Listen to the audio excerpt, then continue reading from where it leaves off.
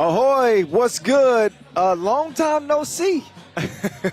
Actually, hasn't been that long. 20 minutes. But we are back, and now the men are taking center stage as we welcome you back again to the capital of the Czech Republic here in Praha. Prague, Czech Republic, Kyle Montgomery, a.k.a. the voice of 3x3, in your ear as the action continues to roll along. It's a 3x3 takeover. Here as we make our appearance here in this beautiful city for the 9th consecutive year. The third stop on the FIBA 3x3 World Tour as the field has been narrowed down to 12. We started the day with a 3-team qualifying draw, which we saw Tel-Aviv emerge from. We will see the competing teams hit the court here momentarily, but before we get to that, we're actually going to have our 2-point shootout qualification for our Wilson 2-point shootout final, which is coming up tomorrow. The top 4 finishers will earn spots to compete for up to $10,000. So 10 attempts per shooter, and we are going to find out exactly who those 4 shooters are going to be. And once this is completed, we will get to our main draw action starting in Group A.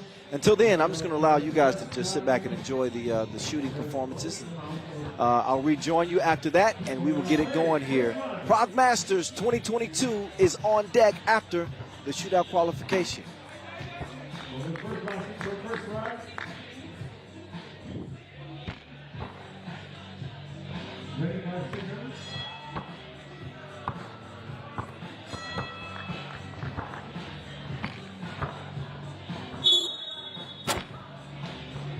Your 3 points for Stefan. You can see the better condition is not so best, but you have to deal with it.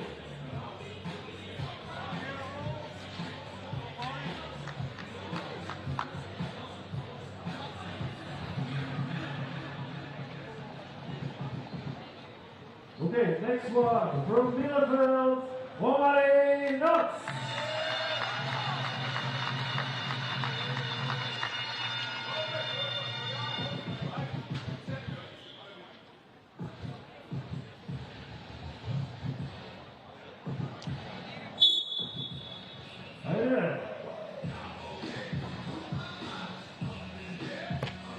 First shoot.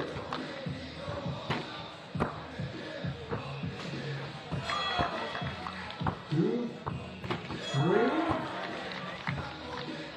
and 4. 1 second left. 5, 6.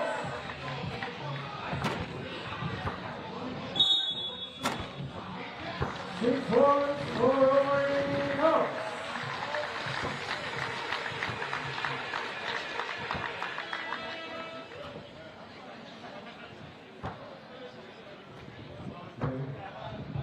Both are ready, so please take some notes for the next shooter from Hamburg, Niklas.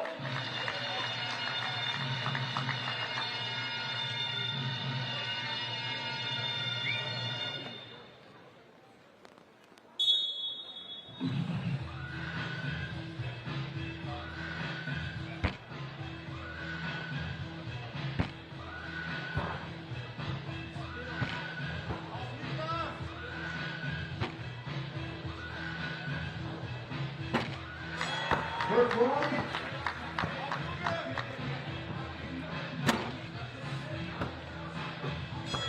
2, 3, 4. 4 shots for Niklas.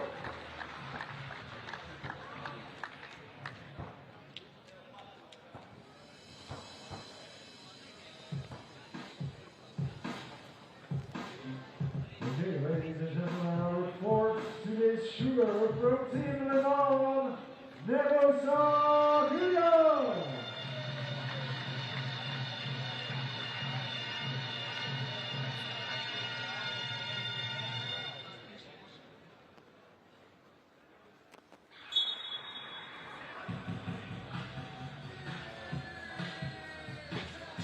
One, 2, 3.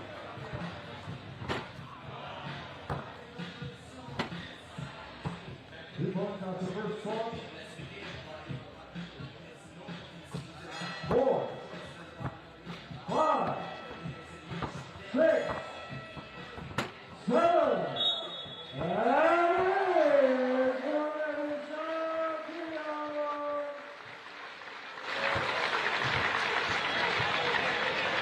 Okay, I think we actually see our first timers for today and tomorrow.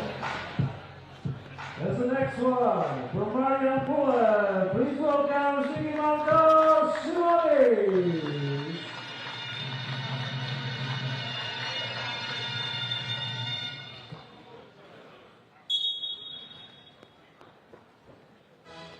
He shows a different style of rack. Well, really good. 2 and 3.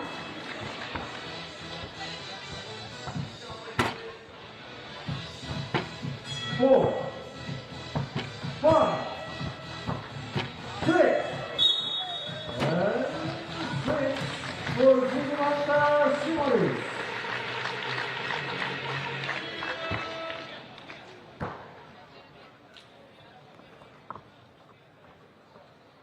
Here we go. Don't regrets. Please welcome from Team Omaha, Ulaanbaatar.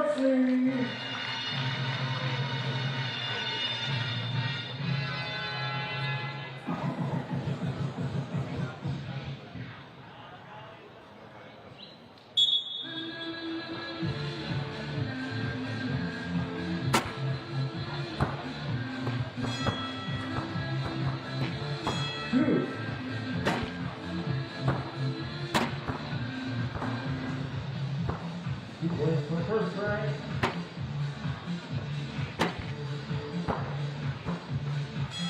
3 and 4.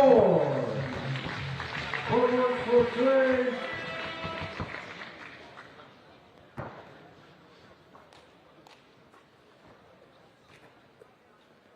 Next one is from Ostrava, Czech Republic, Marijampolė.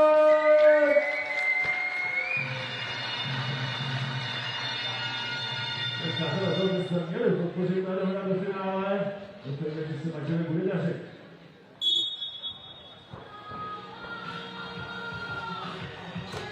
Wow!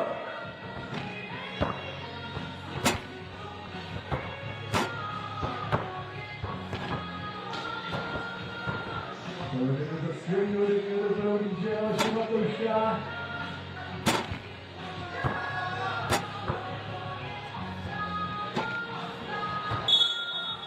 Martina to tam se vždycky dává, ale Martin bohužel, protože až moc ne.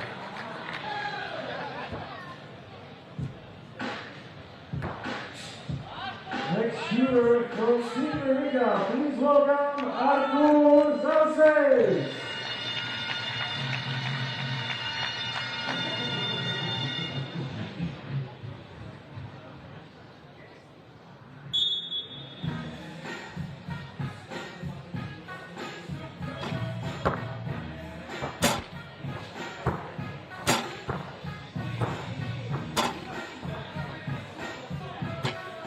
One, 2,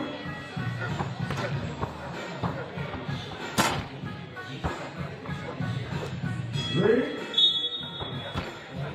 2 points for Warsaw.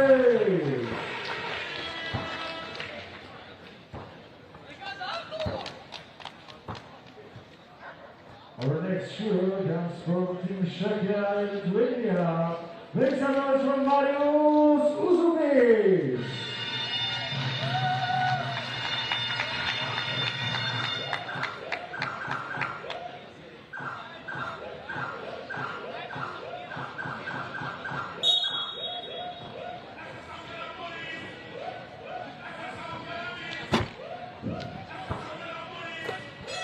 One, 2,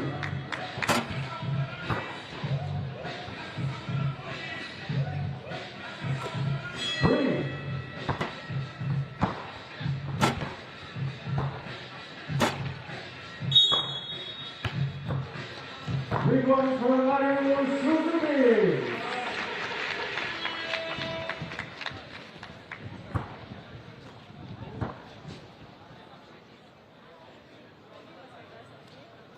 next shooter comes from Team Tel-Aviv, Israel, Ulaanbaatar.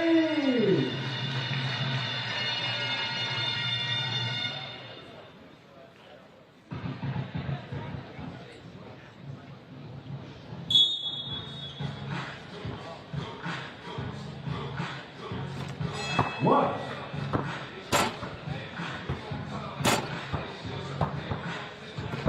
Two. Three.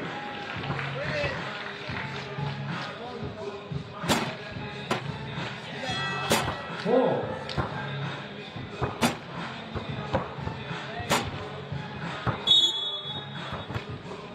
Four points for Ulaanbaatar.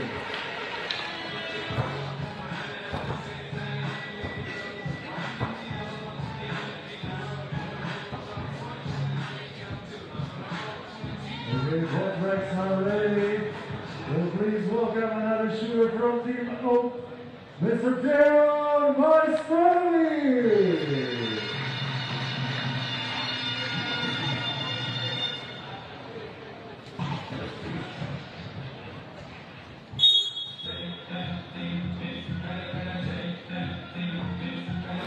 First passing for Maestro.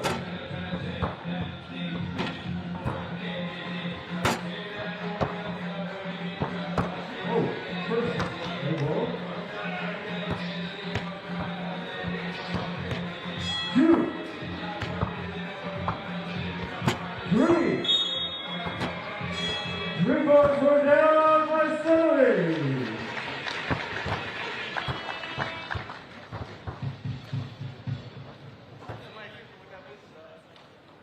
The next one from Team Ulaanbaatar. Please welcome Gulbelė.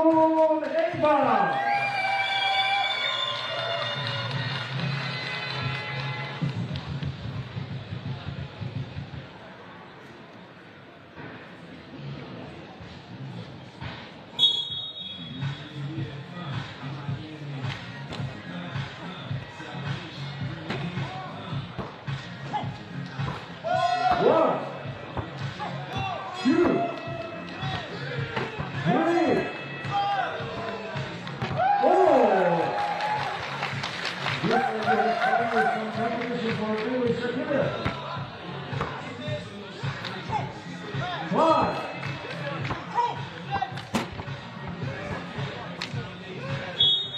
6.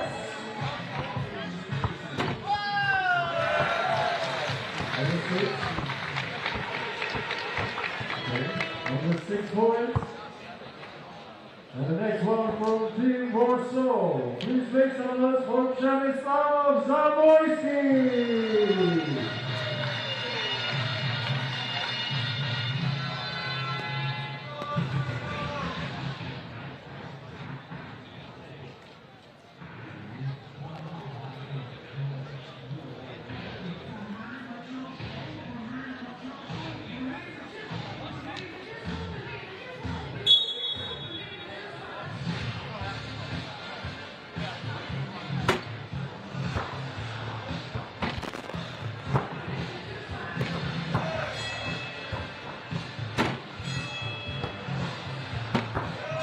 Two, three, four, and 5.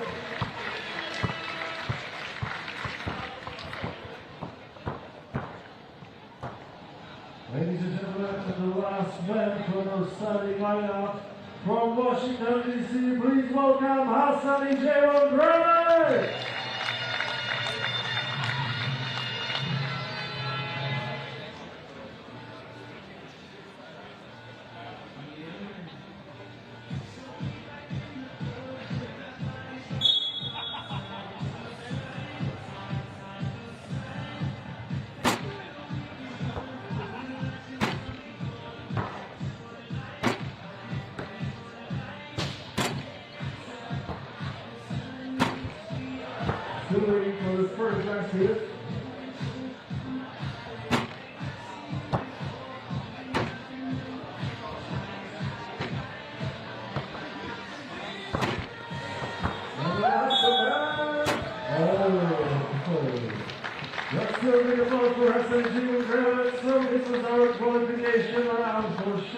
contest.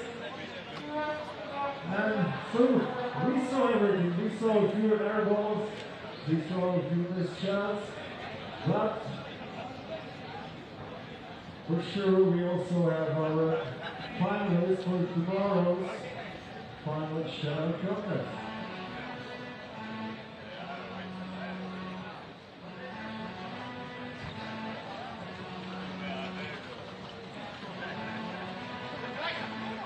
Okay, so this was everything for our Shoot Out Qualification, and we're gonna continue with the Prague 3x3 World Tour. And on the backboard you can see our finalists for tomorrow. Omar Knox, Šakiai, and Ulaanbaatar. These guys you're gonna see tomorrow during the final of Shoot Out contest.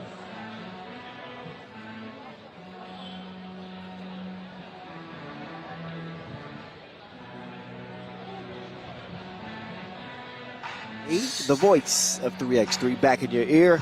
Our 4 competitors for the Wilson 2-point shootout final here in Prague have been determined. It's going to be Noboisi Kilian of Team Liman, Omar Knox. Although he didn't make it out of the qualifying draw, he will be competing in the final of the 2-point shootout competition. Zigimantas Shimonis and Dolgun Inkbat. Those are your 4 competitors that we will see shoot it out to find out who's the top gun here in Prague in 2022. The other individual competition that we will have will be the slam dunk competition presented to you by Chase. That'll be happening tomorrow evening. A little appetizer before the, I guess, the main course that happens right before the final.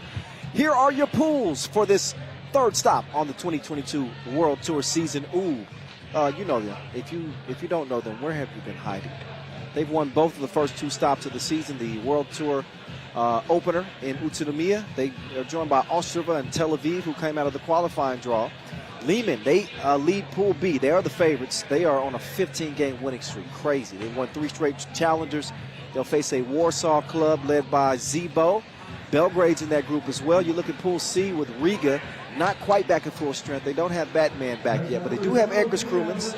They're joined by Marijampolė, who have made some noise in the challenger phases. Saw them reach the final in Poitiers. Hamburg out of Germany will compete there. And last but not least, Pool D. Ulaanbaatar with Steve, yes sir, leading the way for that squad. He's going to try to lead them to victory.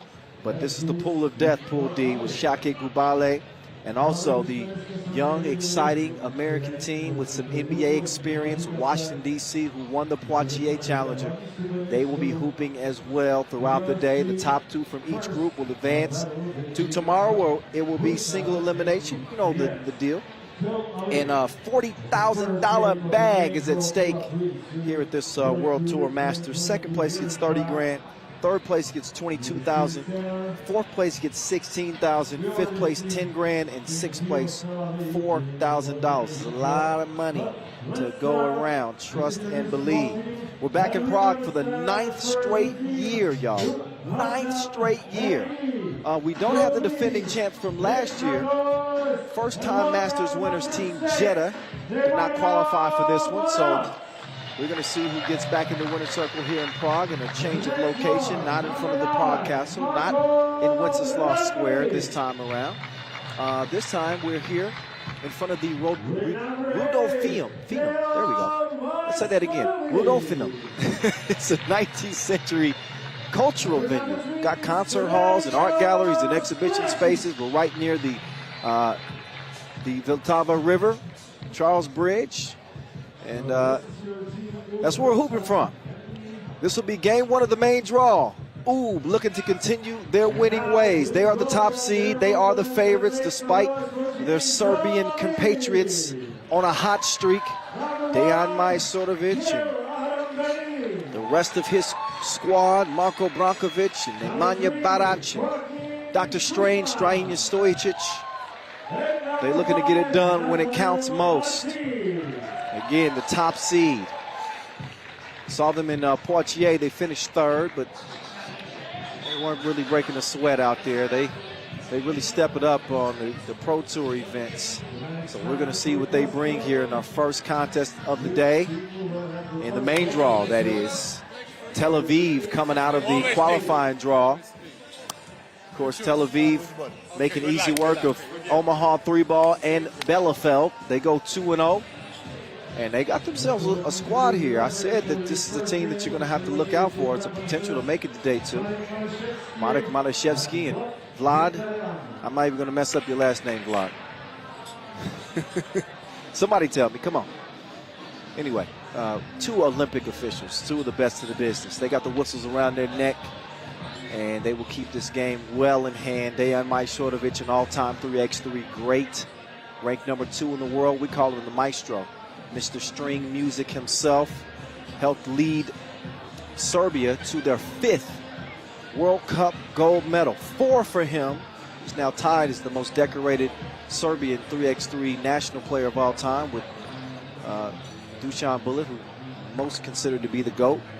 But I tell you, the longer Dejan Majstorovic continues to play, he's going to be able to top most lists. We will see as this one is underway. 10-minute sprint to 21. Game 1, Pool A. Barac, he'll clear it, gets it to the Beast. The Maestro gets it back. Foul on the pass attempt. Majstorovic will check out. And Dr. Strange, Strahina Stojicic, the world number 1, will check in. Dr. Strange, this again, 4-man crew. Took gold at the World Cup in Antwerp just last month. What an incredible run to see them get it done over a tough Lithuanian team in that final. And Serbia just continues to set the standard when it comes to 3x3 excellence. These 4 dudes are the ones doing it now. Nobody there to defend that one. Nice score on the interior. You can't be mad at that. Move with a 2-1 early lead here. And Tel Aviv, in case you didn't know, they come out with Gil Aharonbeni, Gurlavi, Joaquin Schuchman, and Netanel Artzi. Artzi lets it fly. He misses it. Artzi had a poster party in the. He had a poster party in the qualifying draw. I should also mention that Tel Aviv is playing with 3. They don't have their 6th man, Gurlavi. You know, normally wears number 6. He is here, but he is not playing. Suffered an injury, so that makes things a little bit more difficult on the Israelis. The fader is a miss as Nim Diesel comes down with it. Nemanja Barac, I don't know where he was shooting that one. Then a foul. I call him Nim Diesel because not only does he own a trucking company, the dude, it's like he's made of steel. He's going to have a seat, get a rest. Dr. Strange will defend at the top of the key. They kick it over to Artzi. He's going to get it back. The big man showing some touch on the interior. Not a problem. That one out of bounds over to Gray. Tel Aviv coming in as the 14th seed. Again, they had to make their way into the main draw from the qualifying draw. Not often you see a 14 seed be the 1 seed, but hey, anything can happen, right? Oh, nice in and out. He got the moves like Jagger. I see you, big fella, Artzi. And then there's Barac getting position. Barac with the quick hands as well as he pokes it away. 3-3.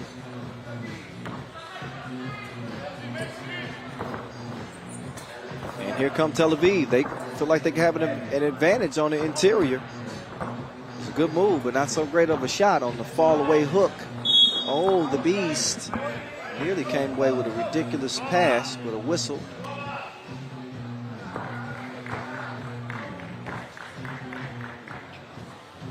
Nim Diesel to Dr. Strange.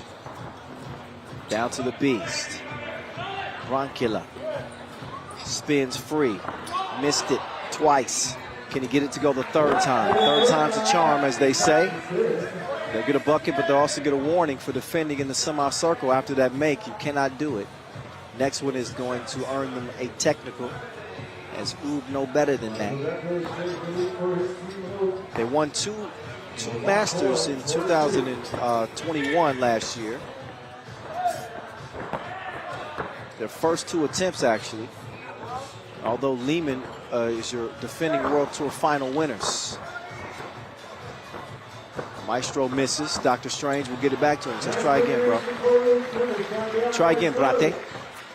He gets it to go that time.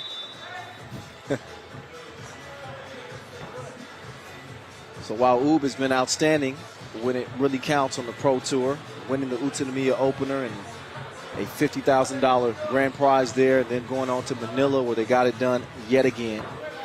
They didn't do so well at the Novi Sad Ultra Challenger.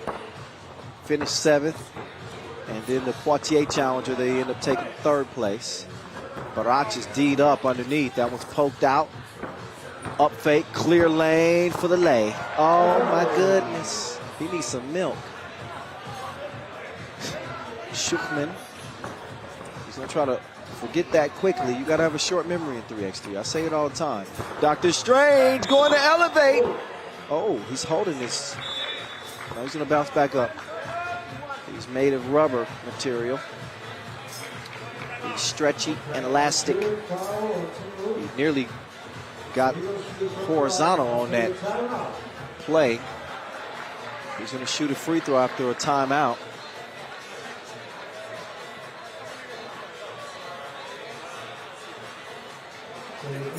Of course, we can't go any further without thanking our ball and apparel sponsor, Wilson, our official timekeeper, Maurice Lacroix. They help make this 3x3 thing possible. Special shout out to our local DJ, Alice Matuszek, and MC Martin Chotas, holding things down, helping us keep the entertainment turned up to level 10.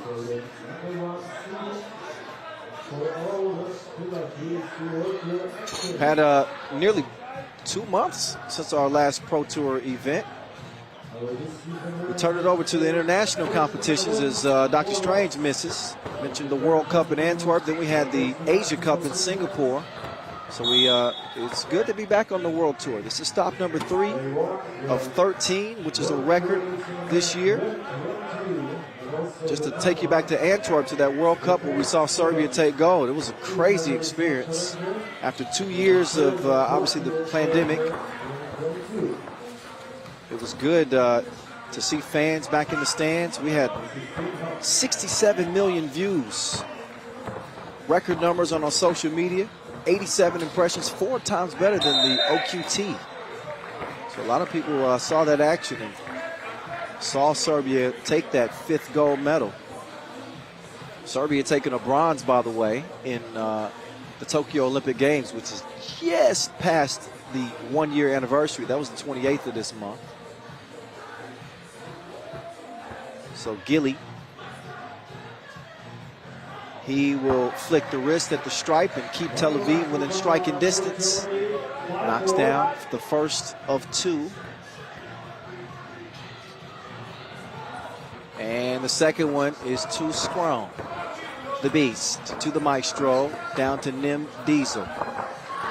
He goes to another gear as he elevates and scores. Then the thievery occurs from the Maestro. He's down with OPP. He will take your property. That one's poked away.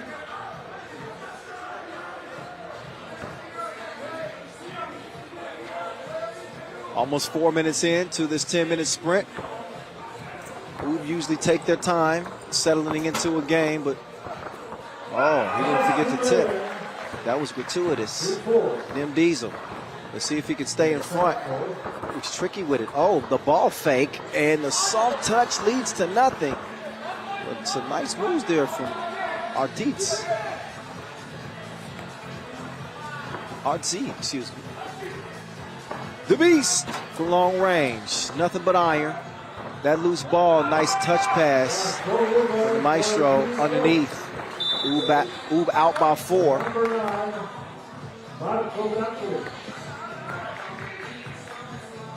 Ub has not seen Tel-Aviv on the Pro Tour. I believe this is the first time ever. Ever? Yes, ever. Artzi, baseline splash 6-5.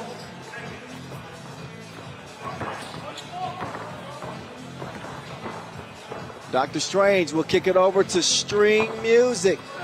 No. M. Diesel snatches the board, finds the cutting maestro. No basket, they didn't clear it. So take another look at Artsy showing his skills. Quick draw McGraw on the baseline. And unfortunately for Ulaanbaatar, that bucket is wiped away. Coming around the mountain, but misses the 2 attempt. Shukman. Maestro. I'll show you how to do this, son. That's what he does.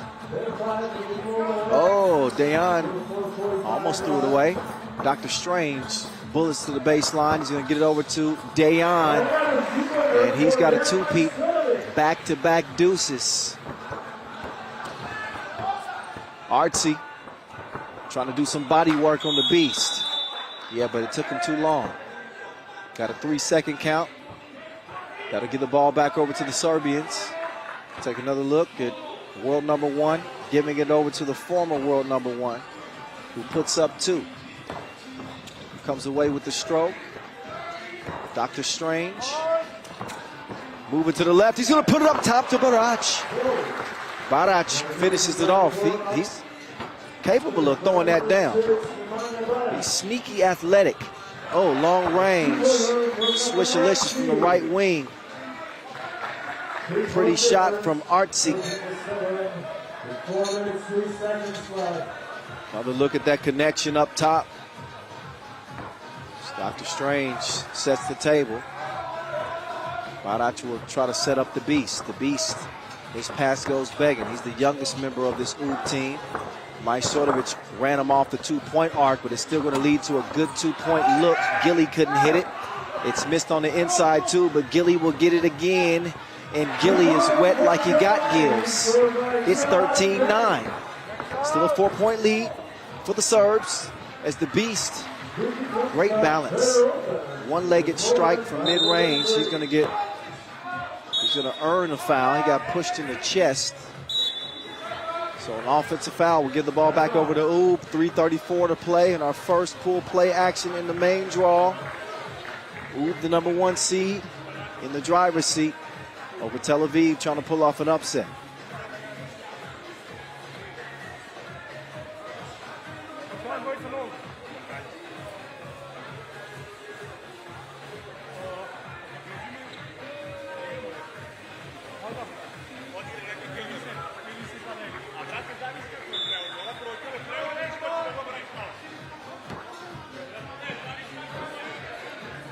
Couple last looks at some of the scores in this one. Mr. String Music is in his bag. Majstorovic, whoa. Had it poked away.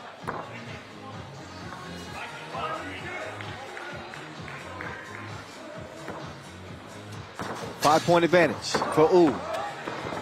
Stojicic, little hezzy. Look at the maestro. This dude's battery never runs out. Always moving away from the ball. That one flipped out. Artsy didn't leave his feet. He flicks the wrist and he comes away with a double dip. Back to a 4-point game. Strainia patiently waiting for Barac to come free. Tried to sneak it down to him, but a missed chance. He and the maestro exchanging a few words. Trust me, I've been in Serbia. There might be a few that you might have to censor between those two. But it's all love. Majstorovic, whoa. Dayan goes down. You can see he tweaked.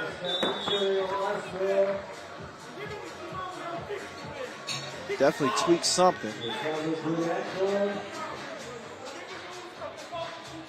And Majstorovic is slow to get up. You can see again that he just stepped on the ankle of Benny. Majstorovic will walk it off. I'm actually just happy to see that he's okay. Those are So he kicked him from behind on that ankle. The Beast puts it up, lefty, off the window. No problemo. Oobs lead at 3.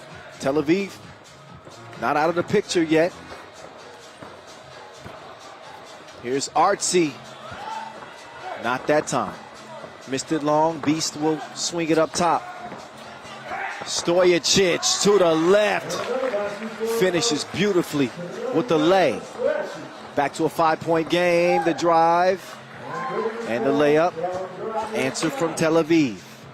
The world number 1. Put some respect on his name. He missed it.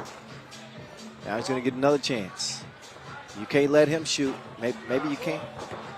It's tipped back out. He's going to try for a 3rd time. There it is. 3rd time's a charm. He gets the deuce to go. 6-point lead for Oob. That one rolls out. Strainia to Barac. And Mania's fit in beautifully. Oh my goodness, he just lost him in the abyss with the behind the back move to set up the game winner. Dr. Strange doing something strange for a piece of change for the game winner. So Oob handled business fairly easily to start the day. They take it over Tel Aviv as the Beast puts the finishing touches on a beautiful performance for Oob's opening game of their 2022 campaign here in Prague. It is 21-13 as the number 1 seed do what they do. They're going to make it do what it do, baby. Tel Aviv playing with the big dogs in the main draw now. This is going to be different than the qualifying draw, for sure. We also have a dangerous Ostrava team that's also hooping in Group A. We'll get back to Group A once we get to some B and C and D action. Here's how this action played out. Look back at the highlights in this one. I really like what Netano Artsy brings to this Tel Aviv team. He is their go-to guy. So while feeding him may not get it done against a team like Oob, it may bear some fruit against Ostrava. We'll have to see. Next up, we get to see Liman back in action. And a new look Liman team. We'll show you them in a minute, but a few more looks at the body of work just put together by Team Huishan. They know how to share that Wilson, don't they? That one's set up for Barac. Still some good plays for Tel Aviv in this one. I definitely saw their best shooting performance as they hit 8 twos against Omaha 3-ball in the qualifying draw. Capable team if they start cooking. So don't count them out. Let's see how things play out for the rest of the way. We got a long day. 22 games in total, including the qualifying draw and obviously the women's series quarterfinals and semis and final. Speaking of women's series, congratulations to Team Lithuania as they get their first women's series win here. They did it about a half hour ago, in case you're just joining us. So we have an action-packed weekend here in Prague, a staple location with FIBA 3x3. Great relationship with this city and this beautiful country that we continue to make our way back to every year. So we got a minute and a half or so until this next game gets underway. That gives me a chance to say some things to you that I need to say. I'm not just running my mouth for no reason. So you know that Maurice Lacroix has been appointed our official timekeeper of the World Tour this year. And they produce a special edition of FIBA 3x3 watches with colors of the official 3x3 ball. Did you know that? You can cop it in 2 clicks on mauricelacroix.com. Not only will you look good, you'll also do something for the environment. It takes 17 plastic bottles to make 1 watch. And it's tailor-made packaging, which means 17 fewer bottles polluting the ocean. So, you know, we're all for the green movement here with FIBA 3x3. Don't forget to get yourself a ball, by the way. A lot of people ask me about, man, how can I get one of those Wilson 3x3 balls? I'll tell you how. Go to FIBA3x3.com/ball right now. Buy the best ball in the business before they're out of stock. I'm telling you. We're waiting for you. All right? So you should have known about that if you didn't know about that.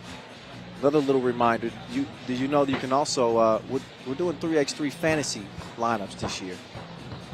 And you can select your own team. Did you know that? I'll tell you a little bit more about that later. But right now, you're probably noticing a little bit different look on this Liman team. You're probably saying, well, okay, I see the boy Šakiai. I don't see Stepan Kojic. I do see Mihailo Vasic. Oh, who's that guy right there? Who is that man? Miroslav Pajšajlić has made his way back to the Pro Tour, and he's a new addition on this Liman team. I had heard some whispers that he might be joining Liman this year, and yet here he is. This dude won MVP at the Europe Cup 2021. He's changed jerseys. We saw him playing with Ub last year. He was also MVP of the Debrecen Masters. This dude is a kill shot. Big shot, game winner in that Debrecen Masters. So he now joins forces with Team Liman. Can you believe that? Pretty crazy. Here he is. I'm glad I made his introduction early. There he is. Miroslav Pajšajlić, the young gun, with some new threads. He's joining the boy Šakiai, Alexander Radkov, and Mihailo Vasic. Liman, the hottest thing since TikTok. These dudes are a trending topic in 3x3 right now. Winners of 3 straight challengers in 15 straight games. They tired of Ub getting all the love. They said, hold up. We are the defending World Tour final winners. Y'all better put some respect on our name. They got it again. Pajšajlić in the fold. It's going to be interesting to see how they mesh. But the talent is evident. It is apparent and in your face. Meantime, for Belgrade, well, obviously, are also out of Serbia. They've got Ivan Popovic. He's the last to take the court with Marko Kakarevic, Marko Stevanovic, and Stefan Torbica. They come in as the 10 seed, trying to pull off an upset over there. Their Serbian compatriots, Team Liman. Black. You start here? Yes. Good luck, guys. So they'll get a little bit of time to warm up. Liman, your second-ranked team, number 2 seed here. They won the Ultra Novi Sad Challenger. I was there. They won the ING Hamburg Challenger. I was not there. And they also won recently the Lepeak Challenger.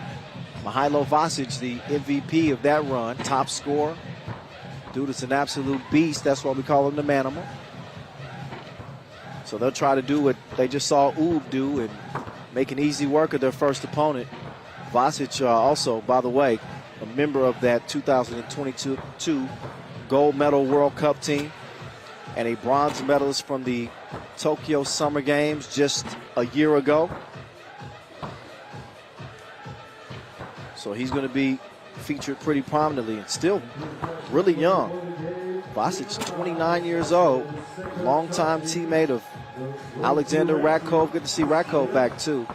I always say it that this dude is probably the most underrated player in the game. That's Vasic right there. Radkov, he won gold at the Europe Cup last year. Vasic on that team as well. And also Radkov, a member of that bronze medal team at the Tokyo Olympic Games. So you got a couple of Olympians on the court here for Liman. They bring that experience to the table, and also let's not forget that they won the World Tour final last year. That's the biggest prize of them all on the Pro Tour.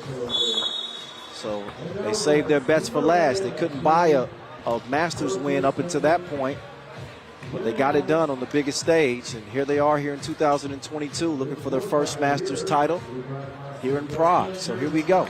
It's almost that time. Everybody's in place. The killer, the boy Šakiai, will open the possession for Team Liman. all the Serbian players, these dudes play against each other all the time, so I would expect that they are well familiar with each other. It'll come down to execution. The Manimal to the killer. He pulls the trigger, but it's a misfire. He's going to have to reload.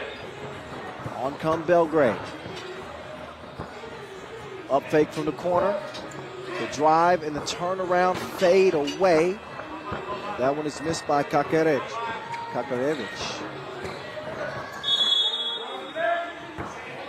Foul call. Belgrade qualified via the ING Hamburg Challenger, where they ended up finishing runners-up. So a rematch here as the Manimal, he woke up in beast mode. Oh, nice pass. You got to finish those.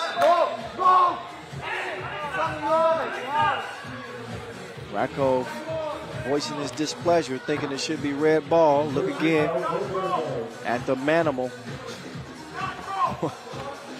It don't matter if you hack the dude, if you ride his back, he's going to put you on the bucket list. Popovich gains his composure, and then he makes good on the second attempt. Kill shot, kicks it over to Killa. Kilian couldn't knock it down. They quickly kick it out to Popovich. He pulls the trigger, fakes the behind the back, and then finally goes with it, and it leads to a bucket underneath. A warning on Kilian for defending in the semicircle after a made bucket. You can't do that. Faker. Nice dime from Popovich, who easily sets up Stefan Torbica.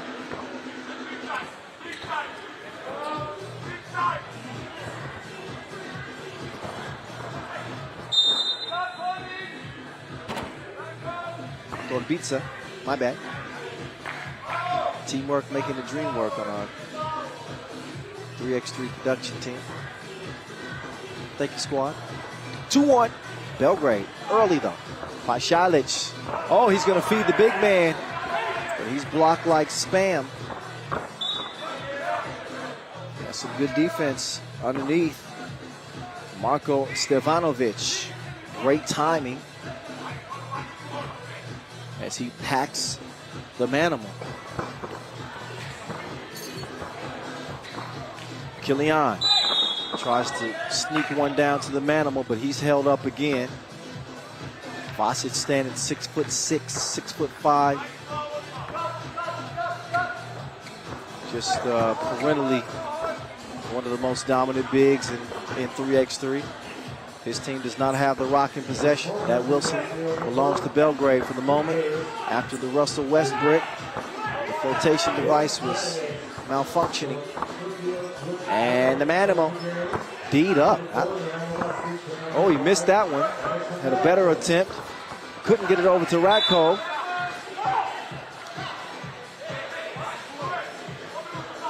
And Vasic will check out. Your 2021 Europe Cup MVP, Miroslav Pasalic, is in.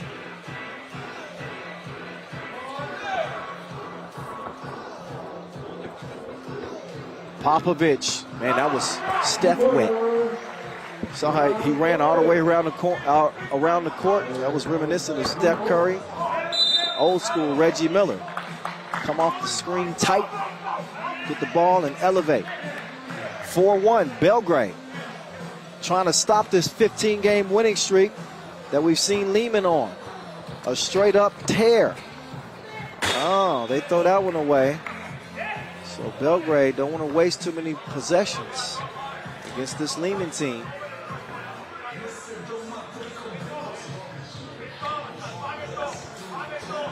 Rematch of that ING Hamburg semifinal. No, final. I was right the first time.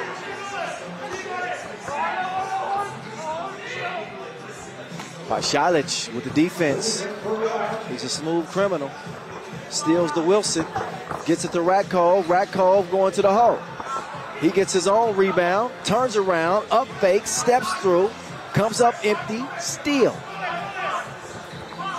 Lead stays at 3 for now for Belgrade. We got some action happening underneath the bucket Looks like Pajsic is going to get whistled for Liman's first foul. Again, going from Ub to Liman. Popovich going for a second to make. And this dude, he got some action going as he takes two.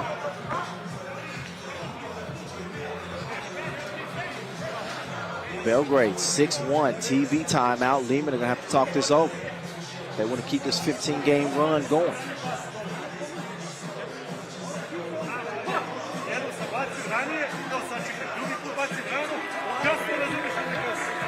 Last time, juniors.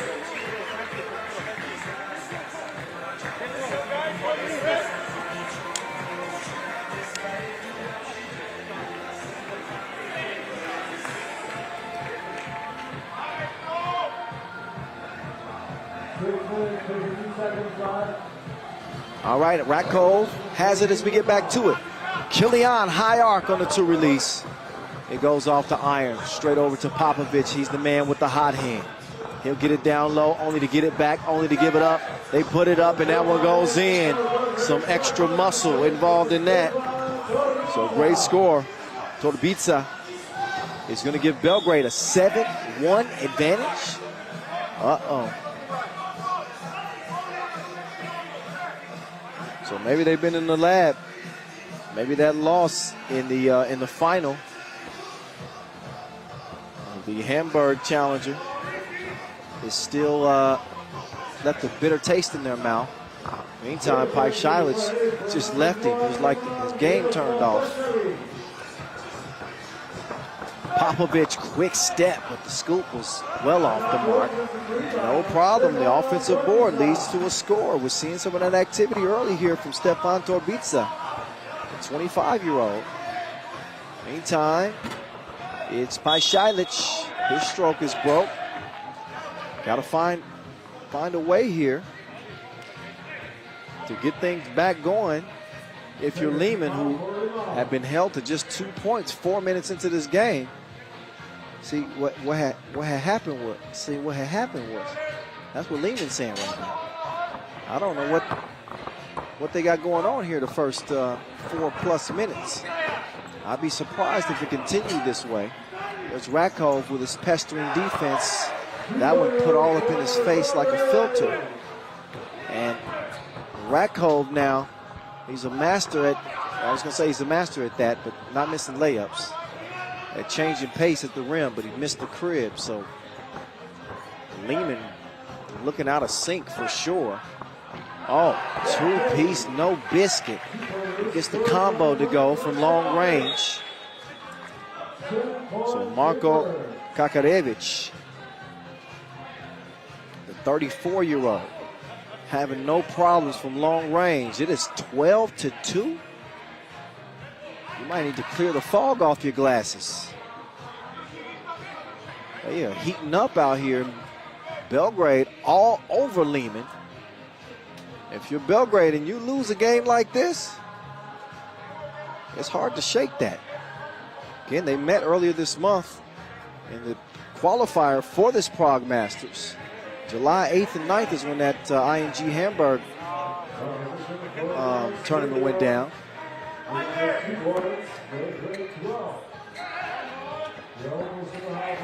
Vasic will come free. He's going to elevate and get the score. Liman beating Belgrade only by 2 in that final, by the way. It was 21-19. So make no mistake, it was not a runaway win for Liman. It looks like Belgrade have been studying a little bit. 12-3, past the midway point, as they are all over Liman.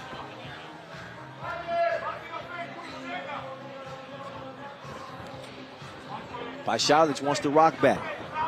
Pajsic going to the step back fadeaway.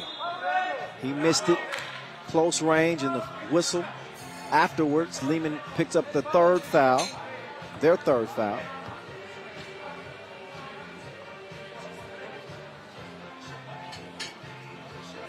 Most recent challenger was the Lepeak challenger. That was just a week ago. Popovich couldn't stroke that one. Radkov will come away with it. Liman got to find some touch somewhere. And there's Kilian. He chunks the deuces. It's going to make it a 7-point difference. And a foul on the layup attempt. That one called on Radkov. Number 4, that was in the process of the shot. And if you're Belgrade, or at least if I'm a member of the Belgrade team, I'm not even looking at the score. Sometimes that can distract you. I'm going to play it like it's 0-0, the final 4:26. That free throw is missed. You get to watching that score, and sometimes you throw yourself off. You get a little comfortable with that big lead early.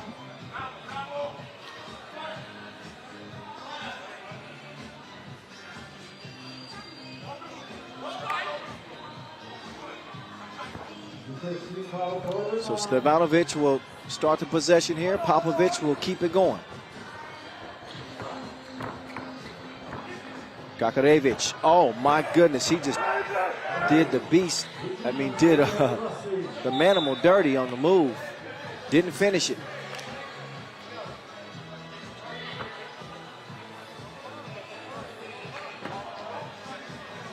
Take another look. Vasic with the recovery defense. He stole his goods. Now let's see if Liman can get to it offensively. That one's poked away. That'll leave 8 seconds to shoot, but only after a TV timeout. It's the first dead ball beyond 4 minutes. 3:58 left. And it has been all Belgrade over Liman so far here. Game 2 of the main draw here in Prague. They'll step aside, get a breather. See if Liman can figure out some answers to what Belgrade has done to him to this point. But so far, they've been picking them apart. Very few easy buckets like that you just saw from Pajsilic. But some tough makes on the other side. That two-stroke courtesy of Torbica. But Manimal throws it to the wrong jersey. See if they can make good on the interception. Shoulder fake. Moves left. That's a tough release right there, out of bounds. Enough time left in this game for it not to be comfortable situation for Belgrade. Especially with the offensive firepower of Pajsilic. He gives a jab step, but he comes up abbreviated. Manages to track down the long rebound. Radkov tries to sneak through a couple of defenders. That'll be the 5th foul on Belgrade. Both teams with 5 fouls apiece. The only difference is in the score category. So they're even with a handful of fouls, but a 7-point lead here for Belgrade. It's Kilian. Tries the pocket pass. This is one of the better defensive performances we've seen in a while. Oh, and the offense is coming too. I thought we didn't have any more rain in the forecast. Popovich had to say something about that. He's bringing some bad weather to Liman. Another look at his last two-piece. I can't stand the rain against my window. Oh, look at that.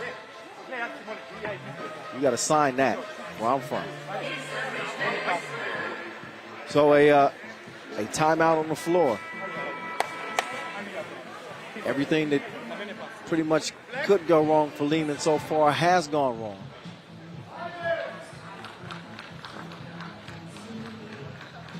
They are down by 9 points with 3 minutes to play. And just lucked out that Popovich wasn't able to track that down. Otherwise, that would have been an easy layup. Instead, it'll go back over to the fellas in red. Pajsilic to the Manimal. Let's see what Vasic can do. I think Kilian's going to look to shoot a 2. They telegraphed the pass, and that leads to a bucket for the wrong team. So Liman have come off the rails. This lead is swelling up like a beer belly as Belgrade continue to knock down shots. 10-point game, 2:47 left. Pashalis is going to connect on the technical free throw attempt. I believe there was a delay of game called. Second, you don't get a second warning. Anyway, Pashalis with the step back. Not happening that time. Liman's 15-game win streak is very much in jeopardy right here, right now. This would be one of the more impressive comebacks that we've seen in years if they're able to come back somehow and win this game. Down 9 with 2:35 to play. If I was a betting man, I certainly would be betting that Liman would win this. Credit Belgrade. Number one for their defensive effort in holding Liman, your number 2 seed, and maybe the hottest team playing right now, to 6 points with 2:22 still left. Looks like we'll get our final timeout on the floor.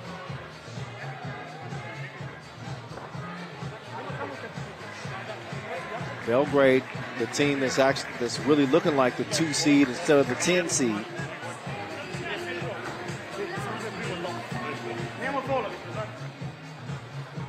And you wonder if they can continue to play like this, how Pool B is actually going to end up shaping out. I think the Liman are going to have to abandon the game plan, and they're going to have to just start shooting that thing. Forget the game plan. You got over 2 minutes to play. This is going to be, it should become a 2-point extravaganza. Every possession, I'm chunking the deuces. But meantime, it's Belgrade the ones that are chunking the deuces. And they are about to say peace out to Liman in this opening Pool B action. That 15-game win streak looks like it's going to be no more. 11-point difference. Oh, and Popovich tells the Manimal, I'm the king of the jungle.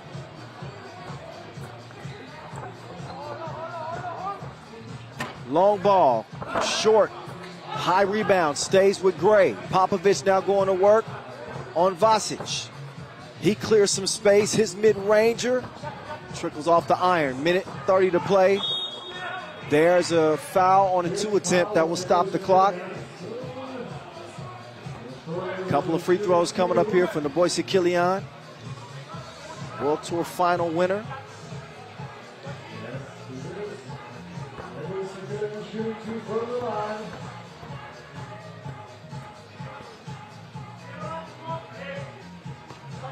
So Killian is good on the first of 2.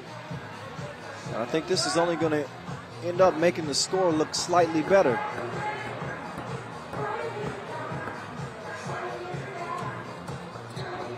That one is knocked down. But this, I think this game will classify as bullying. Belgrade's the ones that's doing the bullying.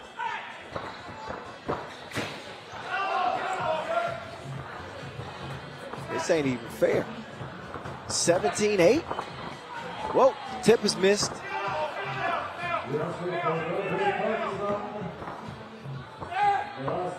Rakov reaches in. He pokes it away. That'll leave 6 seconds on the shot clock as we'll get another look at that last hustle. What a save right there. You've seen it all from Belgrade in this one. Great hustle, second chance opportunities, stout defense, and some pretty lights out shooting, especially from Tulane. Popovich misses the scoop. Pashalis. He lost it in the Rakov. Now Liman, I think they understand they're not going to get a win here, but they got to get as many points as they possibly can In the event that this comes down to a three-way tiebreaker scenario in the group, total points scored is going to be the difference maker. And you don't want to have a single-digit finish. That could really put you in jeopardy. That has a group that also is featuring Warsaw Lotto. This is a team that can really score it. It's going to be interesting to see how Warsaw fares against this Belgrade team. Popovic will add another drop to the bucket. 3 in the key is called. So the ball back over to Belgrade. I think they're looking to end this before the limit. They'll need 3 points to do so. 35 seconds left. But I think this one is a foregone conclusion. Not a matter of if, but when. Spin on the baseline. The floater didn't have enough flow. By Šajlić. That one deflected. Actually ends up going off of Vasic's hands. So it goes from bad to worse for Liman. Another chance for Belgrade to add another point to their score total. Popovic wants the ball. He ends up messing things up for his teammate. Oh my goodness! He hit that one from Belgrade. What a shot. Marko Stefanovic. 20-19 is how this was going to end. Belgrade stops Liman's 15-game win streaks right in their tracks. Look again at the range on that one. That one went up in orbit just inside the out-of-bounds line. Stefanovic looking like Steph Curry. What a beatdown. 20-9. I don't care who you are. You didn't see that coming.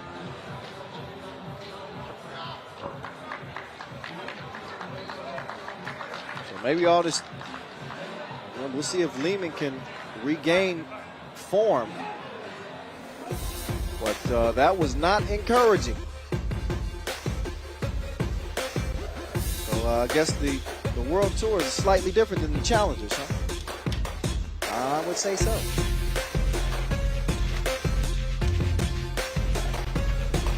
Here's a look at the body of work. As Belgrade put Liman in a body bag. Start the action here.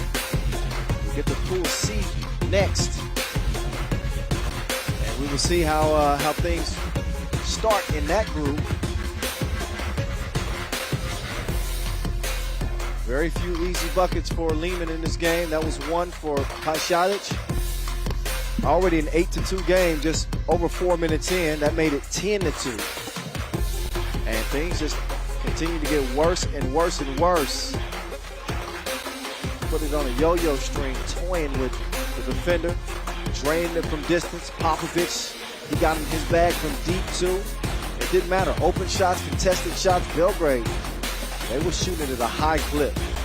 Scoring on the interior as well, and really setting the tempo with their defense.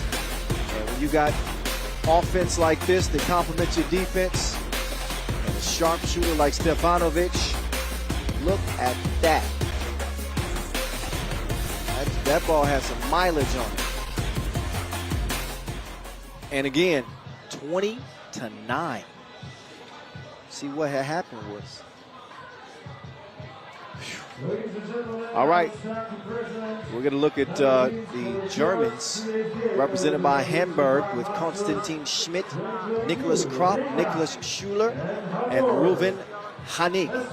They are the 11th seed, and they will get a date against the Latvians, who have 3 Olympic gold medalists on their squad.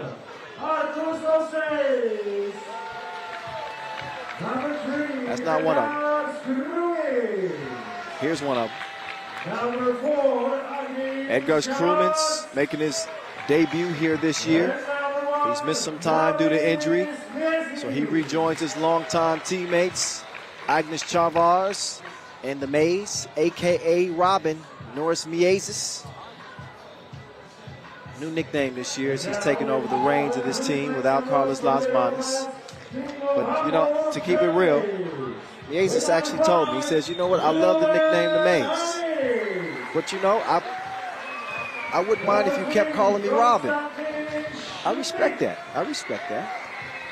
So maybe we'll give him a good mix of Robin and the Maze, just to keep everybody happy.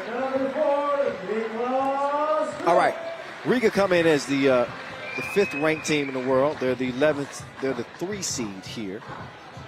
And again, here's that Hamburg team that I already introduced you to.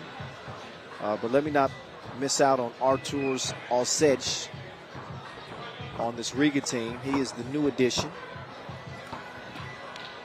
Riga finishing 7th at the Utsunomiya opener and 6th at the Novi Sad Ultra Challenger, 5th at the Bordeaux Challenger, 7th at the Lipik Challenger. We didn't see him in Manila, so our second time seeing them on the Pro Tour. 2 officials in place, Slobodan and Cecilia. There he is, former world number 1, the Maze, a.k.a. Robin, Norris Miezes. One of the most dangerous men with the rock in his hands in the entire league.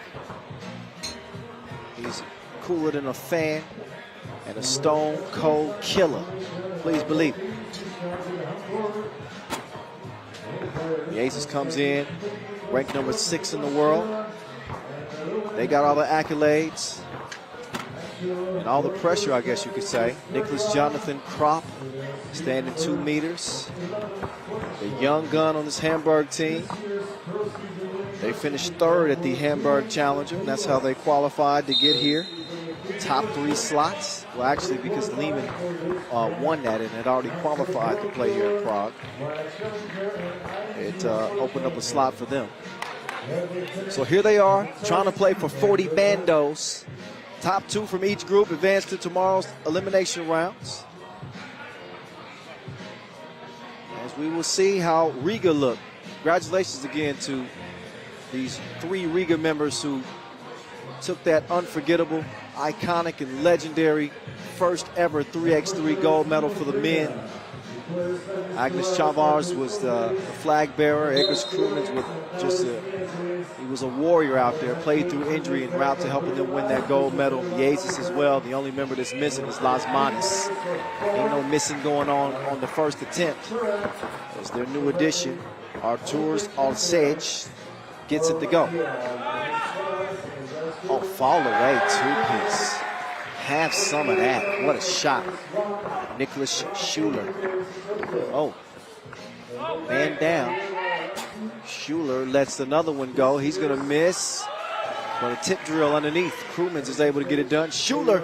Oh, he was shooting like Cupid. You got to love that.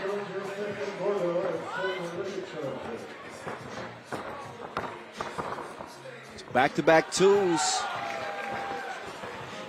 Looks like the new addition's got the green light. Oh, back-to-back 2s. They got more 2s than couples night to start this thing off. Riga.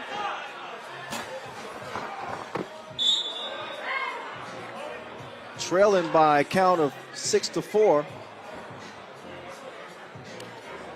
I know what the scoreboard says, but I know what I saw too.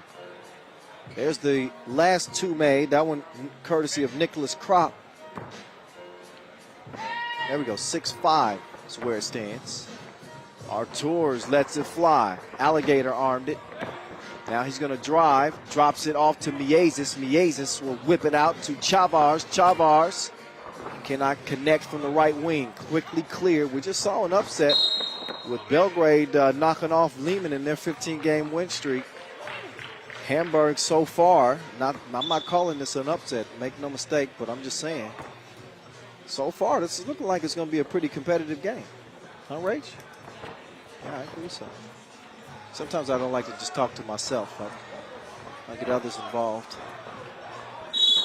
Oh. Too much traffic underneath. Foul called on the way up. So that will put Konstantin Schmidt on the line, 25-year-old. He cannot knock it down from the charity stripe, so it stays where it's at, 6'5". Edgar Krumens, one of the sharpest shooters around. He wasn't so sharp on that release. Now he's going to have to D up the maze. The dribble drive, and finishes with the Frito-Lay. Oh, nice cut. Oh, the beautiful finish. How about Nicholas Schuler? That dude is in his Gucci bag to start things off. There's Miezis. He receives the package and he delivers in style. 7-7. Fall away, baseline. This dude is a straight up bucket. Nicholas Schuler. Where have you been, sir? Nicholas Schuler is putting on a scoring display here in the first 2.5 minutes of this game. Krumens, yeah, the old vet, he pulls the pistol out of the holster and he knocks the 2 down. The tip attempt is missed. Arturs gives it up to get it back. He's a shooter as well. Oh, why you got to play with him like that? He couldn't knock it down, but a slick move and a bad pass there by Krumens. Bad decision. Edgars gets a hand up just to throw that shot off. Somebody better get a hand up on that young man. I'm telling you. He can shoot it too. Krop drops it like it's hot. He's on fire. Oh my goodness. Here's Krumens with the release there. But the real shooting has been going down on this Hamburg team. They've been going ham. If I'm not mistaken, I think Hamburg's only scored 2 points that haven't been beyond the 2-point arc. So 4 twos. Some quick math for you. Right in front of the logo, it's a no-go. Krumens couldn't find his mark. And then a foul call in the perimeter. We are under 7 minutes to play, so a TV timeout is in order. So Riga find themselves locked in a battle against a much lower seed. This is the parity in 3x3 that is beginning to emerge. The landscape is primed for new stars to start to shine. And maybe Hamburg have a handful of them. Some nice young talent. Shooting it exceptionally well. Great pace to start this game. Riga, I'm speaking so well about Hamburg because they deserve it, but Riga's only trailing by 1. Don't get it twisted. Off balance attempt, that's a miss. Chavars will confiscate the rebound. Chavars, the top rebounder in the league last year. You often see him atop the rebounding charts. All work ethic. Chavars hands it over. Oh, Arturs. All net, all wet as Riga is in front by 1. Taste the rainbow. There's some gold at the end of that rainbow. Cash money. So whether it's Nicholas Krop or Nicholas Schuler, both the Knicks are getting to it for Hamburg. They lead it by 1.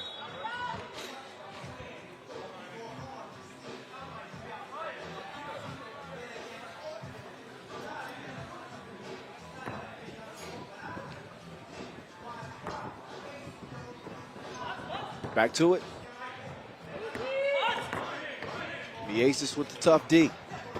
Quick step on the drive. That's going to count, plus the foul. So not only are they knocking down the 2 pieces, here's going to be an attempt for 2 the hard way. Look at the quick step. Crop through the contact, no problem. The 24-year-old is getting the job done. That man might need a raise. 13-11, he can't raise the lead for Hamburg. As Krumens will try to muscle one up. And official Slobodan says foul on the play. Krumens will get a rest. Chavars is in. Along with Arturs, Arsej, Chavars patient. Puts that one up and in. Riga pull back within one. Got a D up on him. And a step on the line will give it back over to the Latvians with their 3 gold medalists.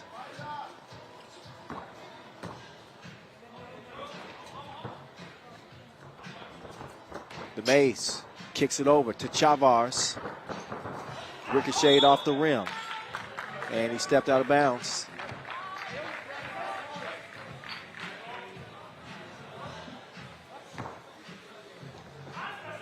Rock it to the bang, bang, boogie to up jump, the boogie to the rhythm, the boogie to beat.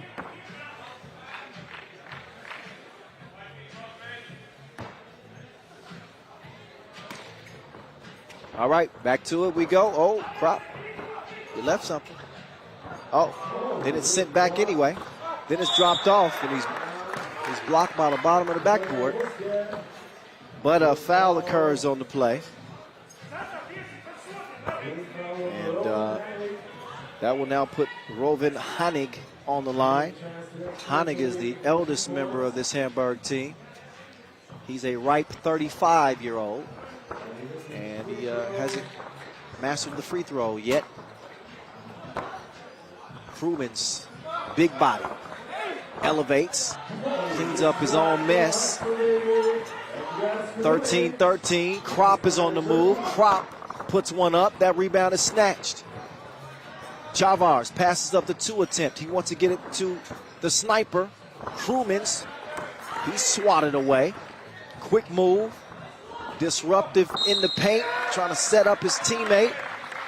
So Schuler trying to set up Hanig. And Hanig will go back up to the line, and this time hoping for some better luck at the charity stripe after missing his last attempt. He's actually going to get 2 here. My bad. That's the 7th foul on Riga as Hamburg steps back in front by 1. And the second one is a miss. So split a pair and cannot save it in time.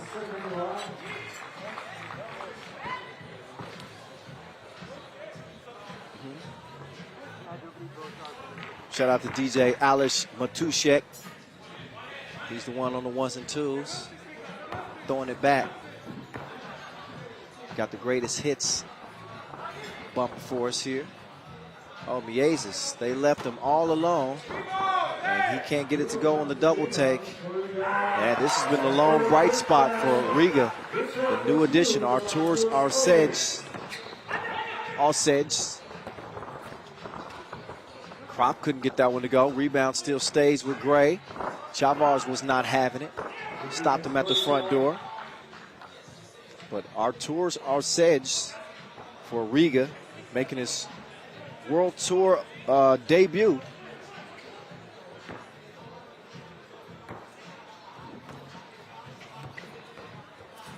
He's going to give it up to Krumens. Oh, Krumens whistle for the offensive foul. So take another look.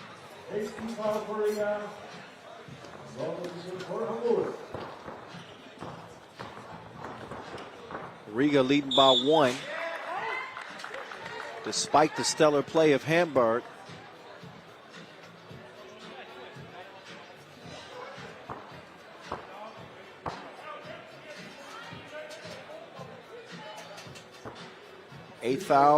Ninth foul on the Latvians. Schmidt with 2 free throws. He's going to even things up at 15 apiece.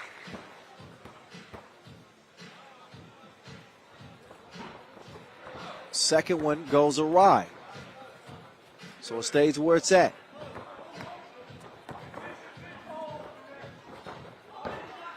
Alsedge, he was holding his face. And now he gives him some face time at the top of the key. I guess he got his vision back in time. And he gives Riga a 2-point advantage, 17-15. Krop missed it to the left. That's a foul on Hamburg. They are only at 3 fouls in the game. They played a really impressive game. But there you can see he took a little poke in the eye. Somehow he saw the Wilson coming his way. The next thing he saw was the Wilson going through the net. You see Miezis is having a pretty spirited discussion with his teammates over there on the sidelines. He's trying to get them fired up. He certainly doesn't want to do what Liman did. Start their run here in Prague with an L.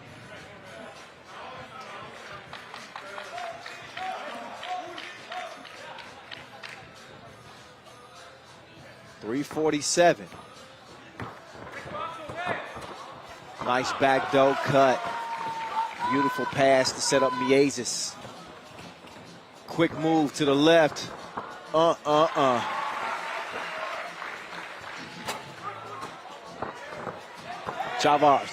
Krumans actually will come away with it.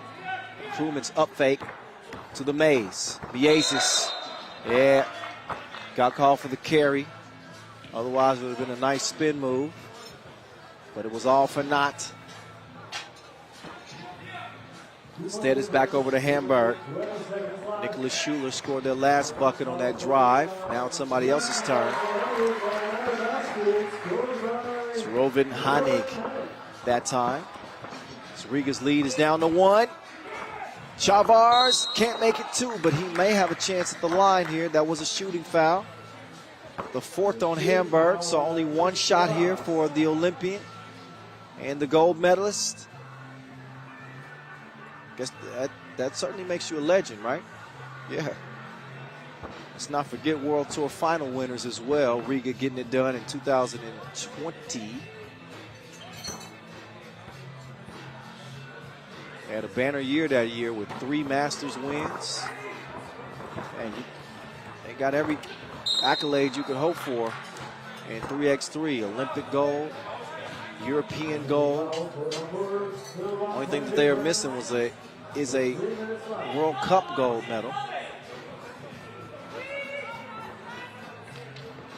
Arturs, man, this dude is drenched. An absolute sniper. A higher gun on this Latvian team. I like this new addition. I'm telling you right now, Arturs Arsedz is the real deal. Believe it. 20-17. He's a huge reason why Riga has this lead, if you're going to be totally honest.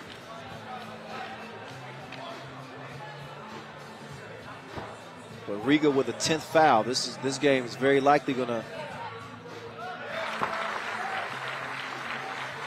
come down to the wire here.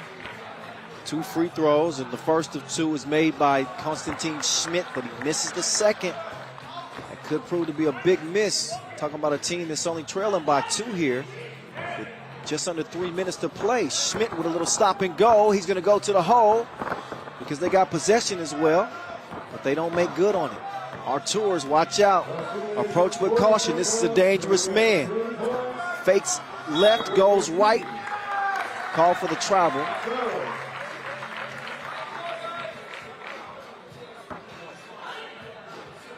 So Riga will maintain a 2-point lead for now. If you're Hamburg, if you get a good look from 2, you take it. Otherwise, you take the easy one if there is such thing as an easy one. Miezis is making sure that's not the case. He's sticking to him like a spray tan. Now he looked like he'd been in Spain all summer. That is some suffocating defense from the Maze. Earns the possession back over to the Latvians. As Robin will swing it over. Arturs. Chavars kicks it to Arturs. Arturs up fake, 2-ball corner pocket. He's a marksman. And this dude put on an absolute show in his debut with Riga here on the Pro Tour in 2022. So Arturs Arsedz leads the way for Riga. Here's the kill shot from the corner. A couple more looks, so nice, you gotta see it twice. That J is on automatic. It's Riga hold off a very game Hamburg, 22-18 in our 3rd pool play game of the day. Arturs starred in that one. If you're Hamburg, I don't think you got anything really to hang your head about in that loss. They played about as good as you can play in an L. But only one could win it, and that is Riga. And the Olympian gold medalist himself, Agnes Chavars, is standing by with Rachel Rominger. Let's hear what he's got to say. Rachel, take it away.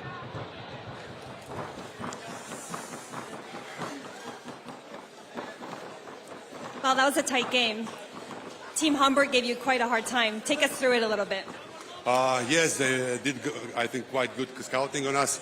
But as I say all the time, first game is all the time the hardest because you don't know what to expect from opponents. They're a young, good team. We did scouting as well for them, but at the end, we were luckier than them. Yeah, they're a new team, so did it catch you by surprise a little bit? No, we know they are tough rebounders. They are all tall, but they are young. So they lack of experience. Now, this game we use that. Maybe next time they will bite us. I don't know. Any adjustments for the next game against Marijampolė? We know them because they are neighbors. We play a lot against them. It will be a tough game for us and for them. So let the best team win. Good luck. Yeah, thank you. Young with plenty of energy, eager, ambitious. And they came out and honestly had Riga on the ropes a little bit early. But that experience really showed through for the trio of Olympic gold medalists and their new star addition, who I'm telling you, I like a hell of a lot. Artur has really put the team on his back. 6-6 game at this point. Like the young talent for Hamburg as well. I thought that both of their Nicholases, they really had a good showing. There's Nicholas Kropp right there.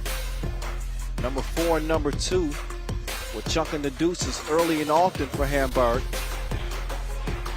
Tough shots and even had Riga a little bit frustrated. And when you got to commit to defending them on that 2-point arc, that makes you susceptible to the drive. And we saw him get to the cup as well. But they got a secret weapon too. Don't get it twisted.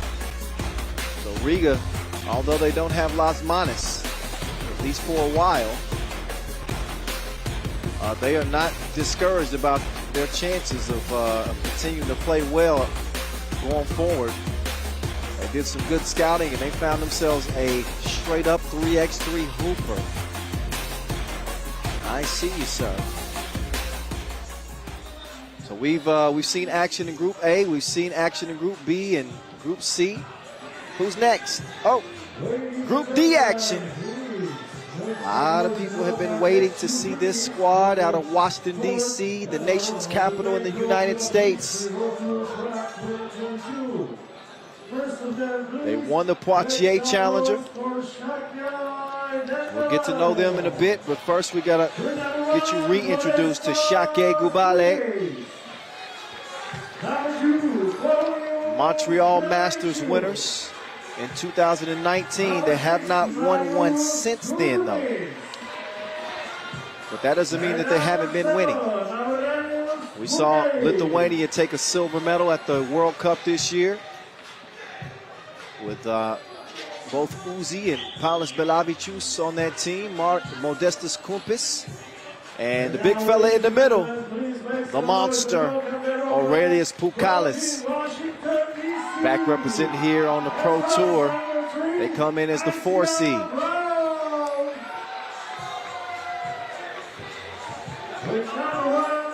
Modestas Kumpis, probably he and Uzupis, and they both are happy men as they saw the two loves of their lives win their first women's series stop. Monika Grigolauskite. Modestas is proud.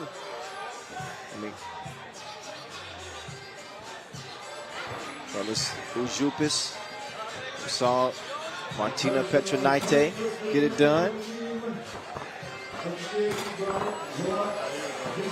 Okay, I've got black and pink. Let's go. Black and pink. Yeah. What do you want to do differently? It's your choice. You take start? Okay, good luck. All right, so the coin flip has been had. So let's look at this first game in the pool of death. Vlad Gizdareno. He's back with Slobodan.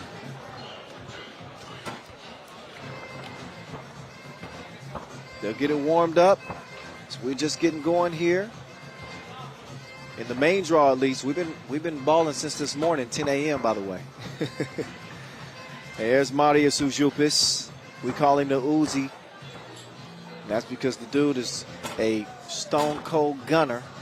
Silver medalist at the World Cup this year. Also took a bronze medal at the Europe Cup 2019. Is a World Tour winner on that Prague Masters squad. There's Khalil Iverson. We saw him representing for Team USA at the World Cup this year. He was a walking highlight reel. This dude got bounced to spare, but he ain't the only talented American on this team. Isaiah Brown, great length.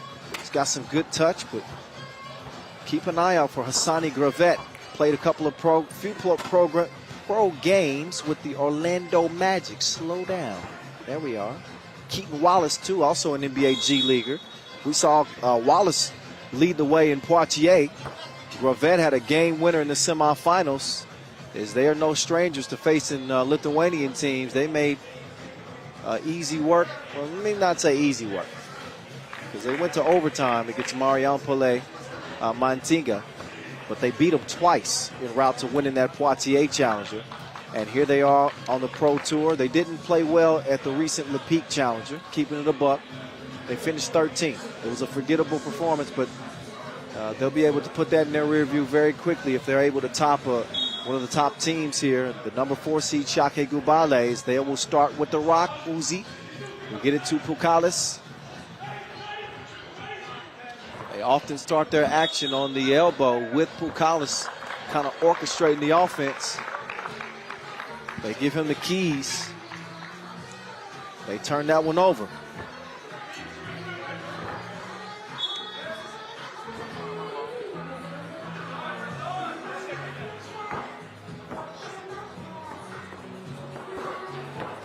Wallace going up top.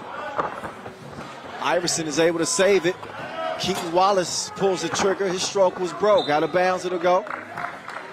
Back over to Ray.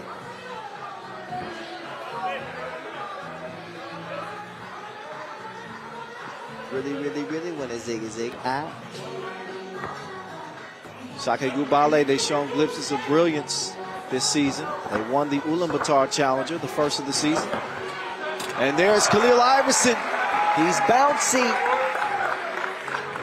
They upset Antwerp, did Czech Republic. Oh, way off in the deep end.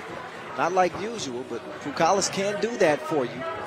His two-piece makes it a 1-point lead. Wallace finding Iverson. Iverson trying to clear some space on the Uzi. He elevates, and he puts him on the bucket list. AP to Uzi. Back to AP, and Pukalis finishes at the rim. Here's Brown. Wallace. Wait for somebody to come free. He decides to pull the trigger. Of course, this Washington, D.C. team, coached by Fran Fraschilla, trying to change the landscape for American 3x3. And really, Fran Fraschilla, with all of his coaching experience, he's really become a student of the game for 3x3. Now a commentator, but a former NCAA coach, 2 MAAC regular season titles, MAAC Coach of the Year back in 1995. His most famed days were at St. John's, but he also coached in New Mexico and Manhattan, and now he's coaching his 3x3 hoopers. Collis is able to earn a trip to the stripe after the foul.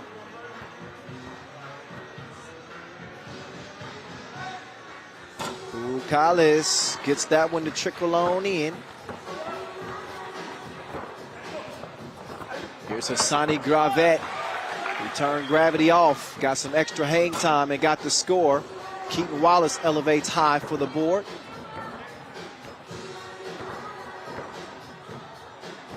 Iverson. Shake and bake, driving like Ricky Bobby. He's going to earn a trip to the stripe.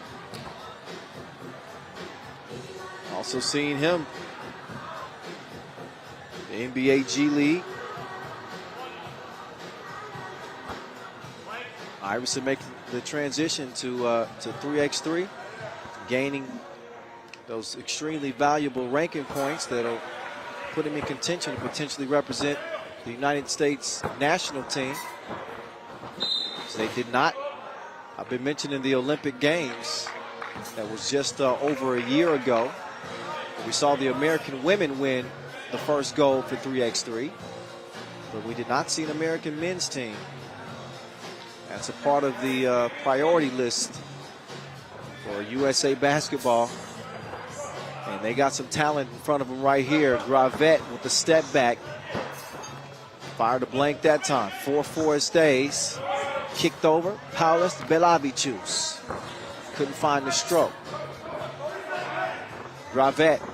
Look at Iverson. Hops like that ain't even fair. Just jumped over the top of his head and took the Wilson away. 5-4 game. Yeah. Yeah. Where I'm from, if you ever got caught singing Backstreet Boys, you'd be in trouble. I'm a grown man now. I can sing what I want. All right. 5-4. Washington, D.C. in front. Belavicius. He's pushed. Oh, no. Did he? That's actually an offensive foul. He pushed off.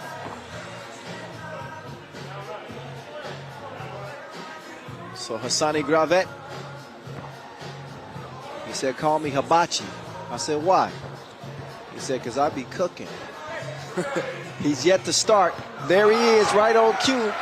He's working with some paprika and some ginger, judging by the color of his hair. Yeah. Maybe some carrots. He connects from the top of the key. 7-4. Washington, D.C. It's sent back. Iverson didn't like the look of it. Now Pukalis is going to try to elevate on him. And Iverson is called for the foul. TV timeout, our first dead ball after 7 minutes. You see, Iverson hung up there forever.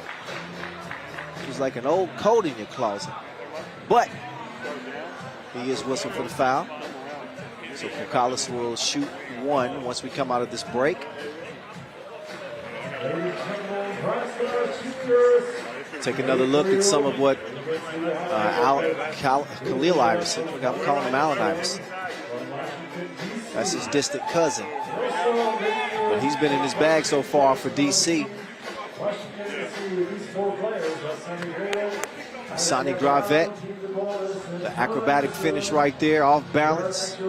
He's a certified bucket getter. There's his second and third points from distance. And there's a close range, close up of Iverson getting up to get down. Pukalis.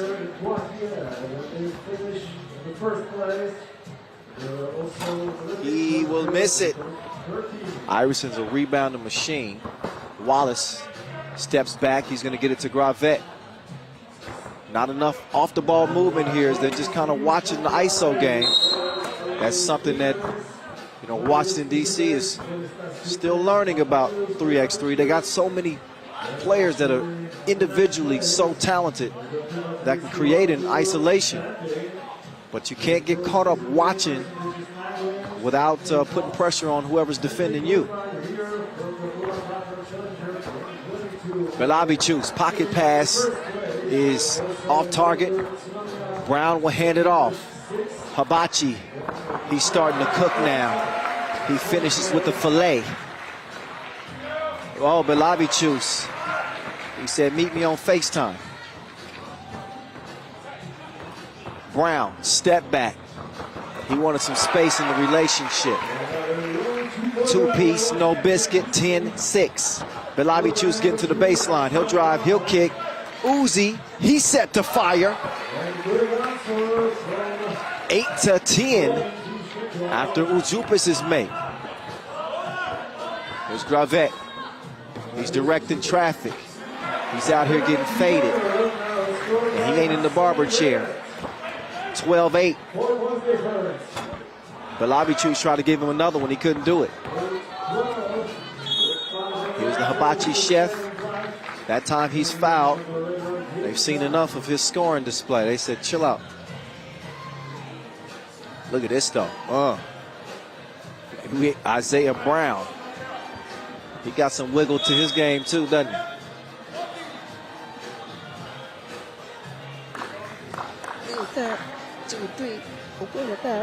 Girl. 4-point lead for Washington, D.C. Khalil Iverson going to work. No, Pukalis. He threw that back, but it comes right back to Iverson. He can't put the cookie in the cup. Pukalis clears it himself. It's poked away. Belavichus, the poster boy, splashes him in the face. Time to wake up.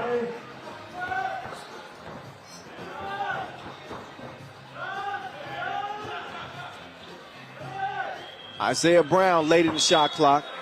A desperation heave for him as Washington, D.C.'s lead is down to 2. But another look at Iverson. Pukalis has seen enough. So he presses the block button. No new friends. Belavichus comes up, Kevin Hart with it, short.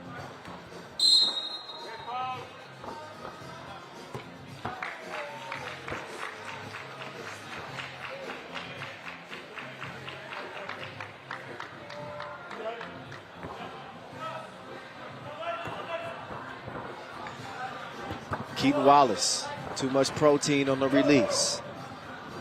Oh, Pukalis. He is comfy as he sinks one in the deep end. It is all even at a dozen apiece. Hassani goes to the baseline. Sometimes that baseline serves as an extra defender. So you want to actually stay away from going to the baseline like that. Some string music from Pukalis, the gifted big. Here's Hassani. Nope.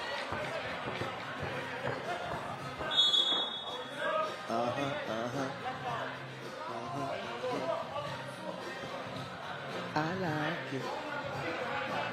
So our first game in the pool of death. We usually name one group as the most difficult group to predict, and that has been Pool D,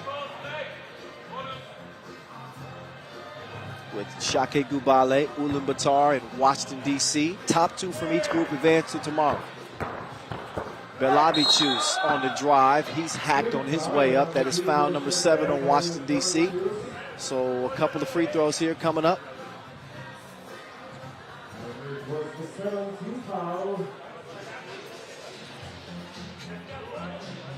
So 34-year-old Belavichus.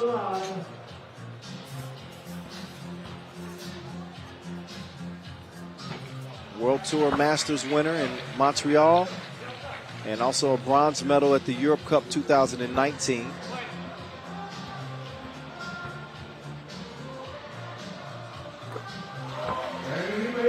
And he's got Šakiai in front by 2. Oh, they were trying to set up the oop to Iverson. That was some quick thinking, quick hands defensively. Iverson got to get out of the paint. He does. Oh, a devastating jab step. Gravet tracks down his own rebound. Isaiah Brown. Look at the wrist work.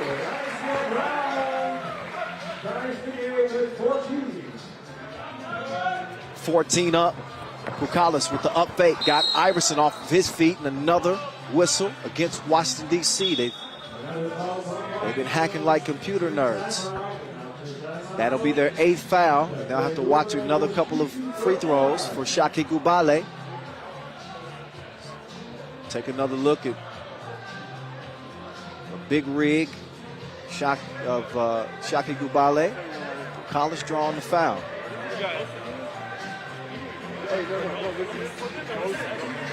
We've seen Garvett all in his bag.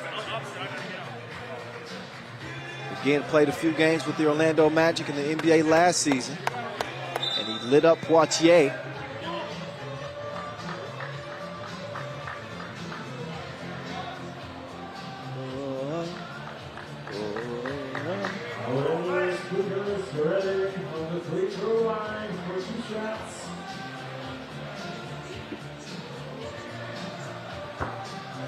Two shots.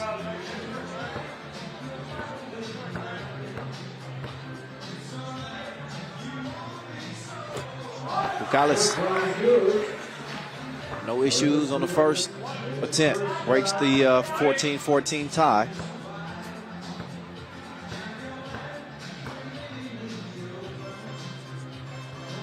And he's got him up by 2 now. Plenty of time left in this one as we're just under 4 minutes to play. Next dead ball, we'll see a break into action. Keaton Wallace, the leading scorer for Washington, D.C. He's not going to get an opportunity to get a score there because he traveled.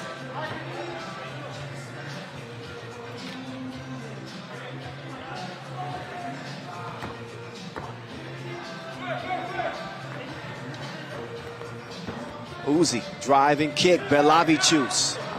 He cannot hit that one thanks to the tough defense from Wallace. Hassani, down to Iverson. Look up elevation and you're going to see his face in the dictionary. Belavicius taking it to a couple of defenders. They're going to take the rock away like the gym teacher. Iverson couldn't finish that one off. Hibachi didn't have the recipe that time.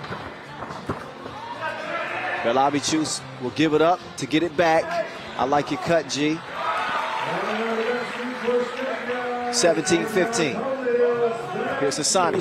Gravett couldn't get the step on Belavicius. Some strong defense from him. The 6th foul on Šakiai Gulbelė. They got no more to give, or they'll be joining Washington, D.C. in the penalty. But one last look at the slick cut by Belavicius. Here's Gravett trying to get in his bag. Gravett, step back, nowhere to go. Wallace. He's turned away. Belavicius with the stop and go, but he blew the crib. Isaiah Brown. Told you he's wiggly with it. He's going to finish with the baby smash. Nearly got a steal.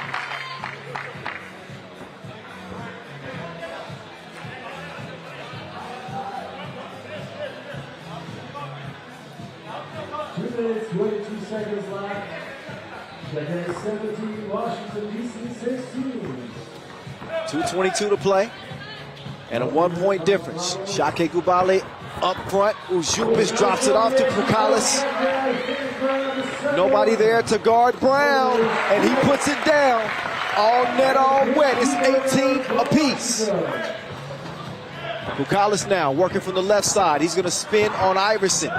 Lost to Wilson.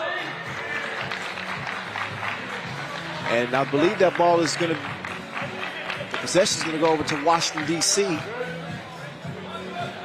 As that got caught up on Pukalis and he stepped out of bounds. Wallace up top. Actually called for a travel on that last possession. They don't connect on the alley-oop.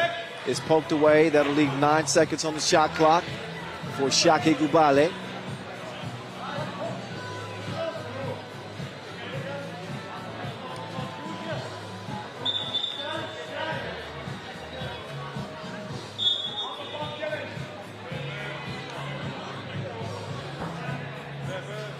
So an out-of-bounds challenge is what we're going to see here. If the challenge is won, then they'll be able to retain possession. Take another look at that last splash from Isaiah Brown. Carlos Belavichus doing a great job moving off the ball. I think this is something that Washington, D.C. could learn from. Isaiah Brown climbing up and throwing it down. Pukalis, the soft touch on the inside. And Ujupis, the unselfish play. Actually a replay of that score for Pukalis. But this is 3x3. Defense turns to offense just like that. As soon as it comes through the net, this is continuous play. Washington, D.C. continuing to adjust to this game. These are guys who have had the majority of their careers in 5-on-5, but obviously understanding the opportunity available in front of them with FIBA 3x3 and obviously the Olympic Games. Paris is coming up in 2024. And not pretty good money on the line as well. $40,000 grand prize. That's gonna raise your eyebrows a little bit.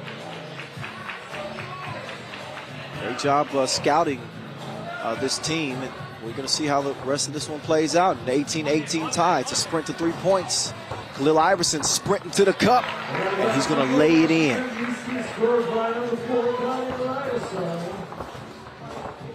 Kicked out to Uzi. Uzi with the step on Iverson, and he lays it in. Sneaky finish there from Uzi. He's a crafty 3x3 vet. Speaking of crafty, here's Hassani. Oh no. Up fake. He was locked up at first, but he does get an attempt at the rim. Misses. Belavichus has been a terror. Oh, he got his cookie snatched by the Cookie Monster. He's got a sweet tooth. Let's see if Wallace can get a bucket. Oh, he rearranged in the air, but he couldn't finish it with the left hand. So we approach a minute to play, and it's 19-19. Top priority is guarding that two-point arc. You don't want to give any free looks at two. So Modestas Kumpis let that one fly. It goes out of bounds as you look again at Iverson. He's got the athleticism. He's got the skill. He's already emerged as a top-level defender in 3x3 in just the time that we've seen him, and a couple of challengers. We saw him obviously at the World Cup putting on the show.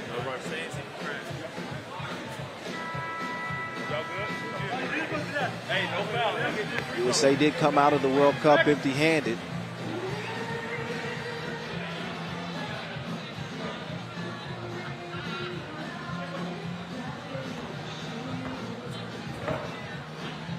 Wallace to Hassani. They're going to let him do work.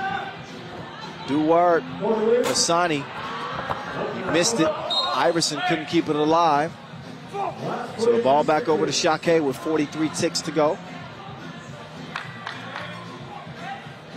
Defensive fouls mean free throws for both teams. Wallace making his move. He got Belavichus off balance, but he couldn't cash in from the top of the key. It's a timeout for Šakiai Gulbelė.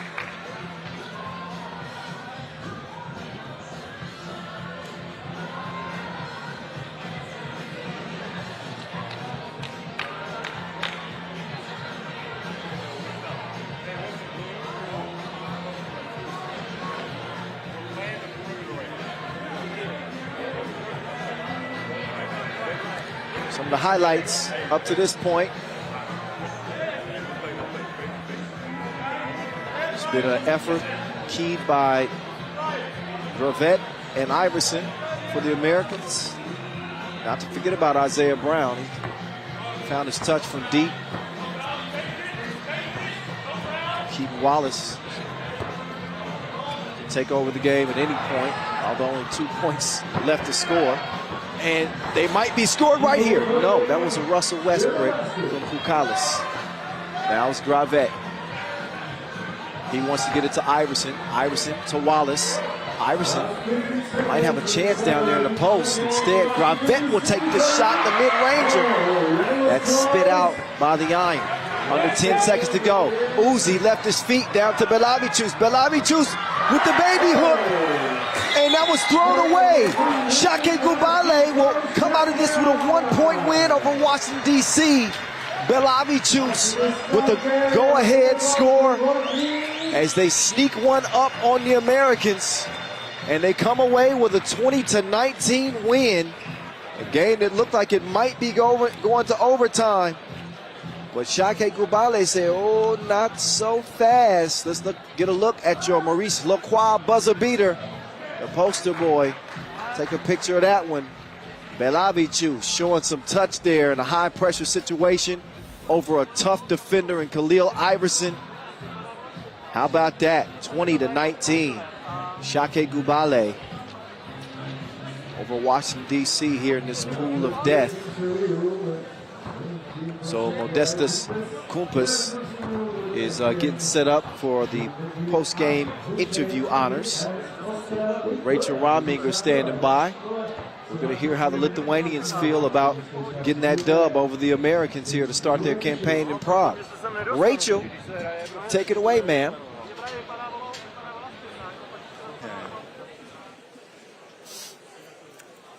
So Team Washington gave you a hard time until the very end. We did not know who was going to win.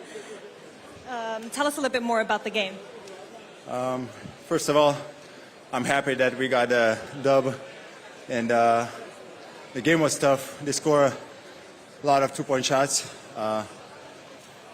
We stick to our game plan, and I'm glad we had that win. You know, they're tough guys. They're newcomers in 3x3.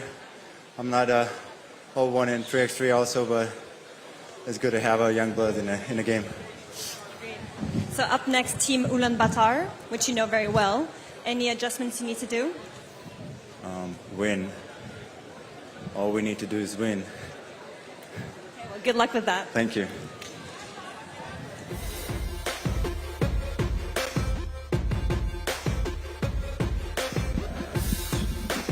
That was pretty simple right there. Cooper says all we need to do is win. Well, this one took everything that they had against Washington, D.C. It came down to the final couple of seconds, actually, where, again, we just saw Paulius Belavičius get the hook shot to go. But both of these teams brought the fire to this contest. Early on was Hassani Gravet reaching down in his bag, and Isaiah Brown showing his touch from the great beyond. Really liked the way that Lithuania played in this game, though, especially Paulius Belavičius. He was always on the attack. Whether he had the ball in his hand or off the ball, he was heading to the bucket. You can say the same of Aurelius Bukalis. I think those two players really keyed the win for Šakiai Gulbelė.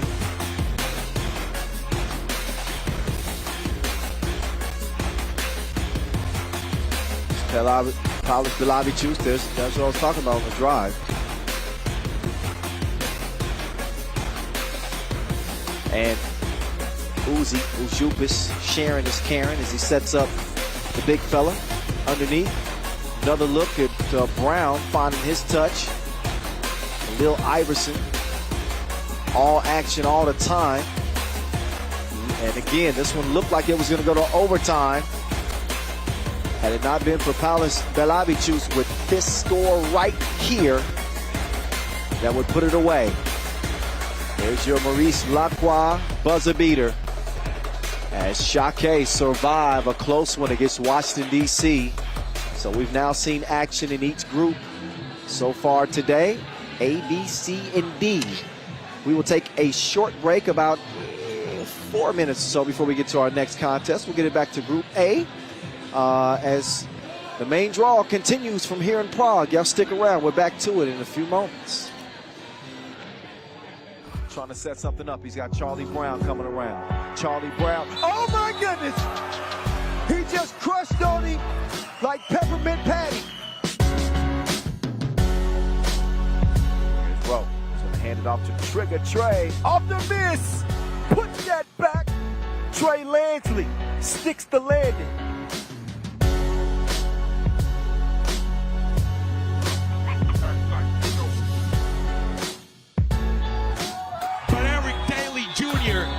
That's the way to wrap it up.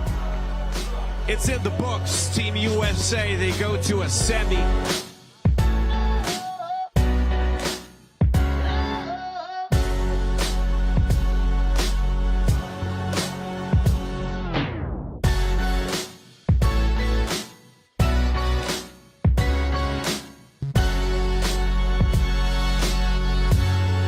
Here we go, a great dish. It's an execution, ladies and gentlemen.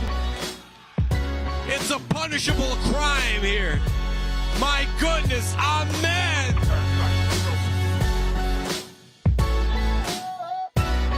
So they're going all in. Oh, nice dive. Oh, see? Told ya.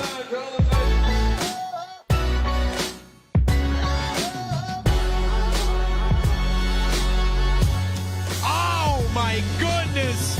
This will never end, this Denzel Aggie man.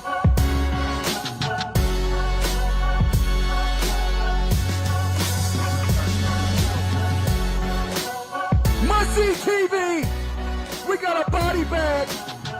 Clean up on aisle 1.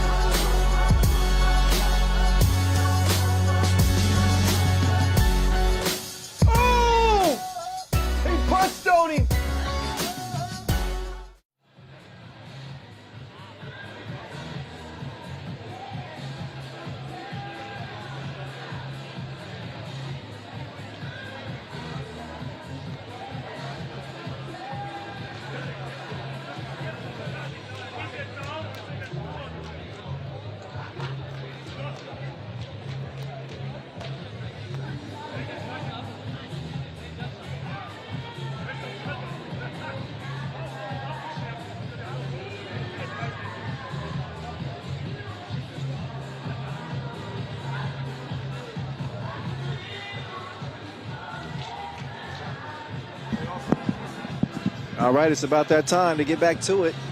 Hope y'all enjoyed the top dunks of 2021. We got a few today. Maybe the best of the day was from the qualifying draw. But who knows what else is in store. We still got 8 games to go. We got 4 games down. We're about to get our second look at U, who opened up the day with a 21-13 win over Tel-Aviv. Now they'll get the best shot from Ostrava coming up here. In just a moment, both teams are in place to enter the court.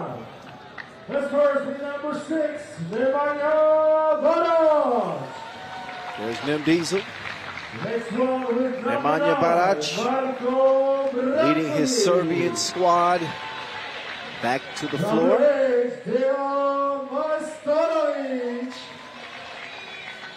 And number 3, Strajno. And there they are. World number 1, world number 2, and Strajno Stojicic, Dejan Majstorovic, Marko Brankovic. The Maestro trying to get some extra TV time. He's feeling pretty good today. Played damn good in that opening game, if I must say so myself.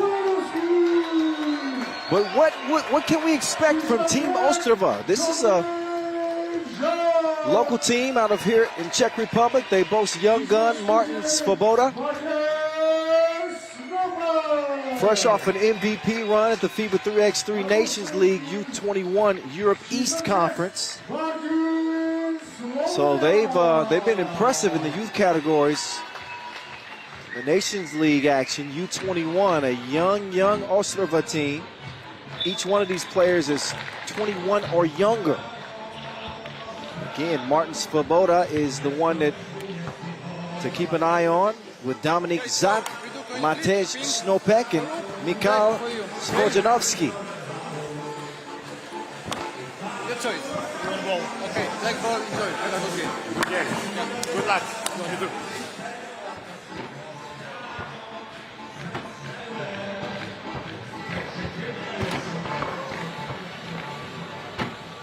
All right. So we get into game number 5 of the main draw. On again a very busy day. We want to thank our ball and apparel sponsor, Wilson.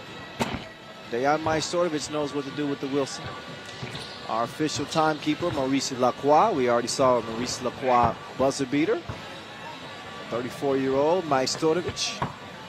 Looking to head back to the hotel and with a 2-0 record. There's that guy I was telling y'all about, Martin Svoboda, 20 years old. You just got a little bit of a glimpse of the bounce that he has. Again, MVP at the FIBA 3x3 Nations League U21 Europe East Conference. This is why I say you gotta show some respect to this young Ostrava team. That was stop number 6 as they won it all in Bucharest, Romania. That was just a little over a week ago.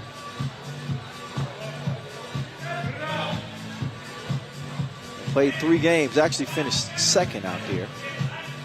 Just so I can be completely accurate. They got the wild card slot as a host to play here.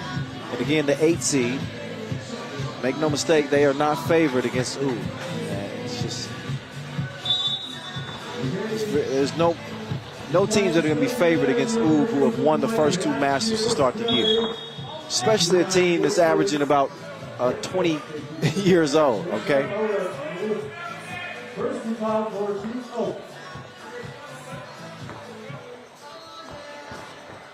But they do have an unlimited source of energy.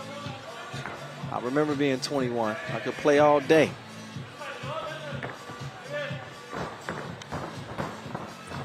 Spin move, up fake on the Maestro. Wild shot. Majstorovic will come away with it. It's cleared. They got 8 to work with. It's dime time. Barat sets up the Maestro. Excuse me, my bad. Oh, up top and down hard is the big fella, Martin Svoboda. He's got the Skelter Sports rims still shaking. He's a big boy at 200, stands 200 and 105 kilos. Oh, the beast. He finds the bottom of the net that time. Brakovic gives a 3-1 advantage early.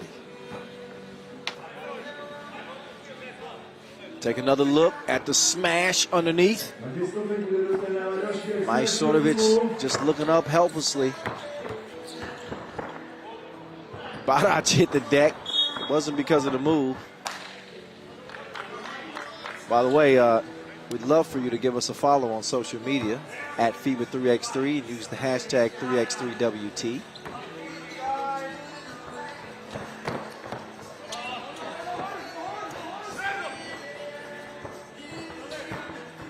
Here's the beast down in the basement.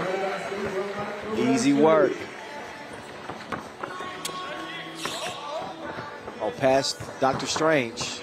Drops it off, elevation, and the score through the contact. So Martin Svoboda responsible for both of Ostrava's first couple of scores here. Here's a look at the beast, though.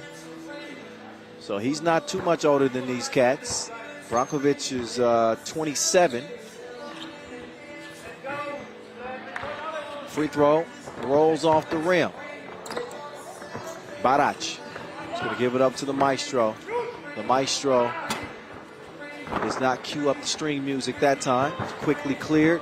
Baseline drive, but the scoop is awry.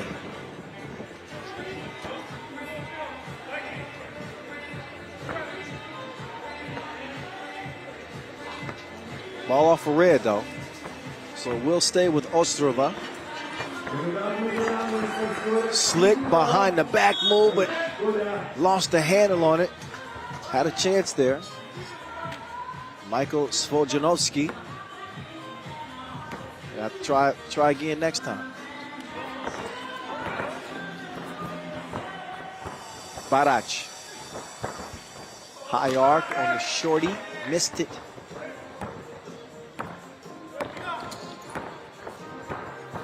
Oh, Ostrava. Oh, look at the step back. He had Maestro on one leg. And a hold is called as Barac got some good positioning on the inside. That'll be Ostrava's first foul of the game. These young guns are going to have their hands full against the top target on the tour this year, Team Ub. Svoboda continuing to count it up. He's got all three for Ostrava. Dr. Strange threw it in reverse. 5-3. Oh, why he do that to Dr. Strange? He might need some medical attention now. But let's take a look. He parallel parks it on the reverse throwdown. That is Dr. Strange, the world #1. Oop time. Oh, no, maybe not. Maybe next time. Two set up from the corner. Too much sauce on it. Tracked down, but not in time.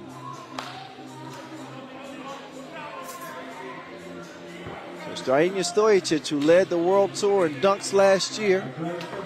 I was just asking for some more dunks, and we got one. Wasn't exactly ferocious, but it was impressive. There's the beast. One-legged fade. No.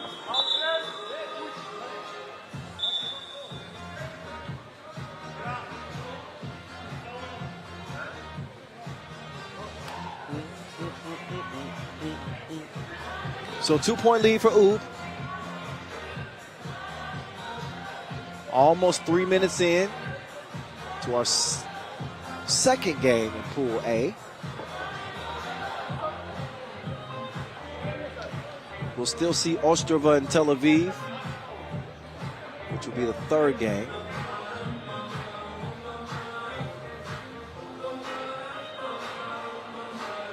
Also see if Liman can bounce back against that big loss to Belgrade to start the day. Liman will face off against Warsaw in a must-win situation for them.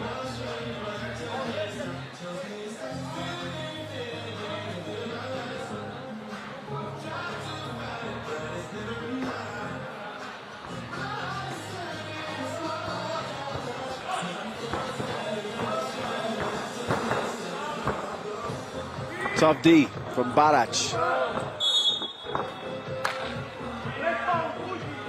Red foul. That one's on the floor.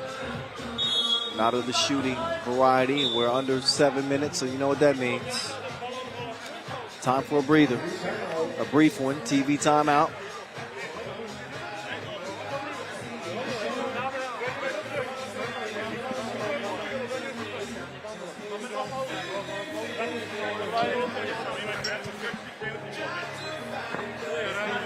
Taking advantage of some of those open looks.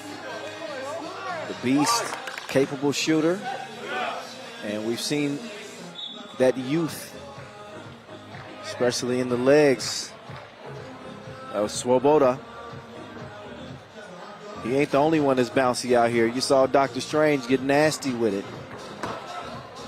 Here's Strahinja, he's tricky.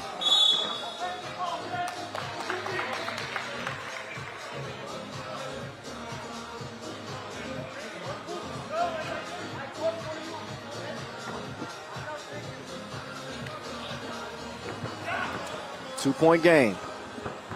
Kick to the right side. Off the miss, the reverse finish. That was nice. Matej Snopek. But a quick response by Ub as they score right back. They're going up top now. And an empty attempt.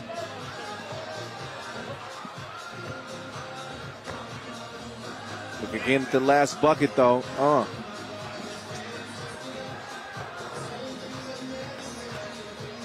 There's the Maestro off balance. Missed the two. I think that's going to be ruled off of red. Looked like that went off of Barac.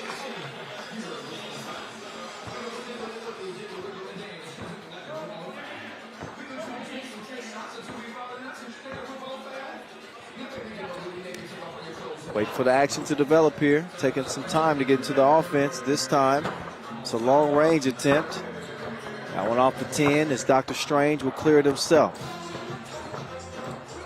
Dr. Strange got his cookies took. Matt Wilson is now over to Ostrava. Kick, the up fake, the drive. Oh my goodness. He just got his things taken away from him.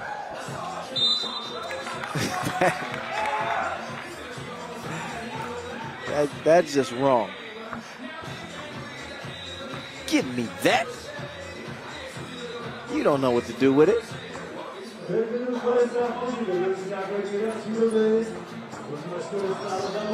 Barac. He'll cross from left to right. He'll give it to the Beast. And that is his comfort zone, right within 15 feet or so. Don't ask me what that translates to in meters. I'm American. Oh, that was just how they planned it. They practiced that play 100 times. Meantime, there's Mr. String Music tickling the twine. Oob's lead at 4. Oh, got beat on the backdoor cut, but it only matters if they make the layup, which they do not. Kicked out. Foul red. Number 6 on Oob. So they lead it by 4, but next defensive foul, they're going to be in the penalty.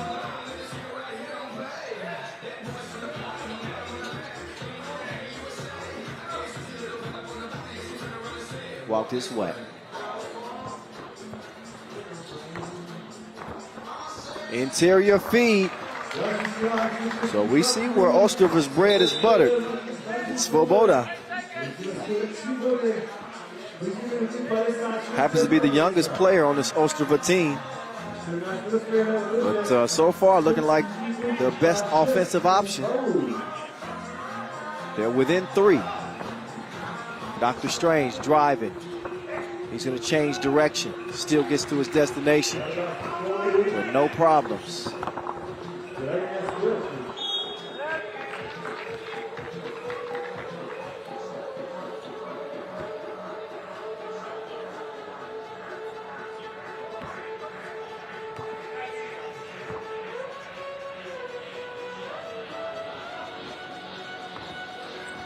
Dr. Strange trying to sneak one in to Barac. He's held up by a foul. Ostrava has now accumulated 4. They trail by 4. 4:37 left in this contest. Be the last time we see Oob today. Strainia out to Barac. Barac high arc on the release. This time he'll give Dr. Strange a chance. Oh, Strainia hit the deck hard. That is going to be a shooting foul. The world number 1 will shoot one.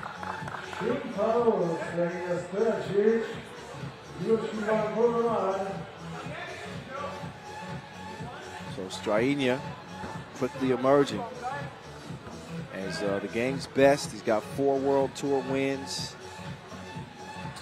He's a gold medalist at the World Cup.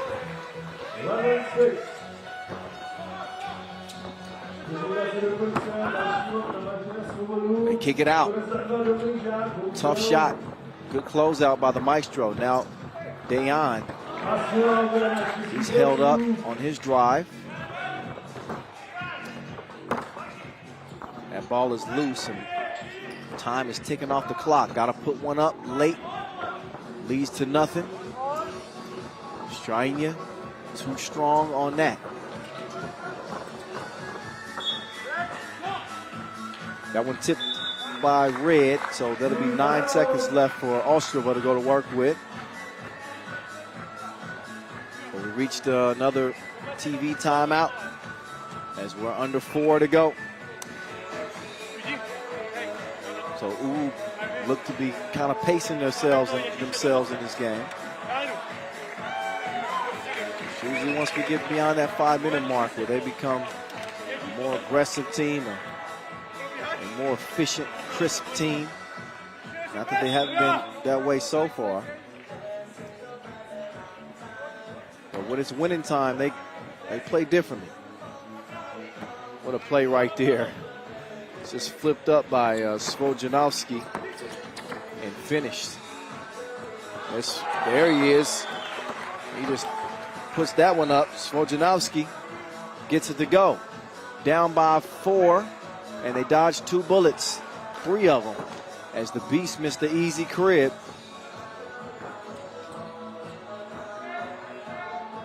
Up fake, give and go. That's nice. Textbook give and go from Ostrava. So they are young, but they ain't dumb.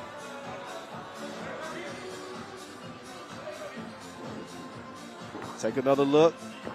Giving it up to get it back. Svojanovski. So he's having a nice last couple of possessions. Svojanovski. The Maestro from the logo. It's a no-go.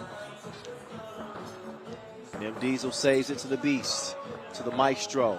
Same spot, different result. Barac climbs high to get the rebound. He's going to clear it himself. He wants to get it to the Maestro and try some pick and roll action. Sets the screen and gives the Maestro a good enough look to where he torches the nets. 13-8. Jab step. Couldn't catch the Maestro slipping.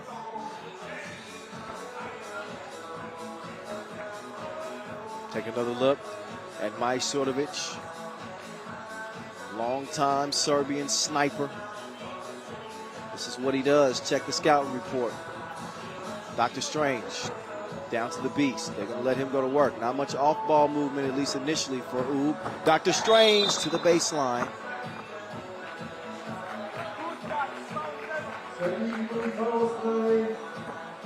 He's hacked hard. 2 free throws upcoming for Stojicic. Past the young fellow on the hip, says, good try, young fella. I was there one time in my life, too. Now I'm the #1 player in the world.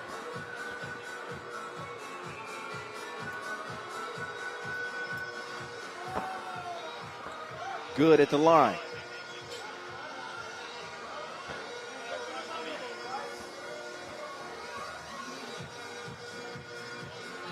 Second of 2. Count that.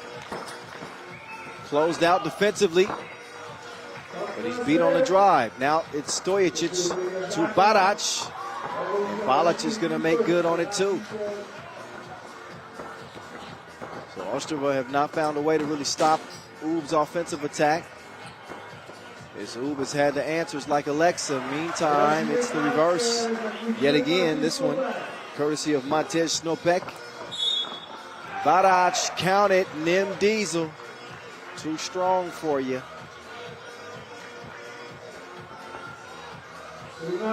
Take another look. Nim Diesel uncontested on that reverse. This one he's going to have a chance to make it a 3-point play. Check that. Make it a 2-point play after missing the first of 2.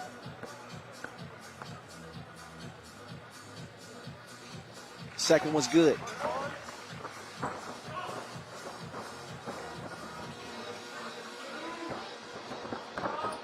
Quick move to the right. There's a bucket. Snopek putting together a pretty good body of work here for Ostrava, but they trail it by 7. Make that 9 after the 2-piece combo from the Beast.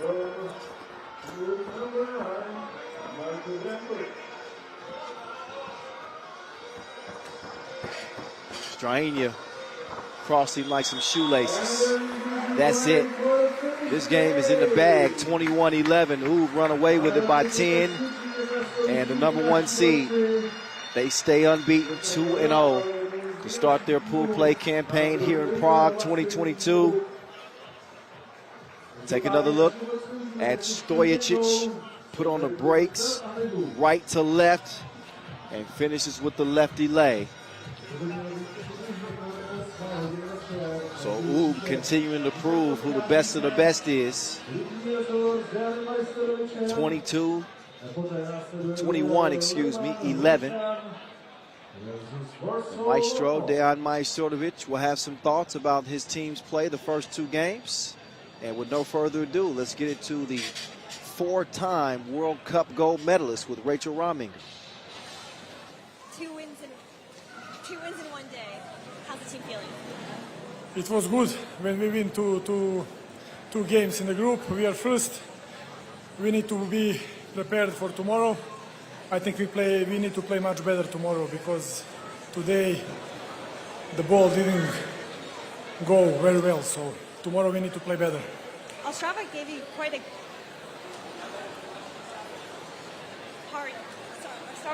a hard time. Tell us a little bit what you think of them and how you had to adapt to your play, Ostrava. Yeah, they play very good first 5-6 minutes. They have a lot of motivation. They play strong, but the last 3-4 minutes on our experience and we win. We deserve to win. Thank you. Yes, experience does matter. And you could also tell that Majstorovic was having some fun too. Before the game even began, he's a big kid at 34 years old. A very decorated big kid, I must say as well. But they played well. There's some mixtape material for Dr. Strange as he contorts in the air, getting twisted.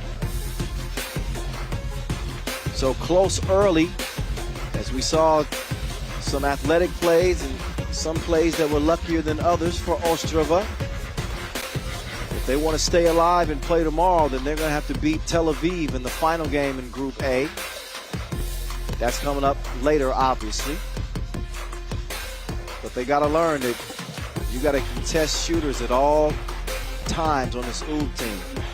You don't get a nickname like Mr. String Music by not being a straight-up shooter.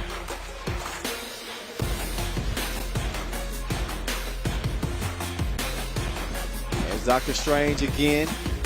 Finishes with the left hand, and that's easy work for the #1 seed as the Serbs hold serve 2-0.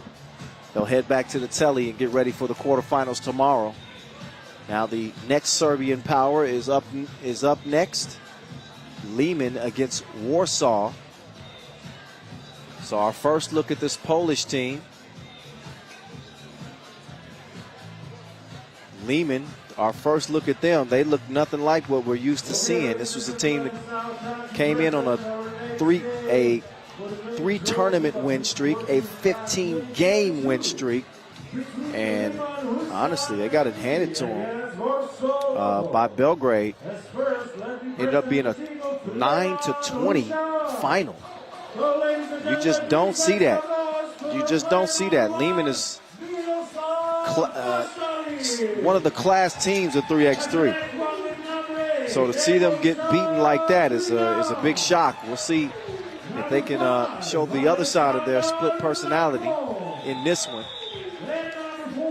They're going to dang sure have to if they want to stay alive. A loss here would eliminate Liman on day one. I'd have to go way back in the history books to think of a time where Liman got bounced day one.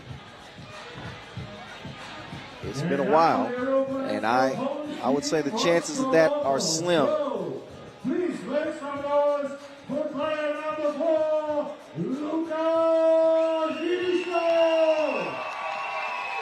But Warsaw is very capable of getting it done here. Got Pavel Pavlovsky, Szymon Raduk, Zibo, Przemysław Zamoyski, and Lukas Diduszko.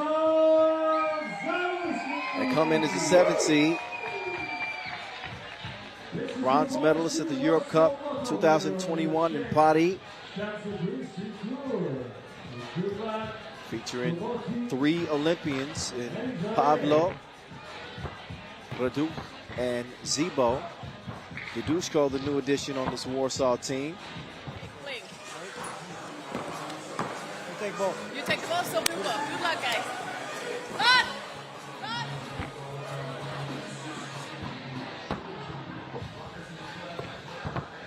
All right.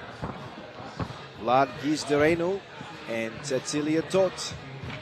They will officiate this Pool B showdown between Liman and Warsaw Familiar foes, as you would expect. They've seen plenty of each other over the years, whether it be on the Pro Tour or in our national competitions. Mihailo Vasic wants to erase that earlier game and get back to what they do best. These two teams did meet at the Manila Masters earlier this year, the last Masters that we had. It was a Liman win in group play. Versus Slal Zamoyski. Zebo. This dude can be a lights out scorer. He is option number 1 for the Poles offense. And usually as he goes, they will go. They do share it, but they depend on him heavily for his offensive output.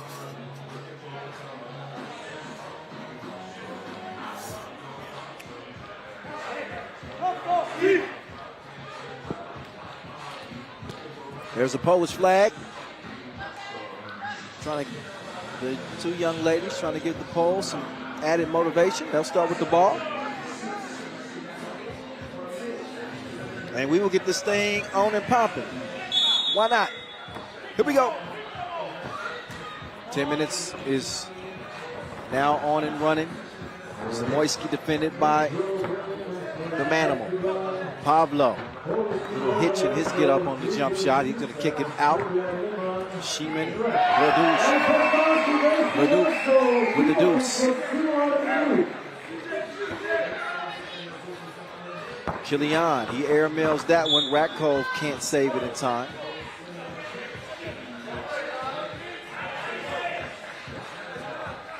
But take another look. Sheeman Raduk can do that for you.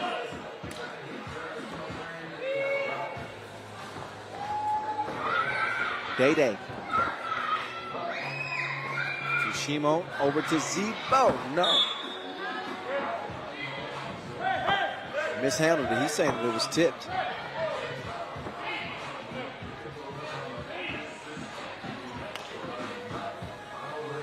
Vlad says, nah, I didn't see it like that.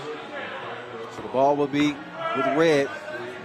The new addition, Miroslav Pajcilic. Some offensive firepower trying to add to this Liman team, and there he is right on cue with a quick step to the rim. Zebo trying to use that size. He gets nothing. Pajcilic will kick it over to Ratko. There's a foul off ball.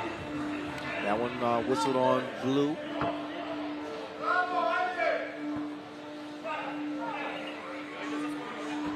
First foul of the game. Minute in. And Liman's got to play this one like an elimination game because that's exactly what it is.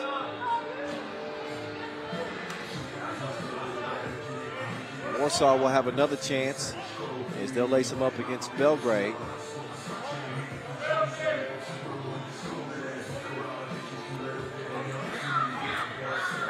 Vasic going to the spin move. The Manimal. How you gonna stop that, Day? 2-2. Pedushko. Now it's his turn to try to go to work on Vasquez. Pedushko spins. Tosses up the hook, gets a miss. Kilian will quickly get it to Pajcilic. Pajcilic, oh, he had that one beat. The drum line. Take another look. Beat it, beat it, beat it.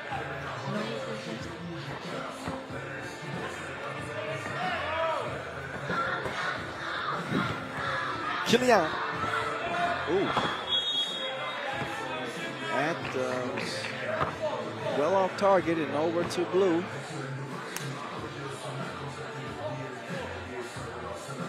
Liman's 15-game win streak came to an abrupt halt with that 11-point loss to Belgrade. So you start thinking of a potential tiebreaker scenario if Liman can get a win here. They not only need to get a win, but they got to win it by a good distance. I think that 9 points that they scored against Belgrade is pretty tough.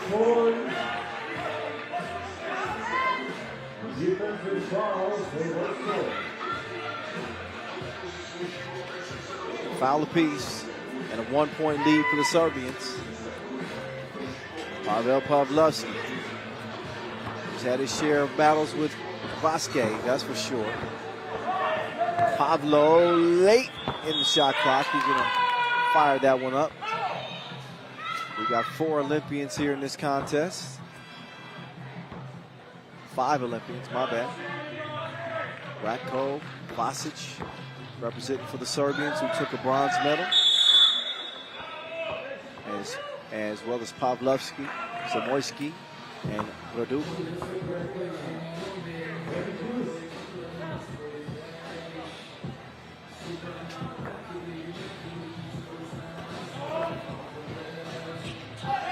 Mihailo down to Ratko, but a whistle prior to. Shimon raises his hand. He's not going to contest that one.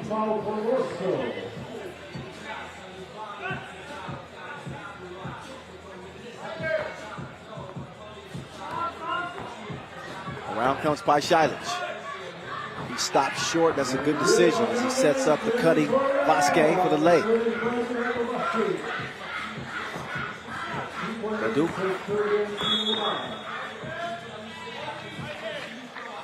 And the Serbs will whistle for a foul. That'll be their second. Have a look at Vasic.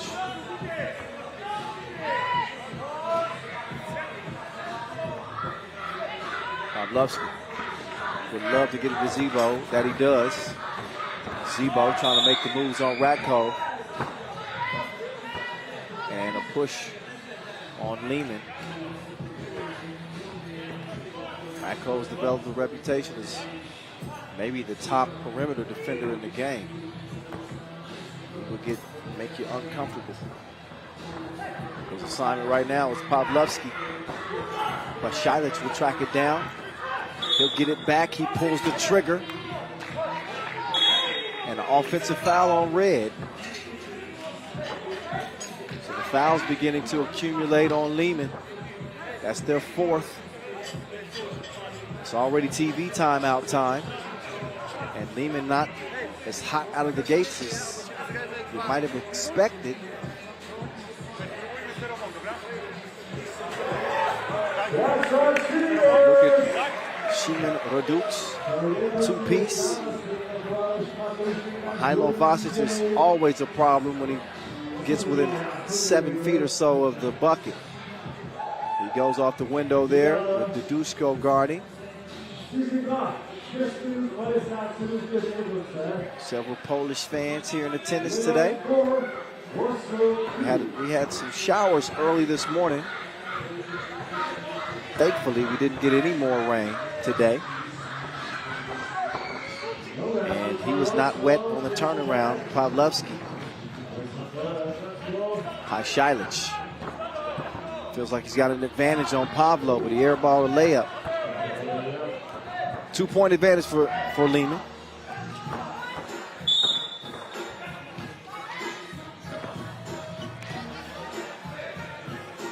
That foul is called on Pajsic. 1 more to give for Liman.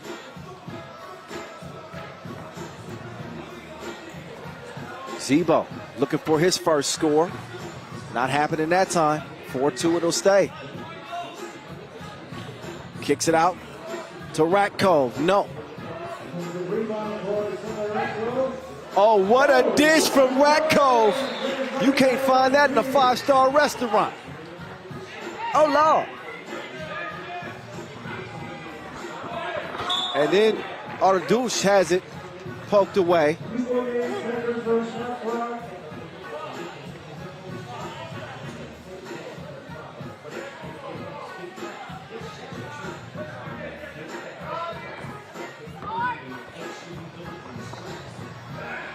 Ardush almost hit that one.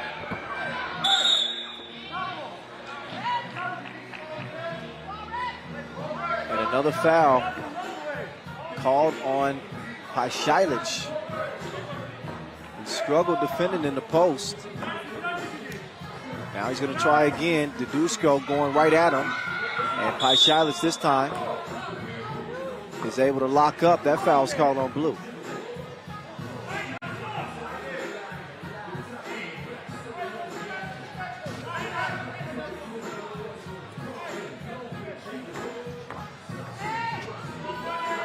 5-2. Liman with the advantage. Haven't exactly been as crisp as they'd like, but now things starting to open up a little bit for them as they get a 6-2 lead now. 5:30 to play. Warsaw struggling to get their offense going, and we've seen that at times this year. Oh, all up in his face. The voice of Kilian. Now, Liman is starting to feel it, especially the Manimal. He lets out that primal roar. Racco getting to the hole there, and then the killer, Kilian. He starts feeling it from long range. And it could be a long day for Warsaw. We'll see. Kilian will clear it. Gets it to Racco. Racco back out to the killer. Killer trying to sneak it to Racco.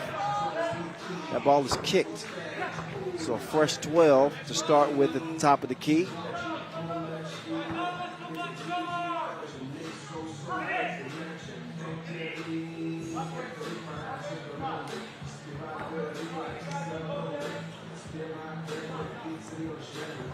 Shilich trying to clear some space.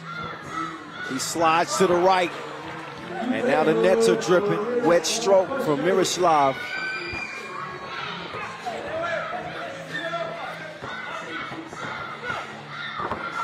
Oh, what a finish right there from Shilich. Now he's starting to get in his bag a little bit. It's 11-2. Liman with a 9-point advantage and a missed chance for Warsaw. Kilian. He looks off the defense. He lets another one fly. And now they're starting to cook. Liman, 11-point advantage. Couple of two balls from Kilian.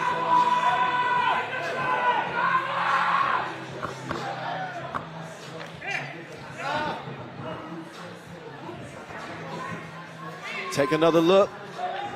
First Shilich. That's like a 9 on the degree of difficulty right there, as he finds a way to get that one to drop.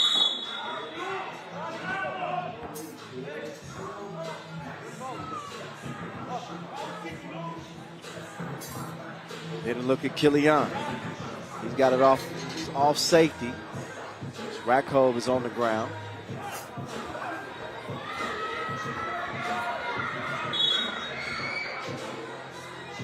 .412 to play in this one. Liman has caught flame here. Warsaw still stuck in park.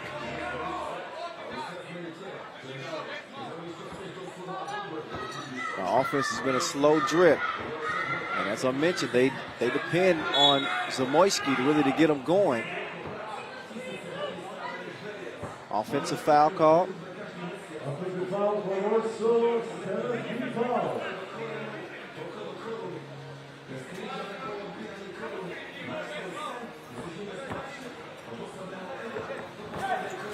Oh, Shilich sets his feet. That's a tough one there.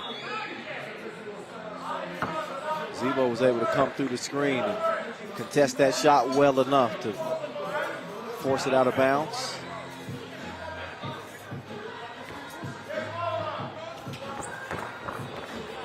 Now it's time for Zebo to go to work. Makes the move on Vasic, gets to the mid-range area. These goals ain't loyal. Killer Kilian gets it right back. High arc falling away. Out of bounds it'll go. Back over to the poles with 3:40 to play. Dead ball with 3:40 to go. So we will see a TV timeout here. And man, Warsaw got some things to work out. That is for certain. Only 2 points to their name to this point in the game. Liman coming off a blowout loss, looking like they're on their way to a blowout win. We'll see how the rest of this one plays out.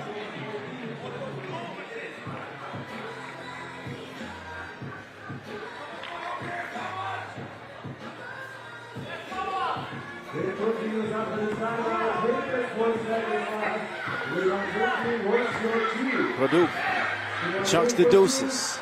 It's a miss. Quick clear. Shilich trying to work some two-man game here. He's going to step back. He's got Pablo lost. He's got enough space, but he can't land the two. He does get the rebound, and he's going to pull out a fancy dish too. Gets the ball back, he's cleared. But that release does not find his mark. Stays an 11-point lead for Liman though. They got room for a few mistakes, I'd say. As Shimon Hurduk to the hoop. Vasquez. He's got Day-Day all on his legs. That's like when one of your little kids don't want you to leave. They just hold on to your ankle. Please.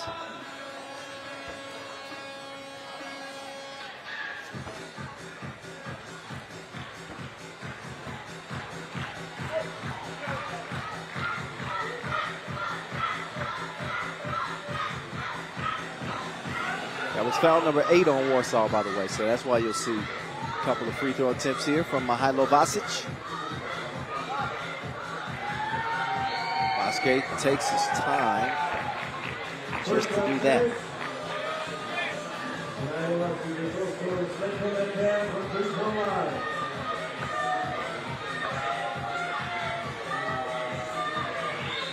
Second opportunity, same thing. Pavlovsky elevates. That's normally his comfort zone, shooting right in that range. Had the range but no service, did Kilian. So now it's Zebo's turn, and Zebo finally gets a two-piece to go down.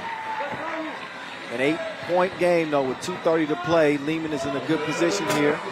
Kilian can't answer with a 2. Radkov will get the rebound at least and give Kilian another chance. Sneaky dish down low to Radkov.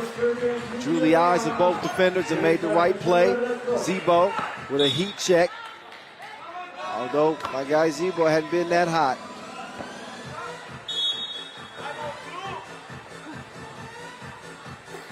There's the 2 that he made. And there's Radkov with the easy lay set up by Neboysen.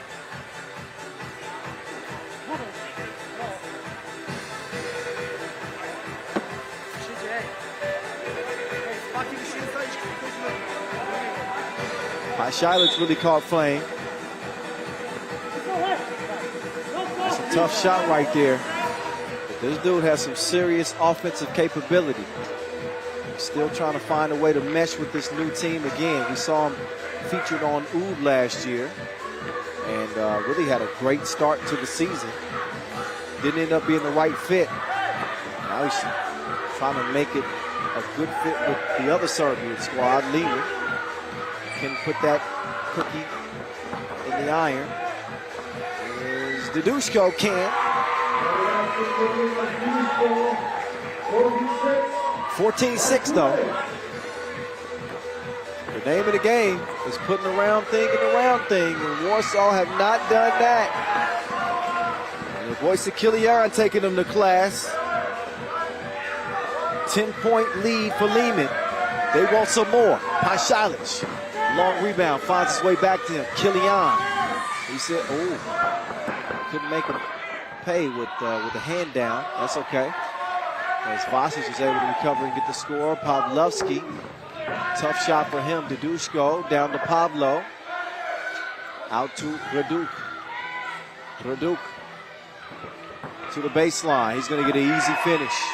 But this game is all but finished. 17-7. Good defense as that's swatted away. Manimal. Just damaged some signage over there. Hopefully the dancer's okay.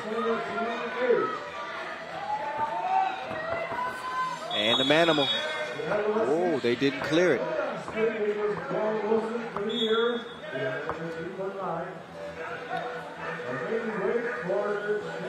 So they want to actually challenge this. And we'll all get a closer look and see if they were able to actually clear that ball. If they do, they'll get another point added to their total. Not that it would probably matter, to be honest. It's 17-8.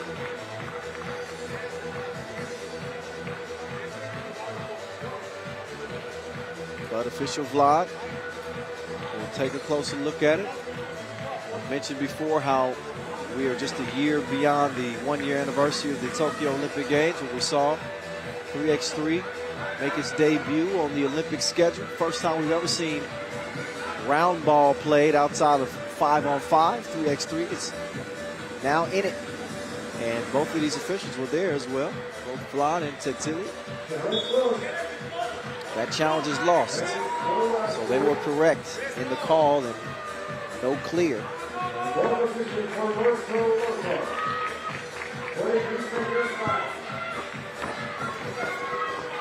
Zamoyski in and out, cross. He's got Rakov in front of him, chunks the deuces. It goes off the iron. It's a foul on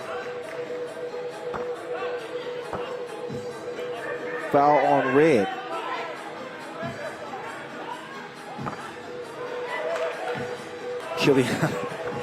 Kilian is disputing the call. He was sure that he was going to be shooting free throws. Oh, Didushko. Warsaw is just, they are struggling. 33 seconds left. And this game was exactly what Liman needed after being blown out again by a final of 20-9. They are up by 9 against Warsaw. And now it's going to be up to the Poles to try to put it together against Belgrade. If they want to advance to day 2, we're going to find out.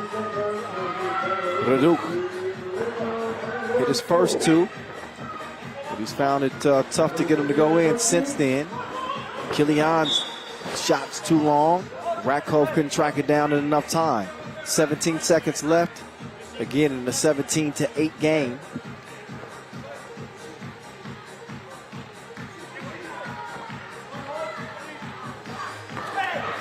Zamoyski runs into some tough D. What a pass, though, as he sets up Didushko.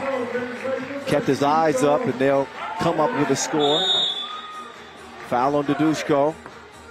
Number 9 on Warsaw, so 2 more free throws should put this one on ice. We'll likely see 1 more shot attempt by Warsaw after these couple of free throws by Mihailo Vasic. But with certainty, this will be a Liman win in a must-win situation. Whoa. What happened there?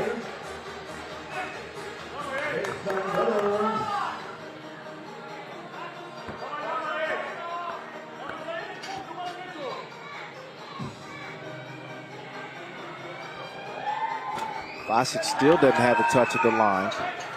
So I wouldn't say that Liman's exactly in sync. Day takes the feed from Zebo. And that's it for that game. It is 17-10. Liman over Warsaw. So Liman found a way to get it done when they absolutely had to. So they will not be going back to the hotel empty-handed in terms of the win column. Whether or not Warsaw do or not, we will find out as they will wrap up this pool's action against Belgrade later on.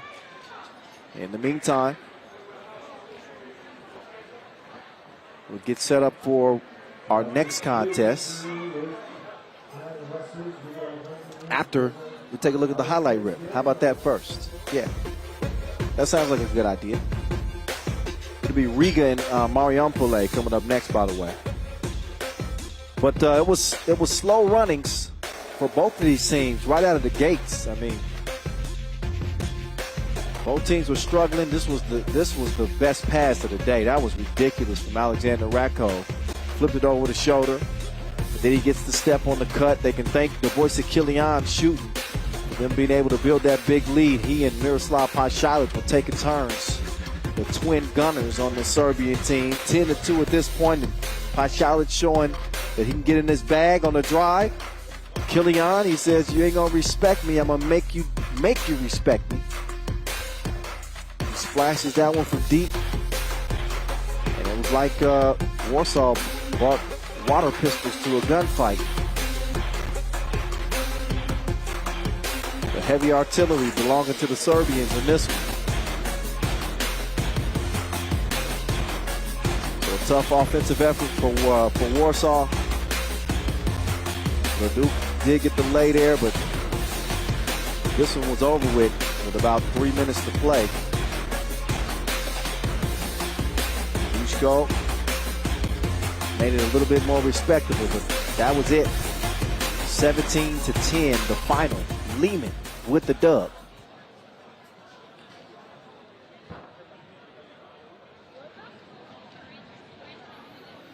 So we'll get our second look at Riga. They found themselves in a close battle to start today, but were able to pull through and come out in the win column. They beat a pretty good Hamburg team, and now they'll go back to work. Edgar's Krumens and his 2 Olympic gold medalist teammates, Agnes Chavars and Norris Miezis, and an exciting new addition, Artur's Osej. He says, get in here, bro. What are you doing?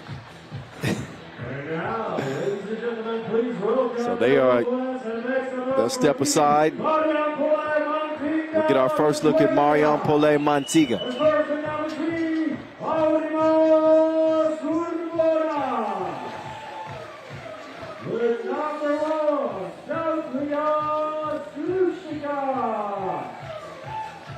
So Marijampolė, I gotta look at this team in Poitiers, France, at that challenger. Looked great. Got all the way to the final. Didn't get a win. They played recently at the Le Pic Challenger as well. They made it to the quarterfinals, but ended up finishing 8th there. Another Lithuanian entry. Aurimas Urbonas, Evalis Džiaugas, Tautvydas Kliunchin. This name always gets me. Kliunchinikas, there we go. And Zigimantas Šimonis. Yes. First possession? Yeah. Good luck. Again.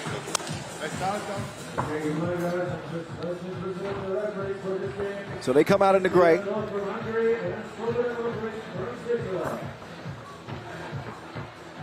As we'll get set for our next 10-minute sprint. There's Norris Miezis, the former world #1. He's ranked number 6 on the planet now. We'll see if the Maze can lead his team to the finish line with another dub. Meantime, that's Evaldas Džiaugas, most spectacular player in the 2020 World Tour season. This is a talented Marijampolė team. They are the 6th seed here. They qualified after finishing number 2 at that Poitiers Challenger. So they can thank their efforts. But again, they lost to Washington, D.C. In that tournament. They make their way back. But I like the makings of this team a lot. They haven't met Riga on the Pro Tour yet. This is the first time, first meeting. And they got to deal with a trio of Olympic champions. Countdown zone, here we go. 5, 4, 3, X3. Time to get to this one. Group C action in your face. Kyle Montgomery, a.k.a. the voice in your ear. Light showers beginning here. We expected rain today. We had it early this morning, but we've had a long stretch without it. Let's hope that it remains light. Hope even more that it doesn't touch the court. Chavars will kick it out to get it back. Chavars trying to go to work down low. That foul is called on number 2. Zigimantas Šimonis. Šimonis, we saw him in the 2-point shootout qualifier earlier. We'll see him tomorrow compete in the final. for up to maybe $10,000 if you can make every shot. Two-piece, too short. Chavars to the counter. Still scoreless. Jalgis, smooth move. Finishes with the lay. Around comes Arturs. All sets. And Miezis. He's on target like a red dot as he dots the eyes of the defender and puts Riga up 2-1. There's Miezis. Smart move. Chunks the deuces, and that one rattles in. Jalgis trying to get positioning. He's held up by a bump.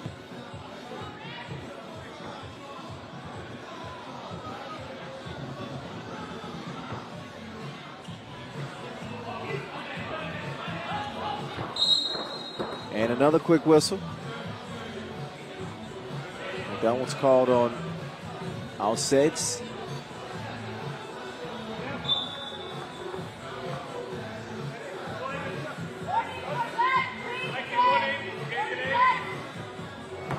Great ball.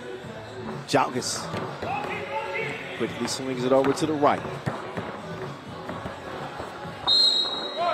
That is going to count, plus the foul. Jalgis is a talented offensive player. He can do that for you. But what a setup by Liu Jingnikas.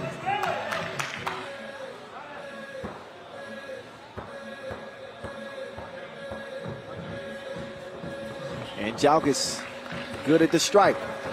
Marijampolė enjoying a 1-point lead for the moment. We're only a minute and 20 seconds in.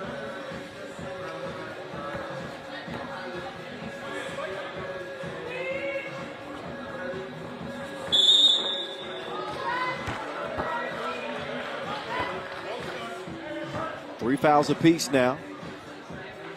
So we've seen our share of fouling here in the first minute and a half. Both teams will look to slow down with that. Says couldn't knock that one in after shooting it really well to start his campaign here in Prague. Jalgis misses, and maybe a little frustration as he fouls after the miss.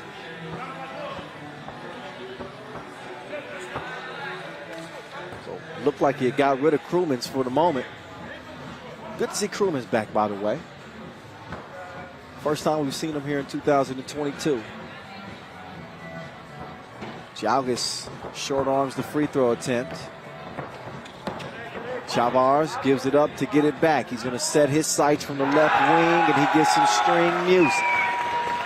1 point advantage for the Latvians. Wow, Jalgis mishandles it.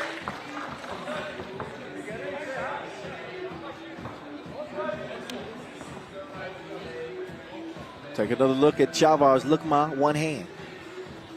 Splashing like a bird bat. This a 1 point contest.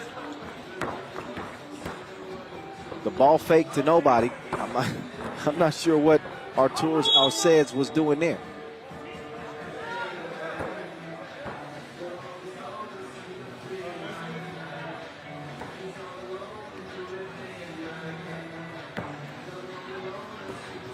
So we get back to it as Edgar Krumins, the sniper, fires a blank that time. Jalgis can't come away with the rebound.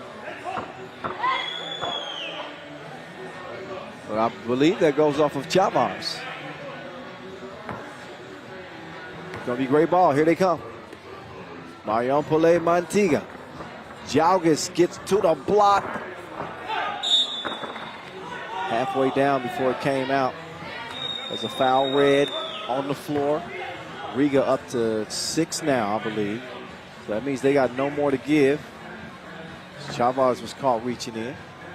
I gave him 1 foul too many. They actually have 5 fouls. That one released off the iron, comes back, and this time the scoop is good money. That one courtesy of number 2, Zigimanta Shimonis. Says, give me a 2-piece. 6-4. Missed at the rim. Quickly rebounded, cleared, and released from the corner. Still a miss. Jalgis.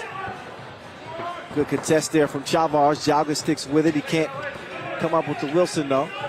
His team, however, does have it. Now he has it in hand, and he's going to put the cookie in the cup.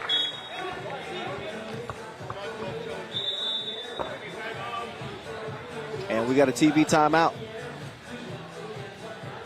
6:52 left in this one. Riga with a 1-point advantage here. Tight contest. Look at the last score from Ivaldis Jalgis.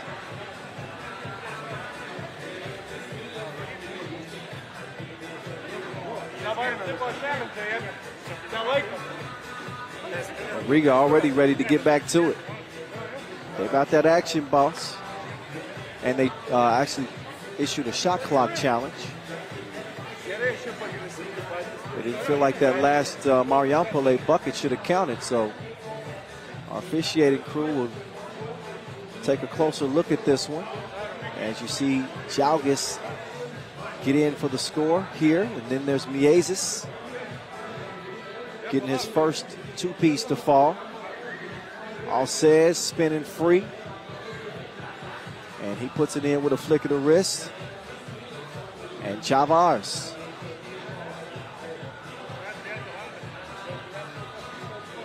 got Riga up 6-5. That challenge is lost, so they won't have an opportunity to challenge going forward. That's Riga who made that, issued that shot clock challenge. Put the ball in Red's hands. Another whistle. Riga's got 6. Ball back over to the Lithuanians.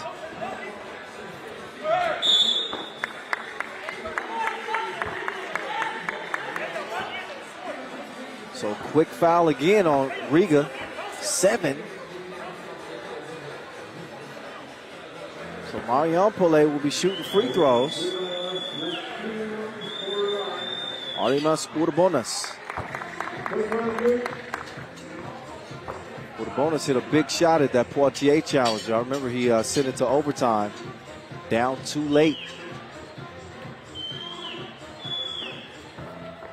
And he knocks that one in. And Marijampolė is in front by 1. Up fake. Eggers Krumens, the sniper, lost his step only momentarily. But he's whistled for the travel. Drug his pivot foot. So the ball back over to Marijampolė, trying to work on this slim advantage right now. They do have Riga in some real foul trouble here with 6:30 to play. 7 fouls, so obviously if you're Marijampolė, I'm not settling for many looks from 2 range. I am attacking the rack at every chance. Chavars called for the hold.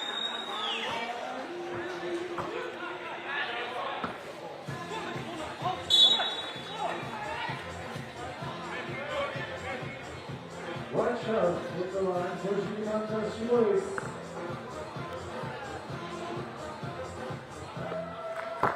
First of 2 free throws is good. Shimonis with 1 more here. Marijampolė trying to pull off an upset. Riga find themselves in another tight game. At first it was Hamburg. Now here it is with Marijampolė. Miezis, he earns a foul. That's only number 4 on Marijampolė. So no free throws. I don't think that was in the process of the shot. So the Maze will start it at the top of the key from the logo. Miezis will give it up. Chavars with the up fake. He's got a step. He's driving left. He's going to score that one off the glass. 2-point game. Kind of a wild pass attempt. So the ball back over to Riga as you get another look at Agnes Chavars, the flag bearer for Latvia at the Olympic Games last year. Miezis chunks the deuces. Missed it far right. With a bonus. High arc on his 2 release. Is too much on it. So here comes Robin. Miezis in and out. Cross. trying to create some space. He's got nowhere to go. Lockdown defense.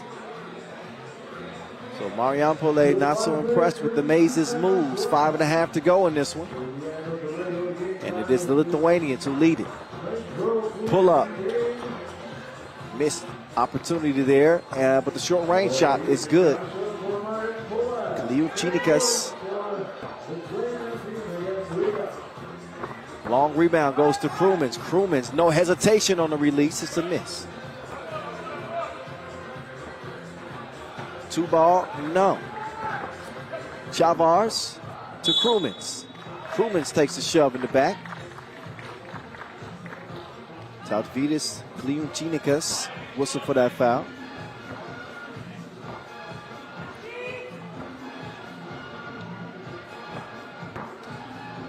Krumins with the step back. You don't know me like that. I'm an Olympic gold medalist. Check my resume. 10-9. Jalgis locked up by Miezes. Now the Maze on a run to the rim. Nobody there to stop him. 10 up.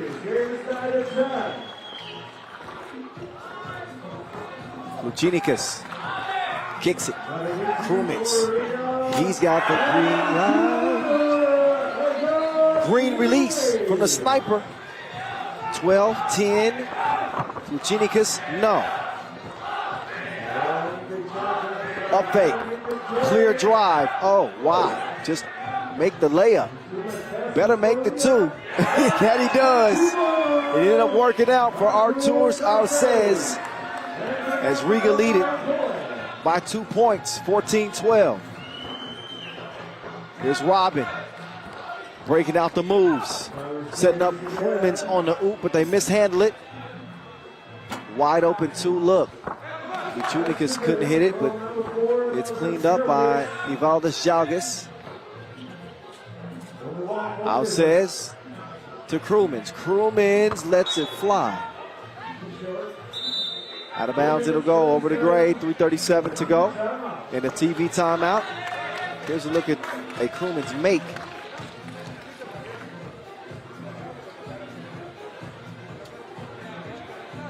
Sniper finds his target and detonates. Not an easy contest here for Riga. And not seeing the same type of offensive scoring punch from their new addition, Arturs Arces. It's not to say that he can't turn it up here in the final 3:37, but another tight one for the Latvians, 14-13, pull up mid-range. It's a no for me, Don. Arces trying to get in his bag a little bit. He's on the drive, dips the shoulder, elevates, can't score it.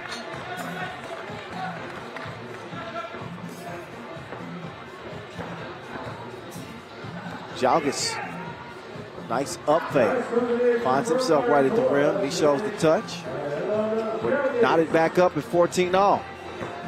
Miezes turns the corner. He's going to head to the free throw line. I thought he was going to get an and one opportunity, but instead he will shoot one. No more to give from Marijampolė. Riga's been in foul trouble for some time now. Oh, and Miezes misses the free throw. He's going to come back. He's going to take 2. And he's going to have to reload there. First, got to defend. With a bonus with the drive and the kick. Jalgis pulls the trigger. His stroke was broke too. Arces to the Maze. They want some better spacing than this, I'm sure. Miezes getting tricky with it. Step back. No.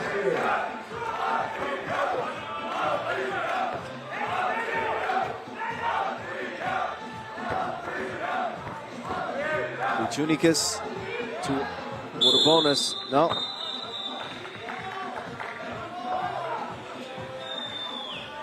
.220 to play. And looks like Riga want a timeout. That's what Chavars is signaling for. And they will get it So look, also it looks like a challenge issue here too, maybe for Marijampolė.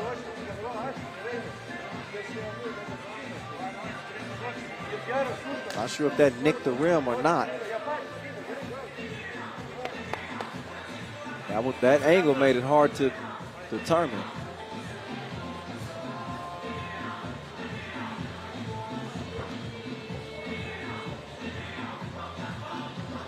In any case, they'll get a closer look at it.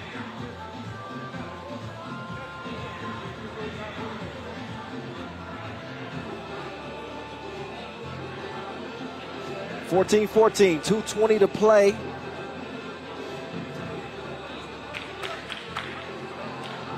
Riga hasn't exactly been dominant here today. Came out of a close game. 22-18, they ended up getting it done over Hamburg. Marijampolė trying to pull off an upset here over the higher seed. Riga, your 3 seed. Marijampolė, your 6 seed. Neither team has picked up a win here on the World Tour yet. As we get back to it, Jalgis.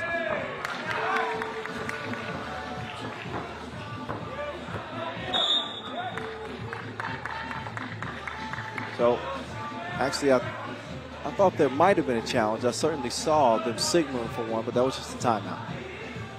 Meantime, nobody there to stop Jalgis as he cruises to the crib and gives the Lithuanians a 1-point advantage. So the neighboring countries going toe-to-toe here. Jalgis has it poked away. Miezis trying to come away with it. And that's ruled off of Gray. It's going to be Riga ball.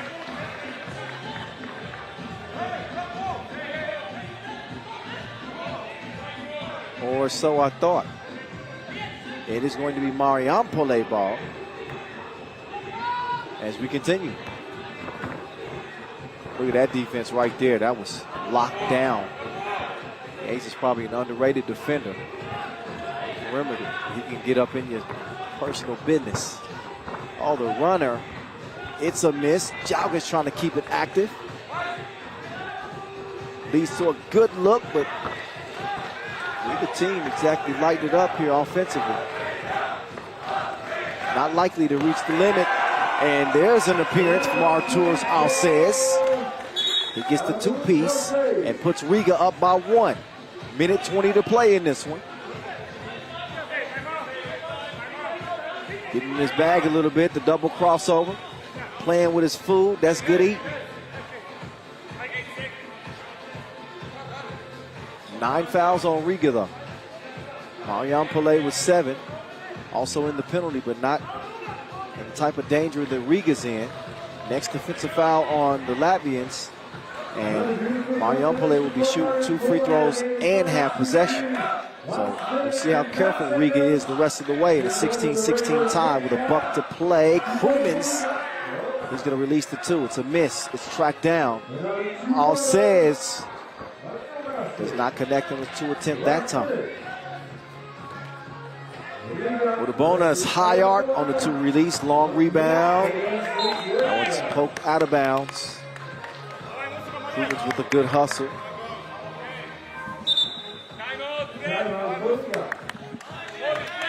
And timeout on the floor. That last timeout was for Marijampolė. This one is for Riga.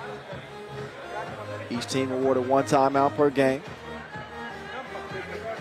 Take a look back at the last drive by Robin.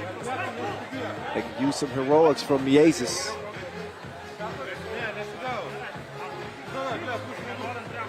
No easy wins. Not many here as we get to the main draw.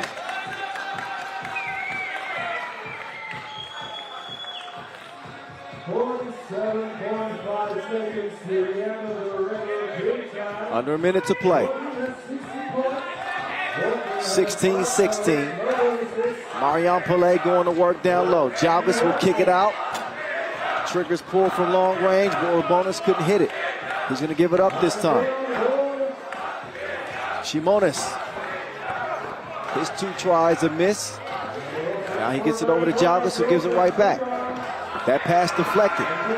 Yesus with it in hand now. He's going to cruise to the crib, and he gives Riga the 1-point advantage. 2-ball, corner pocket, or the bonus could knock it down.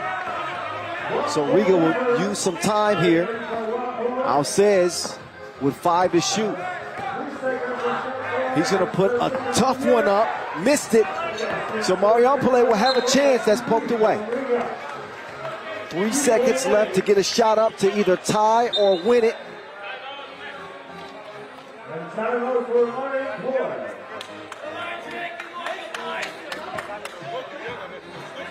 Timeout on the floor. Here's the go-ahead bucket by Mieses. But Riga far from comfortable here. There's a variety of things that could happen. Marijampolė could potentially get an easy look for a score. They could win it with a 2, or they could draw a foul and not only get 2 free throws, but possession as well.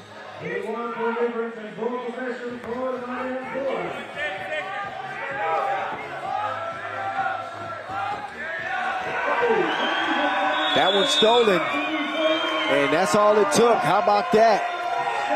So Riga preserved the win defensively, taking it by 1, 17-16 over Marijampolė here in Group C action in Prague. So some of the powerhouses have started off a little bit shaky here in Prague 2022. So Riga says a win is a win is a win. And regardless, they are still undefeated. So Riga straight to the quarterfinals with a 2-0 record. Here's how they did it. This was a very foul-heavy game. Both teams got to the penalty. Riga nearly got to the double penalty. They almost saw as many fouls as we saw points. It was that type of game. Kind of one of those dog fights as Marijampolė was trying to find a way to close the gap and even the ground against the 3 Olympians. There's one of them right there. Agnes Chavars on the drive. That was a short-range jumper would make it a 1-point contest. Krumins, the snipers, able to knock one down from deep. Yesus always putting pressure on the defense on the drive. Artur's Alcez, little target practice for him from the right wing. Valdes Jalgis played a solid game for Marijampolė. There's another look at one of his several scores in this contest. After a little bit of a scoring drought, Alcez got back in on the action with the 2-piece. And there's the go-ahead bucket from Mieses that would preserve the win for Riga. Again, 17-16 in Pool C play. We'll get into Pool D action up next.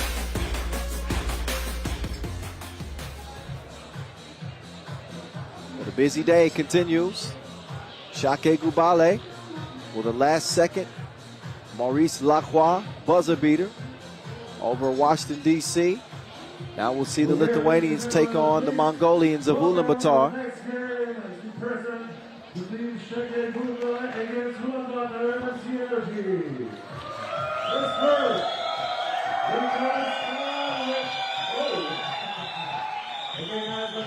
Got the umbrellas out. So we are getting some light showers here late, but no worries on the court. We're protected by our Magic Sky canopy.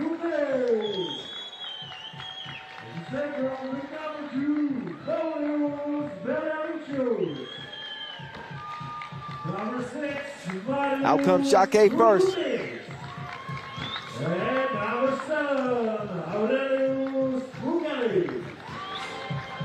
Aurelius Pukalis, Modestas Kumpis, Paulius Belavicius, and Marius Uzupis looking to go unbeaten. Win number 2, potentially right in front of them. They're going to have to go through the Warriors from Mongolia. Ulaanbaatar, MMC Energy.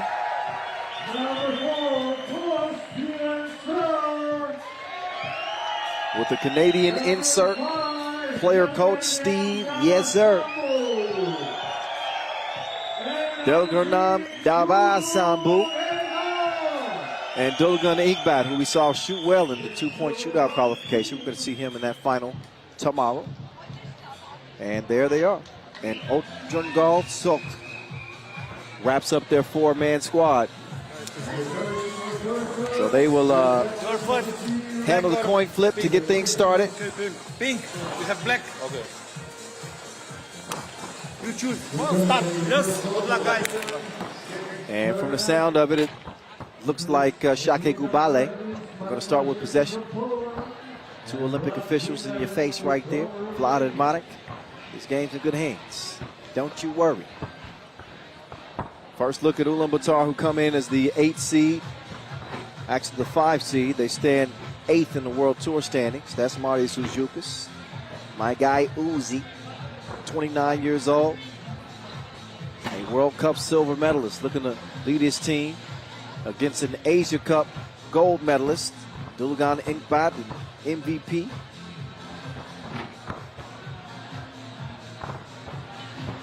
First World Tour in a couple of months. Back at it, 3rd stop on this 13-stop 2022 season. Ulaanbaatar, not too bad of a showing at the Le Peak Challenger recently, where they finished 3rd. But on the Pro Tour, we've seen them only once. That was in Manila, a 5th place finish. So they have been in contention.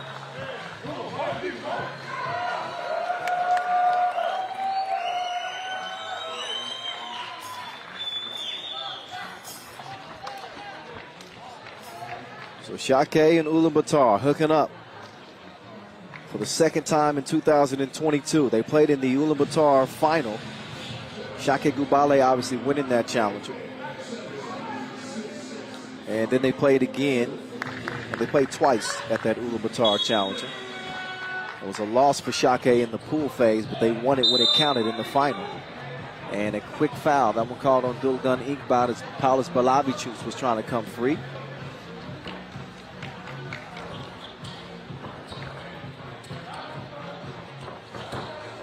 Here's Balavičius making his move.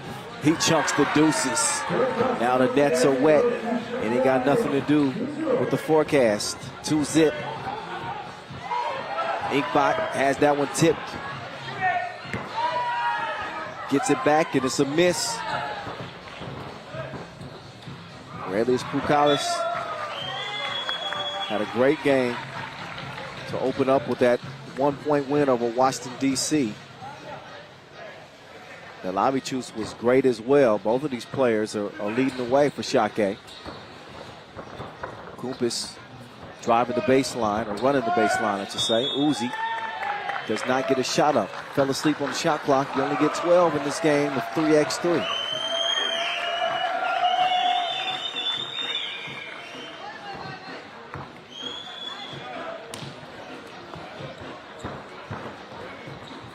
Steve, yes, sir. Gets it to Davasambu. He misses, but Sir didn't forget the tip. Oh, but slow on the closeout as Balavičius shoots it in the face of a shooter.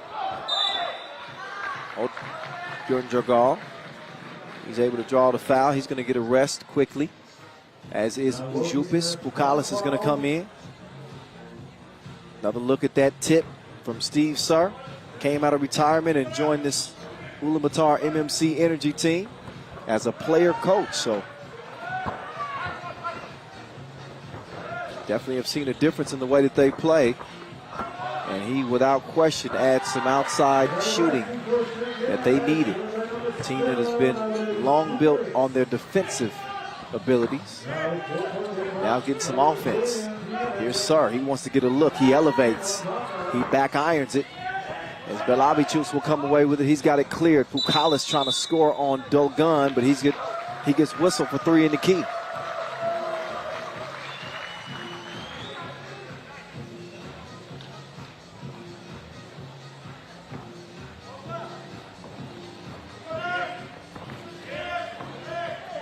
Back to it we go. That's a tough shot attempt.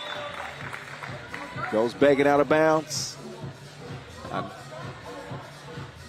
Ulaanbaatar is arguing that that was tipped, but I'm not certain they're going to win that argument. That's going to be red ball. Šakiai Gulbelė take over with a fresh 12 from the logo. From the elbow, it's Pukalis. Faces up on the defense, goes straight to the rack. He misses it. The big fella tips it back. Ujupis. He empties the clip, but he's going to have to reload after the miss. Pukalis patiently waiting for a cutter. And what a beautiful setup as he gets it to Modestas Kupas. Here's Steve Sir. Inkbot making his move, fakes the pass, misses the shot. Pukalis utilizing that size. He's a problem down low. Kupas can't find the mark from deep, out of bounds. 2.5 minutes in, and a 5-point advantage for the Lithuanians, looking to go 2-0 here in Group D, the pool of death as we call it.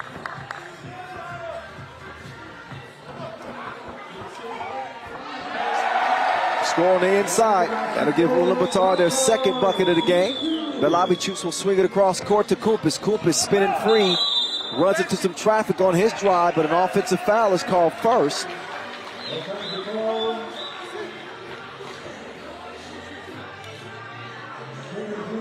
Take a look at the Bull, Davasambu.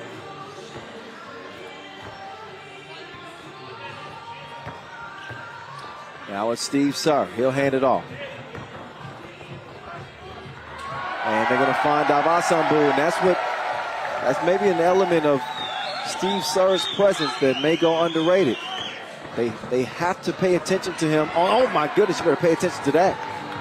Kupas going up. They raising the roof in this place. 7-3. Šakiai Gulbelė in front.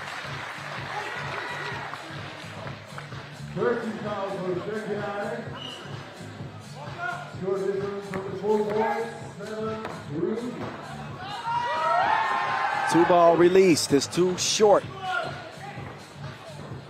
Now Steve Sir going to try to hold his ground against Pukalis. Oh, and he gets called on the reach-in. Started off well on that defensive effort, but it's only so long you hold off Pukalis. Pukalis standing at 6'10". Another look at Kupas taking off, showing someone out that bounce. He was cleared for takeoff. 4-point lead for Šakiai Gulbelė.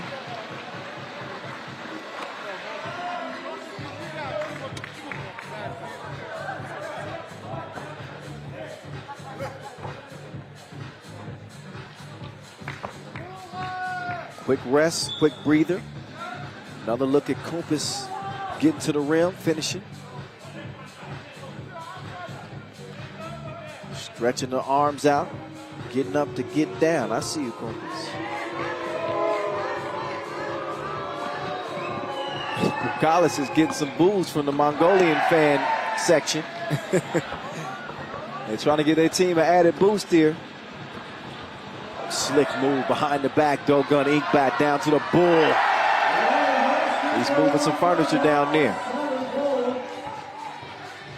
Davasambu trying to hold his own on Pukalis, but Pukalis is, man, he's got great touch. It's not all about power with Pukalis. He's a big that can stretch the floor, can handle the ball, can pass. He's going to try to set up Uzi here, but he misses close range. 8-4 games, it'll stay for now. Inkbat to the Bull, Davasambu. The Bull charging to the rim. Took him on the merry-go-round. He ain't playing, no.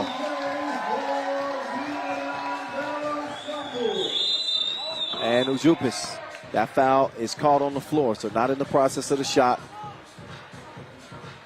But take another look. The pirouette by Davasambu, and the sense of awareness to get that shot to fall right at the rim. 3-point lead for the Lithuanians for the moment. Belavichus coming around. That'll be a foul on blue. Ulaanbaatar up to 4 now.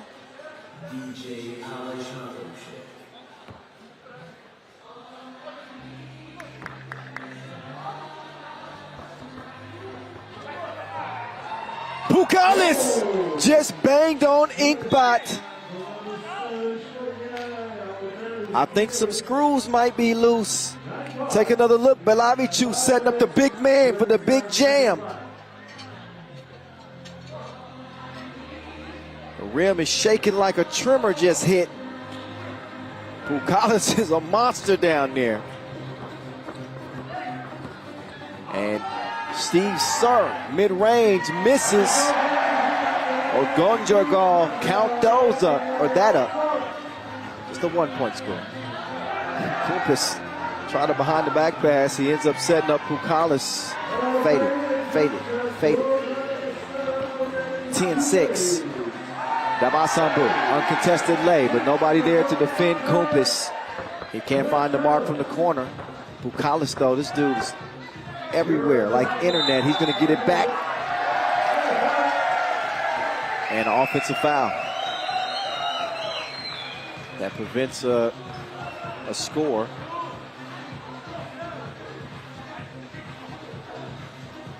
Would have been a sure score. Instead, 10-7 contest. Still trying to get Steve Sir some good looks. He does get one there. And yes, sir. Count that. It's a two-piece.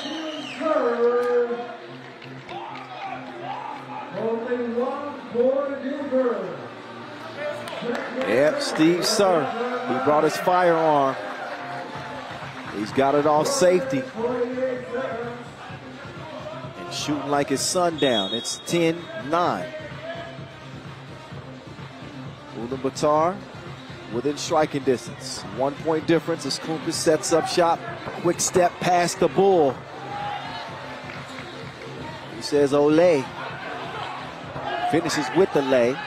And Davasambu will answer right back.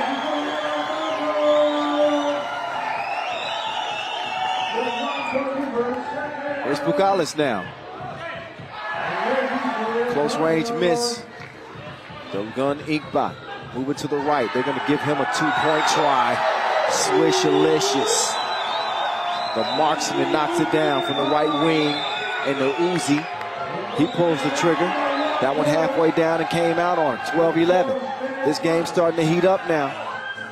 Drops it down to the bull. Finds himself wide open. Got to show a better defensive effort than that. If you're Šakiai Gulbelė, now trailing by 2. Kumpis got the green light, but he comes up short.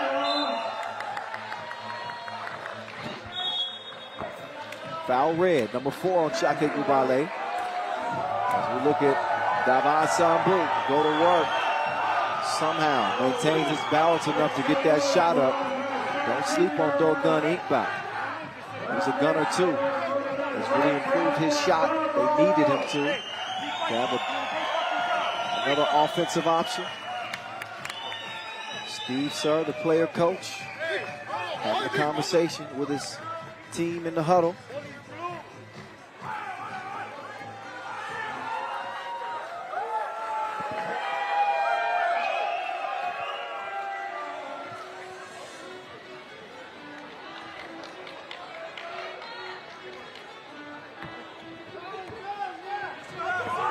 Sir with a 2-ball and that tip. Looking for another 2-ball.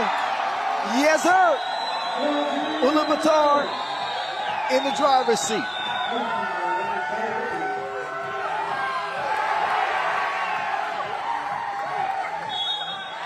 And Steve Sir is starting to feel himself. He's caught flames here for Ulaanbaatar. 15-11.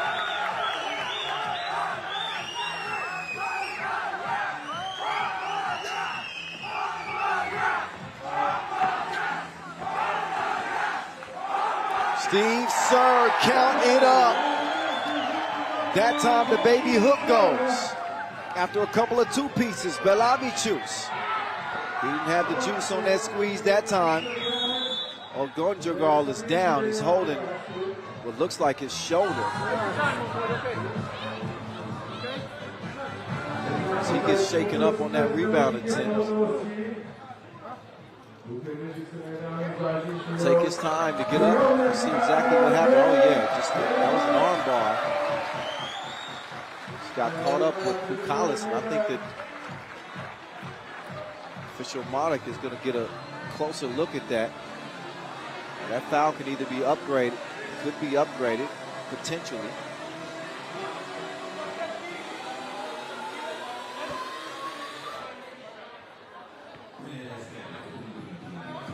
But it's hard against him. Instead, possession to Steve. Yes, sir.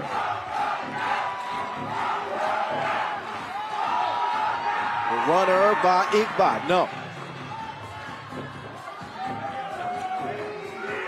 Belavicius. He gets the score. 12-15. Under 3 to play. Davasambu's able to pull down the pass. Comes right back to him. But he's denied under the rim by Pukalis.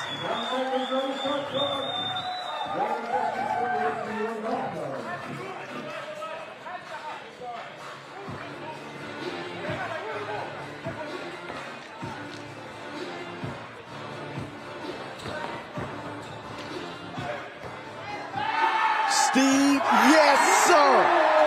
He's on fire, and this ain't no drill.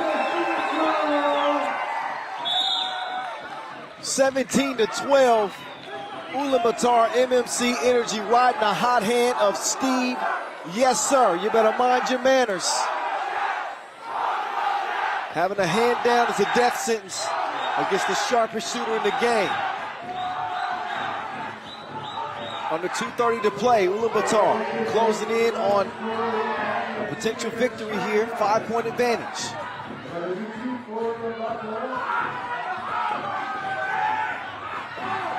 Davasambu, Ogonjogov couldn't finish it either. Belavicius, he's driving, he kicks it, Uzi up fakes. He's gonna kick it to Belavicius from the corner, no. Gun Iqbal snatches the rebound. No reset for Ulaanbaatar. Ogonjogov to the crib. 6-point lead for the Mongolians. Uzi misfires. Ball back over to blue. And they're going to find themselves with another easy bucket as Šakiai Gulbelė are running out of gas, it seems. Belavicius looking for somebody to move. He's finally got Kupis, who got another bang out.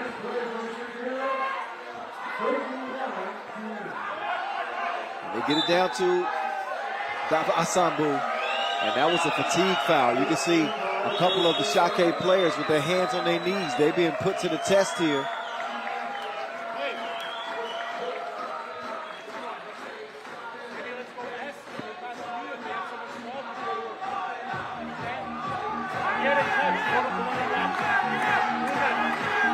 So with a minute 19 to play.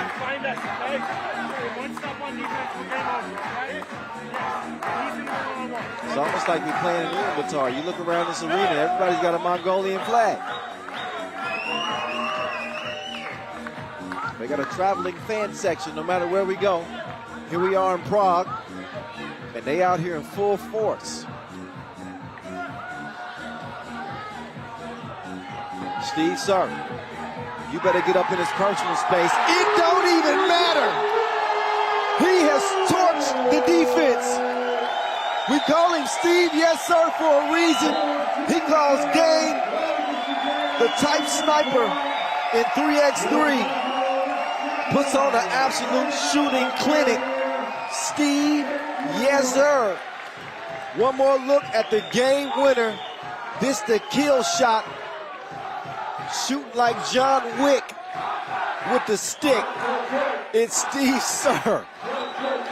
It took him a little while to heat up, but once he heated up, he absolutely torched Šakiai, 21-13.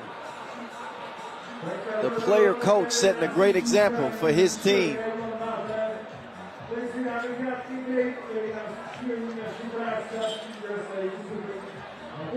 And if you're Washington, D.C., who are going to have to face this Ulaanbaatar team, coming up next, you have him circled on your scouting report, without a doubt. Let's take a look back at this contest.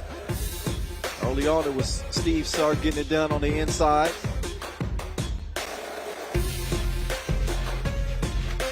Neither team could really get any distance. It was Davasambu. He had his imprints all over this game early on. Šakiai will, after picking up that 1-point win over Washington, D.C., they wrap up replay, and they're going to be at the mercy of whatever that happens in that final game. But credit Davasambu, he was carrying the weight for his team with a series of beautiful moves and strong finishes on the inside. Speaking of strong finishes, there's Pukalis with the nasty flush. Almost tore the rim down with that. Yammed on Inkbak. Gonjurgal cleans up the mess on the inside, and Šakiai had the early lead. It was 10-6, and then this dude named Steve Sir,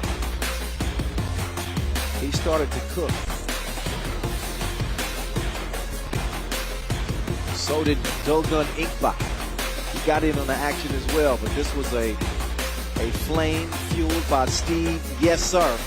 He had the Mongolian fans going crazy in this place. He finishes with 5 2-pointers made. Here's a look at his shooting display. He's a shooting star. Drops it off here, Dogun does, to a wide open Davasambu. And there's the final shot. He says it's a wrap, getting the director's chair. Steve Sir puts his team in the win category to start their campaign here in Prague. That leaves us with 4 games left, as we will take a brief break. And we'll take a closer look at Warsaw star Przemysław Zamoyski before we start pool play yet again. See you in 4 minutes.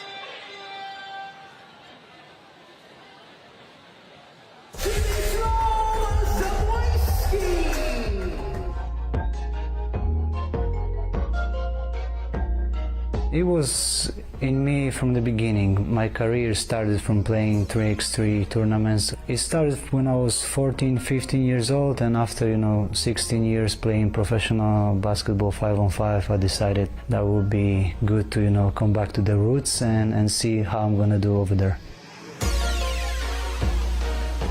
It's very physical. If you don't like contact, this is not sport for you. So this is the part what I like the most, that you can do a little bit more on the court. The tempo is incredible. You got no time to rest, and you got only 4 people on the team. Everybody is important. Everybody needs to contribute on defense and offense. So I think these aspects took me with the open hands to this game, and from that point I said, this is the game I would like to continue.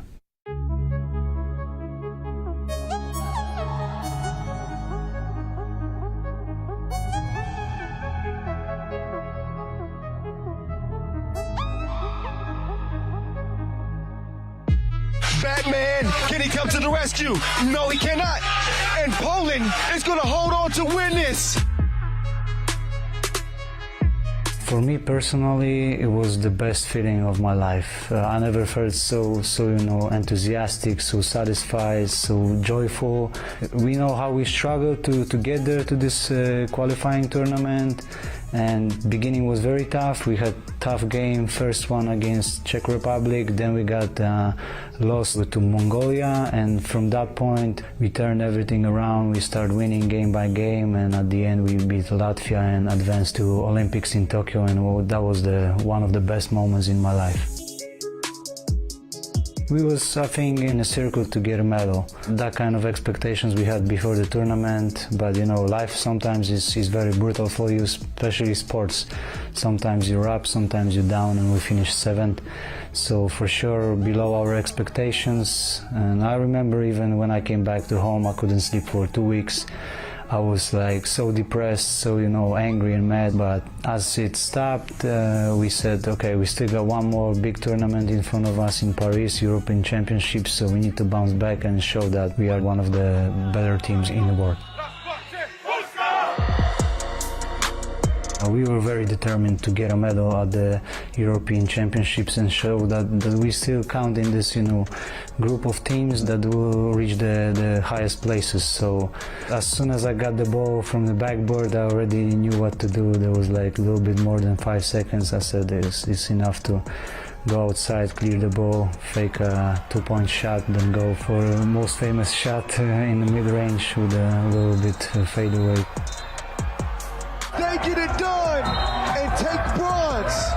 And you wouldn't want the ball in anybody else's hands outside of Przemysław Zamoyski here in this third place contest.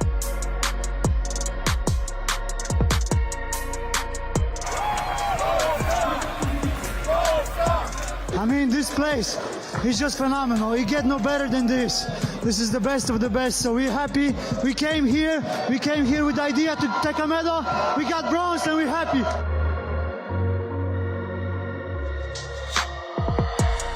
Right now, with the Lotto company, is one of the biggest in Poland, so we got great support, and even from our Polish federation. We got the great fundamentals for our work. We don't need to worry about anything. We just need to play hard, focus on basketball, and the rest will come. So this is the kind of support we needed last couple of years. Now we got it, and we need to deliver and provide the best results we can do on the court. Yeah, they did pick up that bronze medal right in front of the Eiffel Tower at the Europe Cup last year. We're going to see what Warsaw can bring in their final action of the day. We'll see them as a part of our 4-game remaining schedule here. 22 total today, by the way, in case y'all didn't know. Women's series wrapped up. Congratulations again to the Lithuanian ladies who won their first women's series earlier this afternoon. Now we're going to see who win their way into tomorrow's quarterfinals. It's either going to be Ostrava or Tel Aviv. Tel Aviv coming out of the qualifying draw to make it to Group 8. Both of these teams coming up short against Ulaanbaatar. No shock there. They are the top overall seed. So one of these teams will be playing their way in to the quarterfinals. Take your pick. Ostrava, the youthful team, with, again, not a single player over the age of 21. They're keyed by Martin Svoboda. Big body, can elevate. Could not elevate them to a win over Ulaanbaatar. Tel Aviv playing with just 3 players, too, by the way. They don't have their big Gulbelė. Tel Aviv losing to Ulaanbaatar 21-13. So that makes things a lot more difficult when you don't have a substitute. We're going to see if Ostrava can take advantage of that. See if the young fellas can make their way to day 2. And now, please make some noise for their opponents. Team of Israel, Tel-Aviv, just 3 players. And let's start with player number 1. Now, Tel Aviv, Gilly, Aharon Benny. He's joined by Joaquin Suchman and Nathaniel Artzi.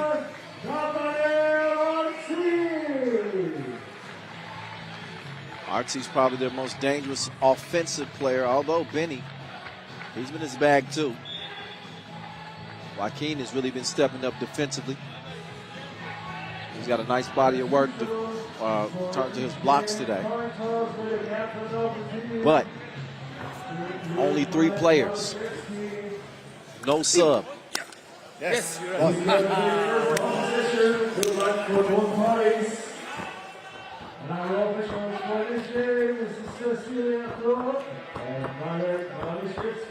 Marek Malishevsky and Cecilia Tot. Our referees in place, the players on the court. Only a couple more minutes to get warmed up.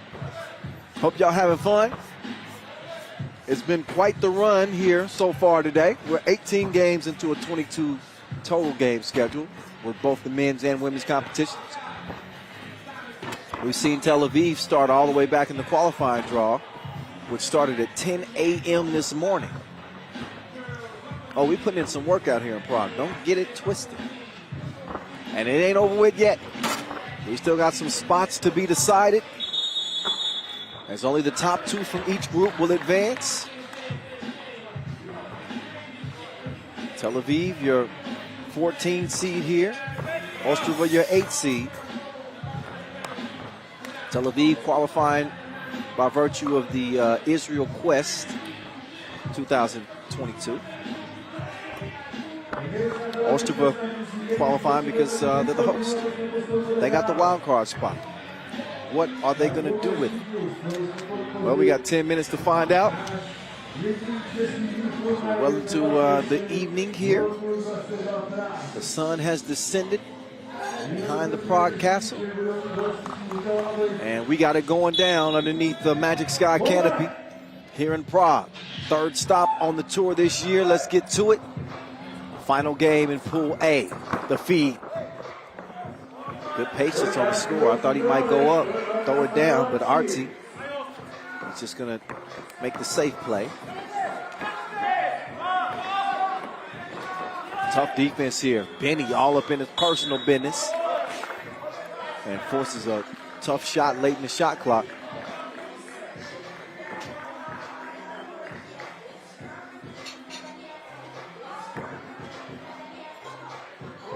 Here come Tel Aviv. Seeing glimpses of some really good things that this team can do. They can really shoot the lights out. Hit 7 twos in one of their qualifying draw games. That foul on the floor against White. Benny got caught. I think this game will very likely be decided by which big is more dominant, whether it's Martin Svoboda or whether it's Nathaniel Artsy or not. Oh, 2 ball goes down. Good stroke, Svojanowski. Gilly, up fake, drew the foul. He was inside the 2-point arc, so that's only going to be 1 attempt. There's the 2 take. And again, Svojanowski. He's a capable shooter from out there.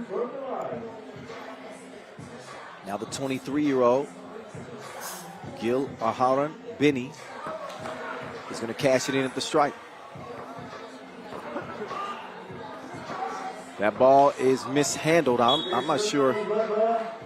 I'm not sure that was touched by White.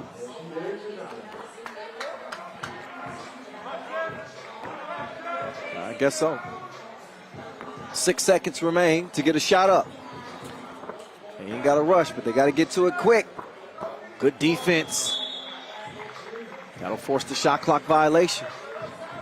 Ball over to the 3-man Tel Aviv squad.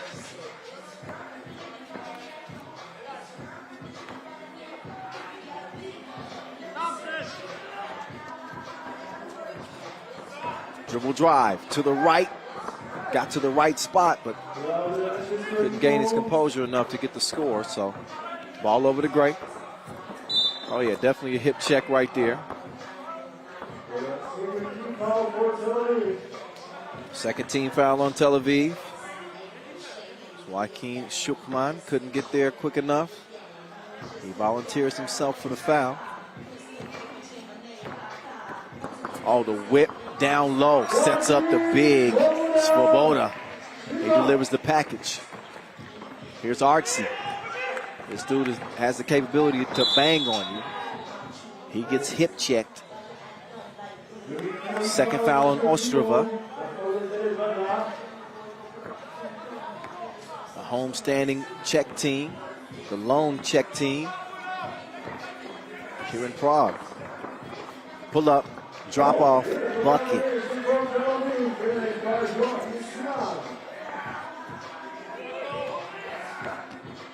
Benny with some good defense.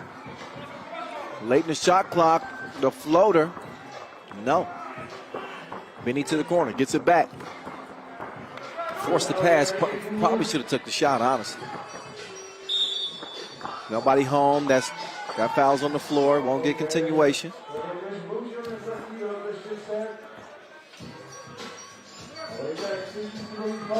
Three game. 2 minutes in.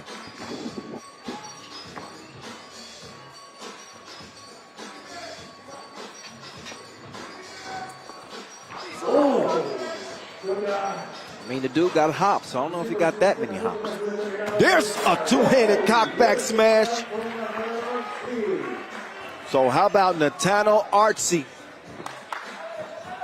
a.k.a. the Destroyer, shaking the rim again.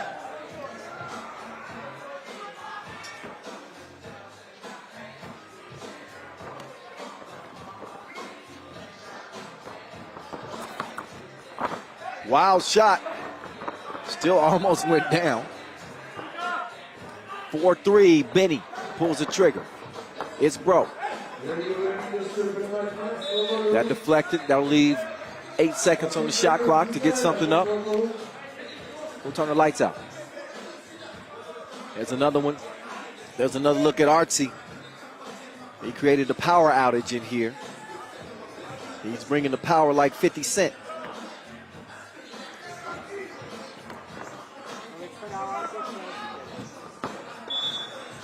That one airmailed. Touches nothing, out of bounds. It'll go over to Tel-Aviv. Outmanned, but not outmatched, you could say. They don't have a sub.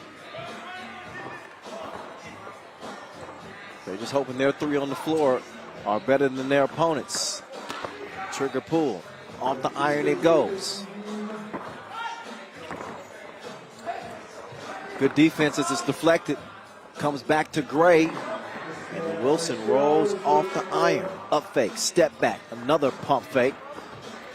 Going to the post office, it's missed. And finally he's cleaned up. Several attempts. And a foul, White.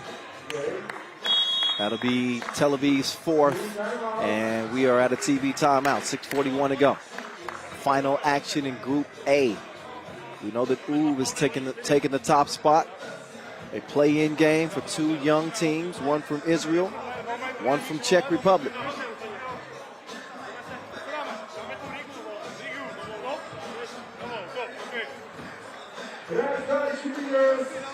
Here's Artsy taking his time on that first make. But his second one was emphatic. You'll probably see in the highlight rip. There's Svoboda. And here's the interior feed to the cutting Shukman. Oh, the snatch back. Don't do him like that. He got double blocked. Take another look. With some contact there as well. Yeah, there's some body.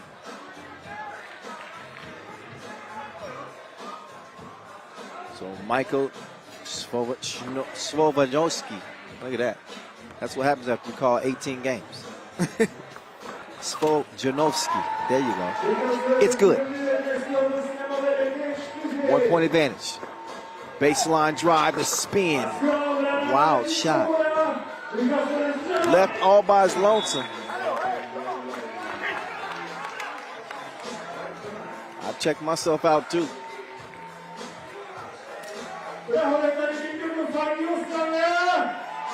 Svoboda.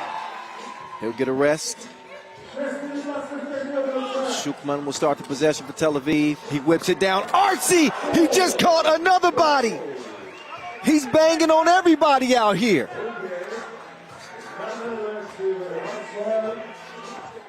So he seeks and destroys as he's just trying to tear the whole rim down.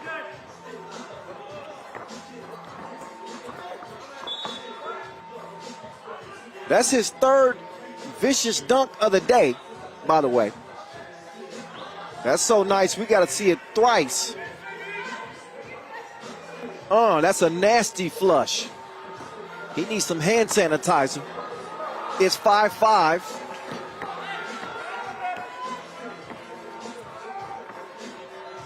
with 5:55 left. Up fake.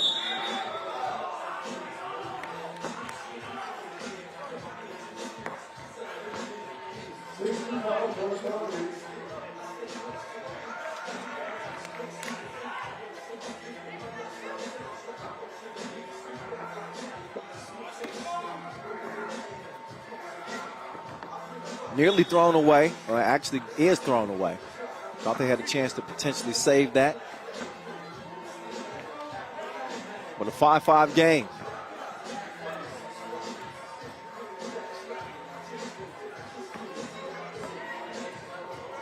Steve. A little stop and go action. Get out of my way. Grown man game. Schuchman. Let him hear it afterwards too. Here's the battle of the bigs I was telling you about. And a push in the back. That's a whistle on Ostrava. That is their third foul. Tel Aviv not in a great position in terms of their foul situation. They got a 6-5 lead, but they also have 6 fouls. That means they got no more to give. All they want to give is some more buckets. Here's Artsy. He's trying to add to his collection. Can't knock it down.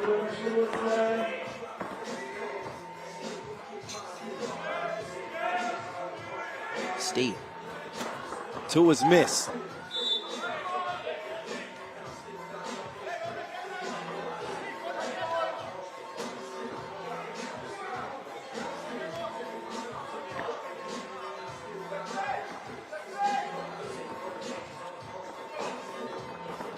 Benny down to Artsy. Can't be giving us all these dunks and then finish with a layup, man. Have to have a conversation with him after this game. No. Get him however you can get him. It all counts the same. And Tel Aviv lead it by 2. Down low. Man, Svoboda was trying to bang on Artsy.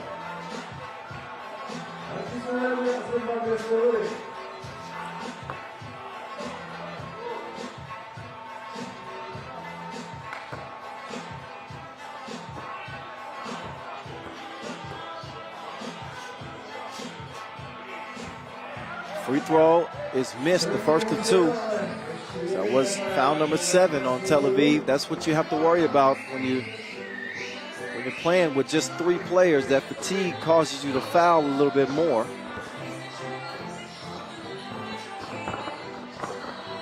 You hope to build a big enough lead to where it doesn't affect you. Oh, that's an offensive foul call. Svoboda was a little bit out of control on the drive. He's going to state his case to official Modic. And you can see he drops the shoulder right there. It's not the way to do away with the defender.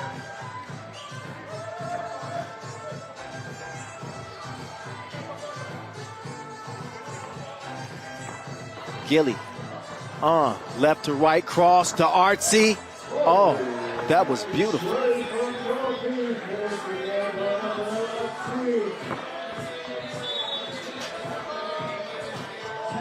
So an 8-5 advantage for Tel Aviv.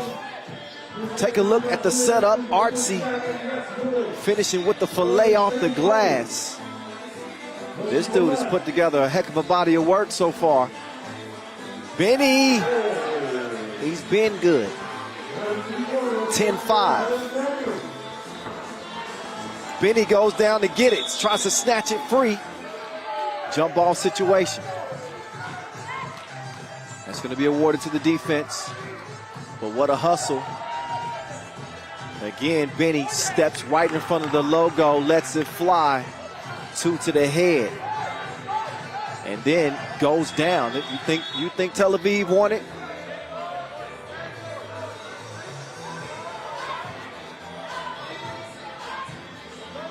I think they're arguing that they should have possession, but I don't think that Ostrava ever maintained possession, so they didn't get it. Shot is short.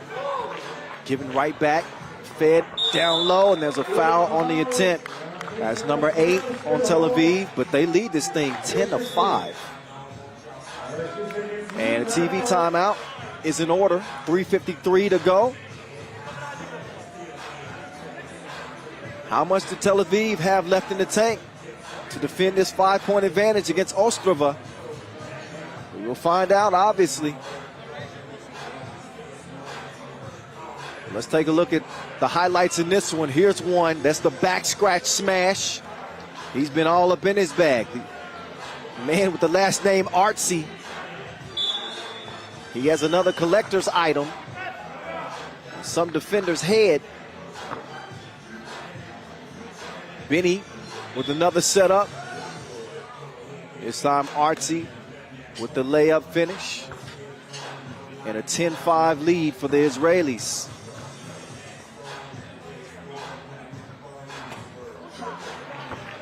First of 2 free throws is good. Got to make it a 2-possession game. And the second one is money as well. 3-point game. As Ostrava will try to continue to trim into that lead. Benny passes up the 2-look. He drops it off. The layup is scored.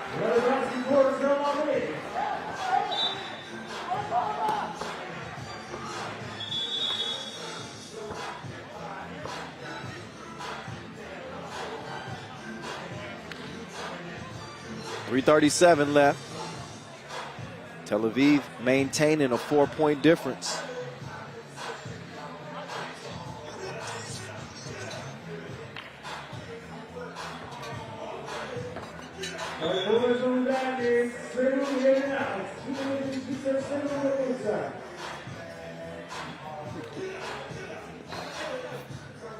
Five fouls on Ostrava.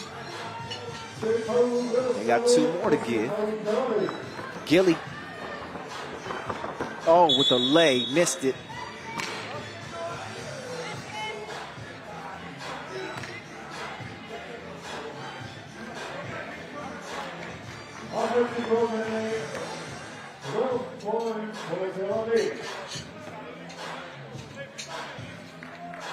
So Ostrava will take the over possession, top of the key.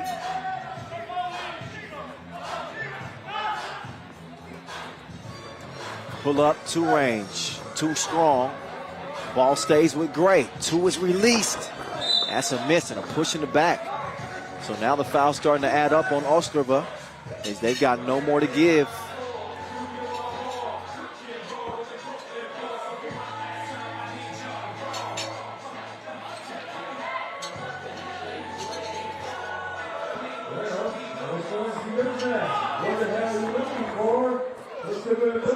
Benny missed it long.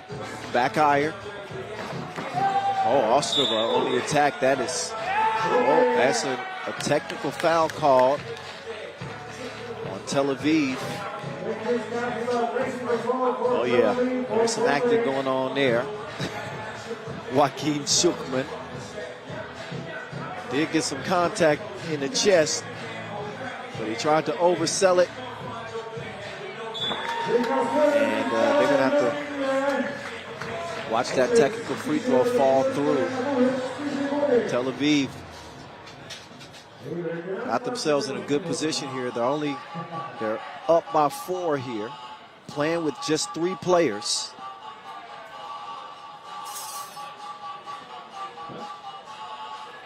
They are in foul trouble, without a question. They got 9 of them. Next foul puts them in the double penalty, so we have to really play well here down the stretch. Got to make it a 3-point game. Benny to the baseline. Drops it off. Hoop and the harm counted up. Joachim Schuchman.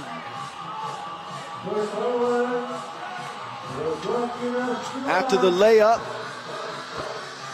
he responds and have a chance for a 3-point play. That 7th foul will give him 2 attempts at the line.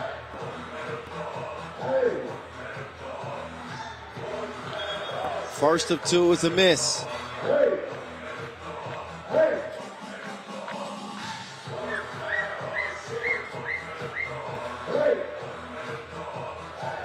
Shuki knocks it down. They cannot foul, as you can see. Ostrava is going to take advantage of that ability to essentially get easier looks on the drive. They understand that Tel Aviv, they don't want to foul at all. So Tel Aviv's going to have to continue to score. Oh, the reverse is missed. Another and one with the contact on the way up. Shuki is out here elevating his game for his team. Back-to-back attempts where he's going to maybe have a chance to score three. Look, what kind of pose is that?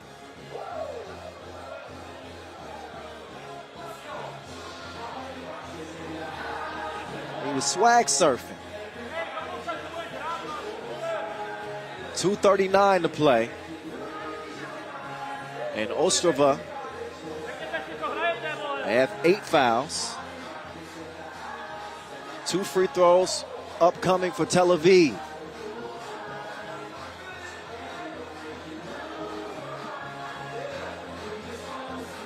Take another look at the up fake. Defender had left the ground.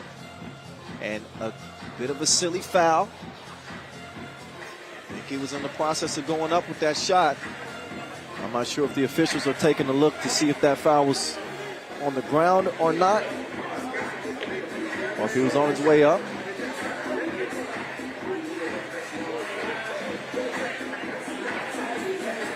Either way, it's an 8th foul, so 2 free throws are going to follow. But the continuation obviously does play a factor here, as it would give Tel Aviv another point score.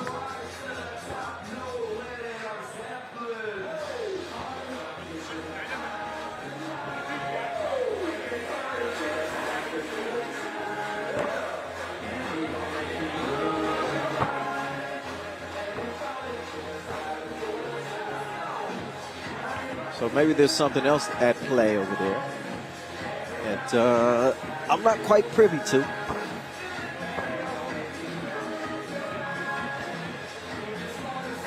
But it will give us some additional time to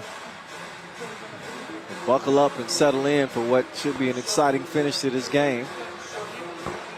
The second entry from Pool A. So that bucket is going to count.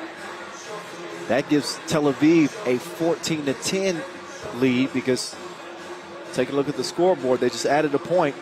So he is going to get continuation, is what it looks like. And the 2 free throws, obviously. So a huge opportunity here for Tel Aviv.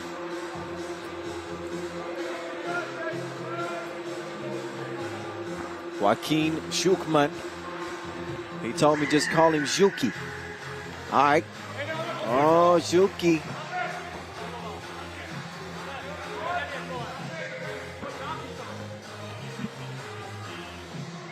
Juki. Oh, he missed them both. What a... See if that comes back to bite Tel Aviv. You got to take care of business at the free throw line. Oh, what a finish on the left side of the rim. Beautiful touch. 2:25 to go. And a wide open look in the corner. That's loose ball. That'll go to White. And neither team could foul here. I mean, they can, but it's going to cost them 2 free throws and possession. So now Ostrava feeling the same heat as Tel Aviv, except for Tel Aviv have a 3-point advantage. So now Tel Aviv can attack like Ostrava was attacking them. Oh, he lost his footing. Oh, manages to keep the ball for the moment, but it's tied up. That's as good as a steal. Ostrava will take over. The homestanding Ostrava squad trying to stay alive and book their ticket to day 2. Juki was trying to keep the cookie to himself, but he couldn't do it. So it's over to Ostrava.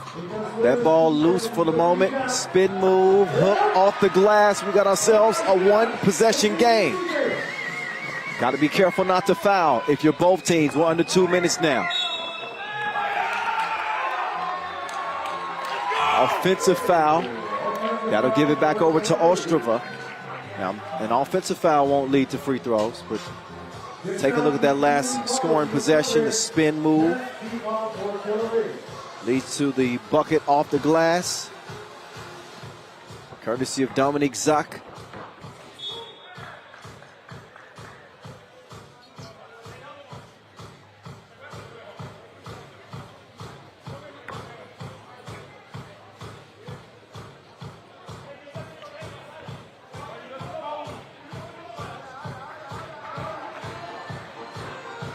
And again, Tel Aviv, if you're just joining us, they're playing with 3 players, y'all. They got a 2-point advantage, but here come Ostrava.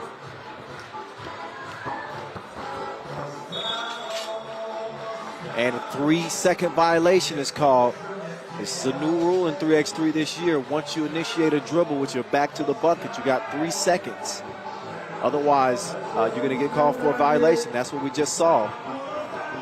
Gilly gone with the win. Nice moves, extends the lead back to 3. They want to play clean defensively. And maybe a bit of a bailout by Ostrava. I think even if you're Ostrava trailing by 3, I think the right move is to attack the rack. 10 fouls on Tel Aviv. Next defensive foul on Ostrava will be the same type of situation. Double penalty, 2 free throws, and possession. That's what they're in jeopardy of, but so is Tel Aviv. Driving to the cup and trying to earn a foul is almost better than taking a 2 attempt, if you ask me.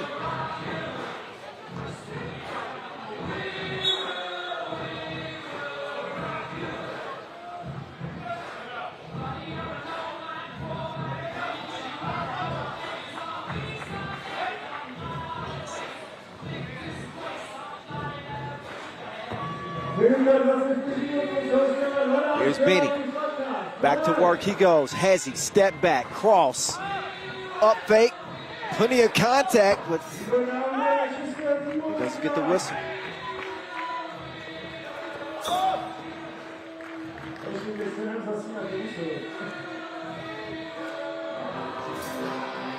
Minute 5 to play.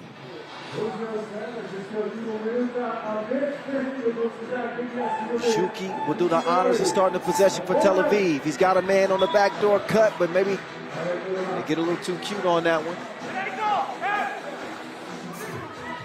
Missed chances, they'll turn it back over.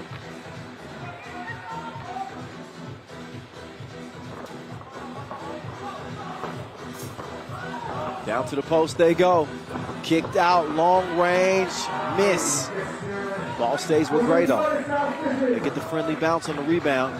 Shuki stayed sound defensively, but it's going to be another look.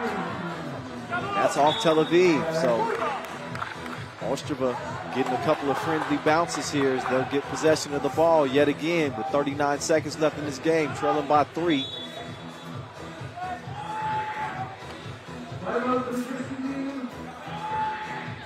This one is not in the bag. A lot of credit to Tel Aviv, number one, just for playing this hard with 3 players.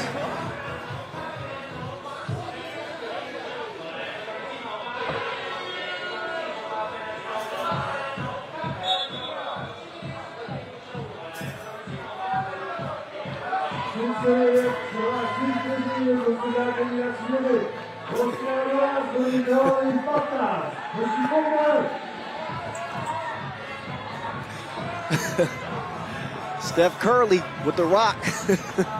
Oh, the dime setup. Artsy with the finesse.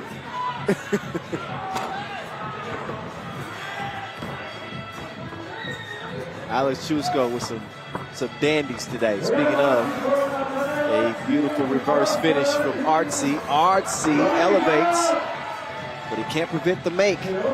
We got under 10 seconds to go, and Tel Aviv with a 4-point advantage. A unsportsmanlike foul late the frustration showing on this young Ostrava team. They can't get it done in their own backyard. Is going to be Tel Aviv with 3 players going on to the quarterfinals as the number 2 seed out of Group A.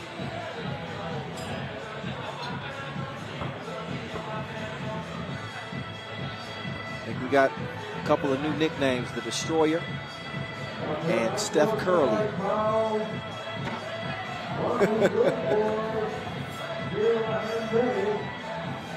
Not to them artsy, of course, the Destroyer.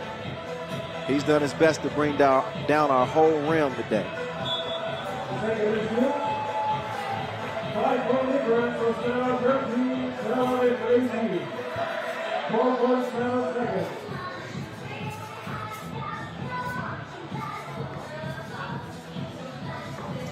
18-13, and the final few ticks will go off the clock. And what a way to end it. Steph Curley from deep range. The icing on the cake in Tel Aviv. They managed to get a win here. What a gutsy effort against a young Ostrava team. Look again. He's in his range without the rover keys. Steph Curley. Gil Aharon Benny getting Benjis from deep. Ends up as a 20-13 final. Tel Aviv over Ostrava. Let's look back at this game.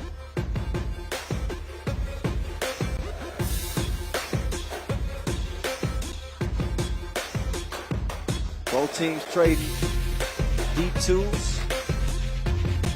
We saw the couple of glimpses of the Battle of the Bigs. Good passing here from Tel Aviv, especially early on. Artsy getting funky with it with the two-handed smash. The back scratcher. He brought the house down. More from him later. You can believe that. And then the setup to Artsy. He's in the business of collecting bodies to get paintings. And Benny is going to set up the big again this time. Decides to save some of his energy. Finishes with the fillet at the rim. Beautiful display by Artsy. Only a 3-point game at that point. That made it 10-5. And this is when you started to think that, well, man, Tel Aviv actually going to win this game with 3 players? Of course, the game would tighten up. Tel Aviv found themselves in some foul trouble. As the game wore on, started to wear on them. Got all the way up to the double penalty, but a couple of, I guess you can call them rookie mistakes by Ostrava. Put them in a tough position. They fouled late. Put Tel Aviv on the free throw line. And all of a sudden they ended up catching Tel Aviv in the foul category. And Tel Aviv take advantage. Their trio of players will celebrate as they will make it out of the group. 2-0. So they made easy work of them both.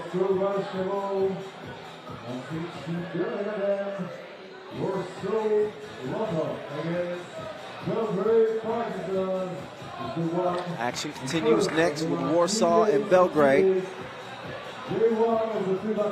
This group is going to be interesting because Belgrade, they come into this contest with a chance to take the top overall seed out of the group. They beat up on Liman, the number 2 seed here in this tournament, 20-9. That was the second game of the main draw. Meantime, Warsaw, they fell flat against Liman. Only managed 10 points in that game. Ended up losing it by 7. And they got to find a way to get it going against a Belgrade team. Who knows if they've cooled off between the time it took from their first contest against Liman until now. But I tell you, they were straight cooking against Liman. They got everything they wanted. Good-looking Belgrade team. That's Warsaw with Lukas Diduszko and Pavel Pawlowski, Przemysław Zamoyski, and Szymon Raduk. Belgrade Partizan.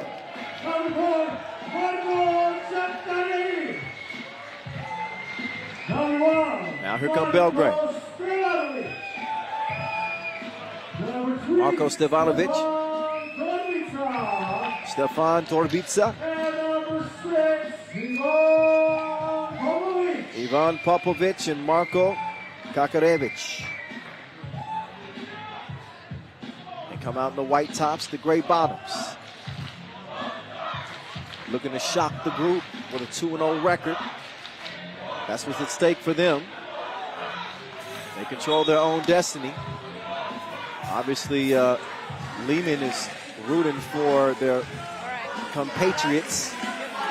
If Belgrade get a win here, then Warsaw is the odd squad out. All right, so white ball. Good luck. So Liman, who ended up with 26 points, managed 9 and then finished with 17. Warsaw have 10 points coming to the game. So Warsaw will need at least 17 points and a win to top Liman and make their way in. That was some quick math for you. Let me know if I'm wrong. I just did that on the fly.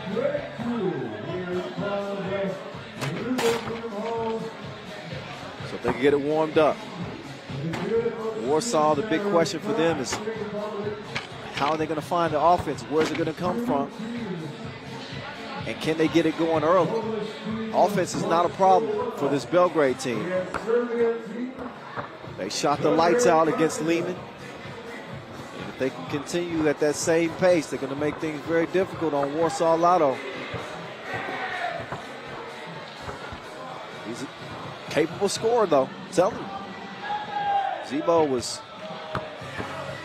top scorer, among the top 3 scorers at the Europe Cup last year in Padi, route to that bronze medal for Poland. Averaged better than 8 points per game.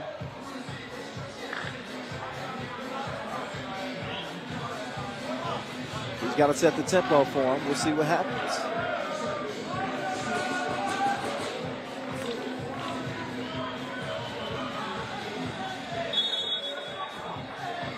So here we go.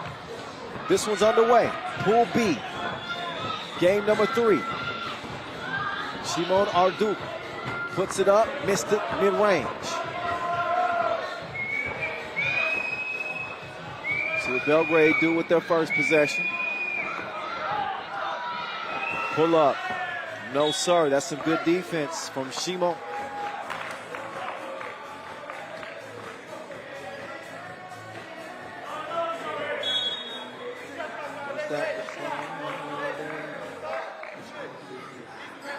So ball over to Warsaw.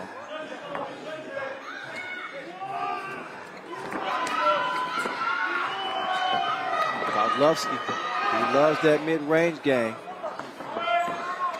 You don't love him back, not right now.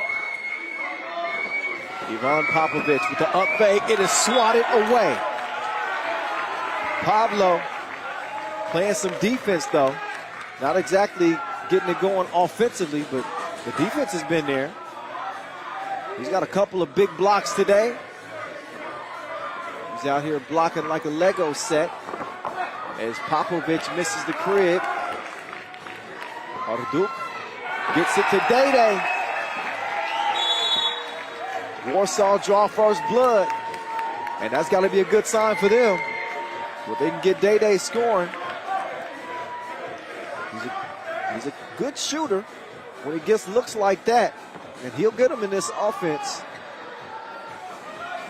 They are willing to give Zamoyski easy looks. I don't think they want to let Raduk shoot too much either.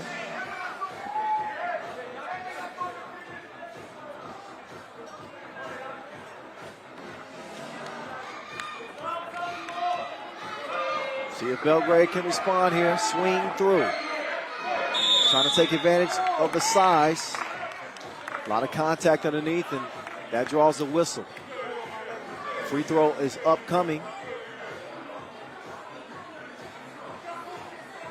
Marko Kakarevic. Kakarevic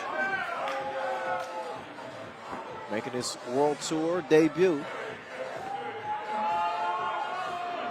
As he will shoot and splash. Pavlovsky with the quick clear. Zebo looking to go to work. Top of the key. Moving quickly to the right. There's a foul.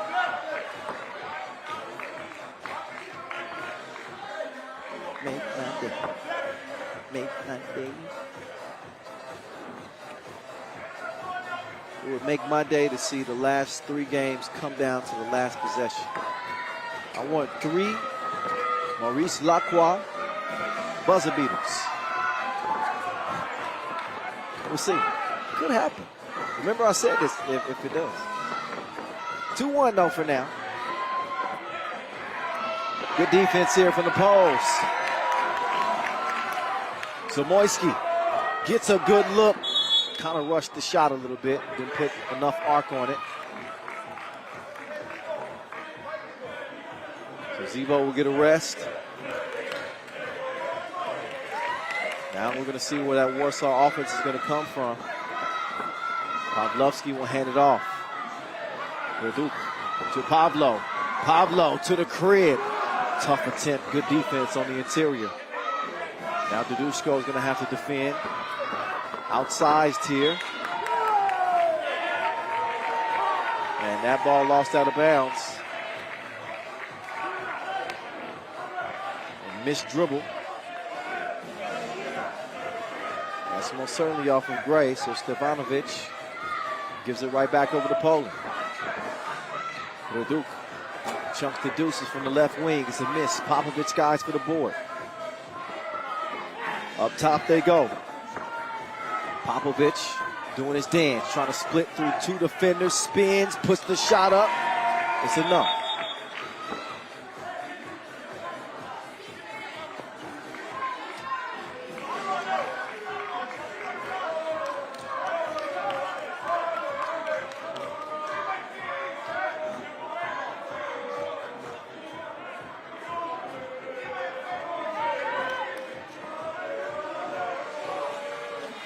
Zebo, jab step, swatted.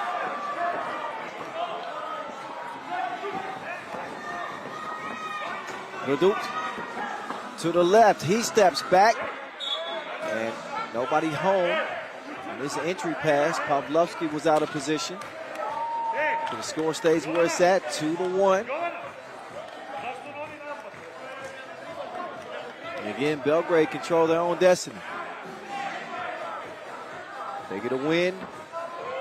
They most certainly take the top seed out of the group. Warsaw can force a 3-way tie, which would then force us to bring out the calculators and see who will win that 3-way tie. As I mentioned, with 26 points, Liman is standing by at 1-1. Beat Warsaw by 7 points. Pavlovsky. He's gonna need some bubble wrap. He's moving some furniture down there. It's 3-1. But their magic number is scoring more than 18. And obviously getting the win. Gotta do it.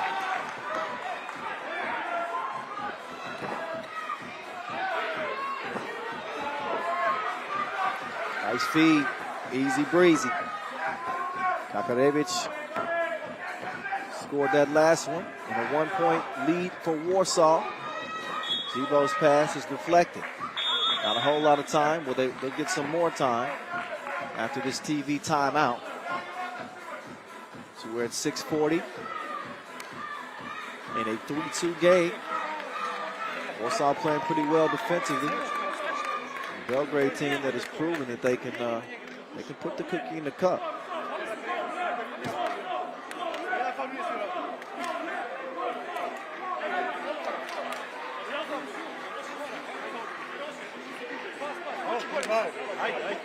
There's Day-Day with the 2-piece combo.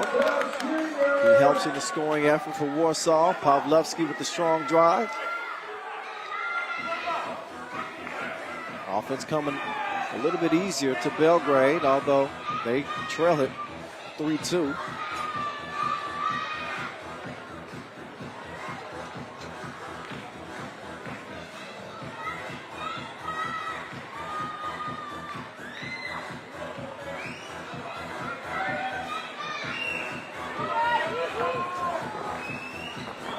Zebo pulls up late in the shot clock. Rebound stays with the Poles though. Pablo to Zebo. Zamoyski doing his dance, drops it off. Raduk couldn't knock down the two. Pawlowski with the hustle. The 3 Olympians on the floor for the Poles. And that was landed from deep. Warsaw leading by 3.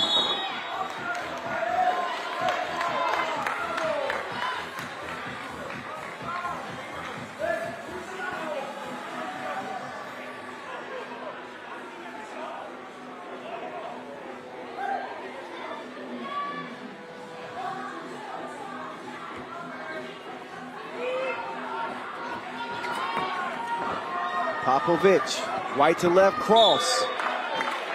That ball is kicked, so a fresh 12.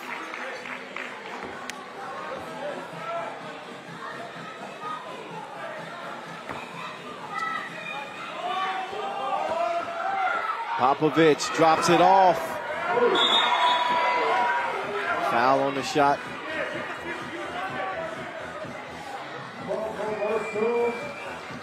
Take another look.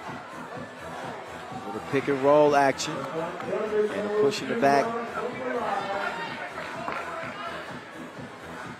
as Torbica was trying to elevate. He does get the call, so Torbica will shoot 1 and he misses it.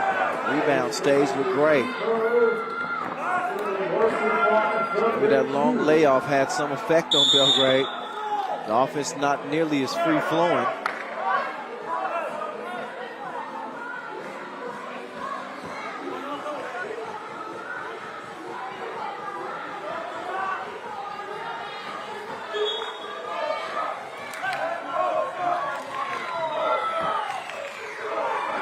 Here comes Belgrade, Popovic. Uncontested layup for him, quick move. Zamoyski held up. He was grabbed, and an easy call. Belgrade's 3rd. Warsaw with 6 fouls against them.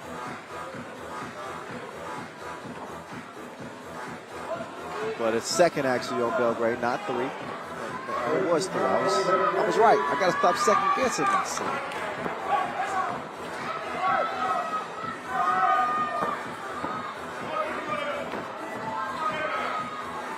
Three to shoot.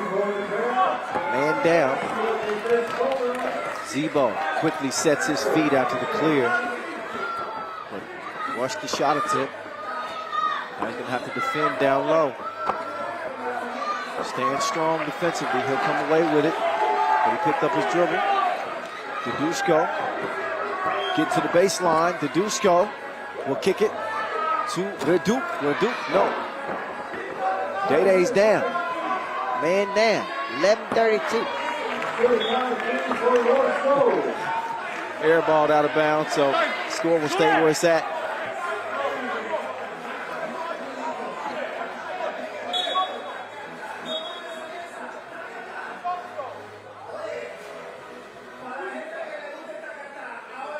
So a warning for coaching, which you cannot do. Next one will be a technical, by the way.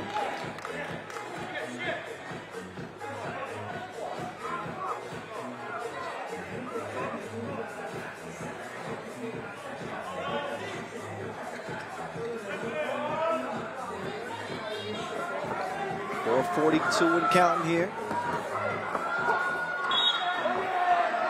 Yep. I knew that that choreography had too many steps. Travel call, ball back over to the Poles.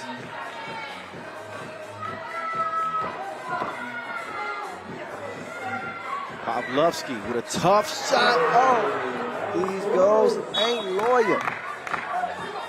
But that's Chris Breezy.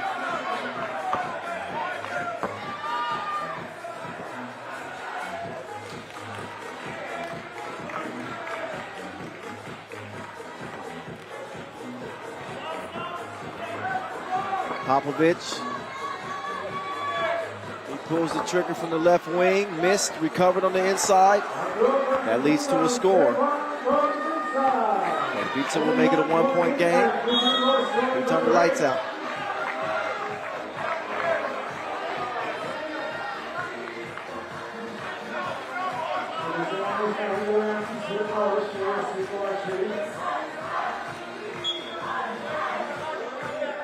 .411 exactly left in a 1-point game. Warsaw's most certainly got to pick up the scoring, and a must-win game for them.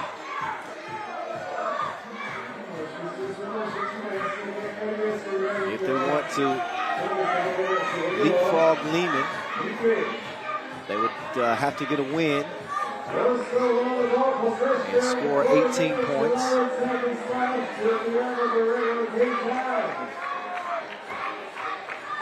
Belgrade is in a good position to get a win here after winning 20-9 over Liman.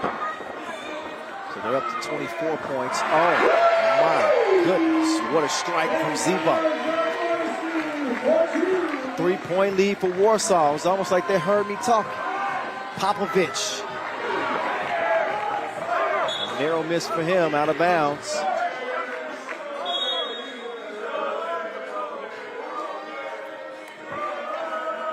Another look at Zebo. Maybe that provides a spark for Warsaw. So just holding off Belgrade. Poles and the Serbs have done battle over the years. It's obviously part of the transition for Poland, who, again, for a very long time played with Michael Money in the Bank Hicks. Scoring was not an issue. One of the most prolific scorers in 3x3 history.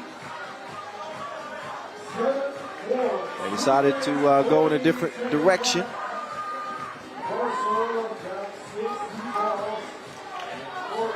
And obviously won that bronze medal at the Europe Cup last year. That was a promising sign for them. That not so promising for Warsaw. The step back two-piece gets it back down to a 1-point game. Marko Stevanovic, 2 toes behind the line, bottoms up.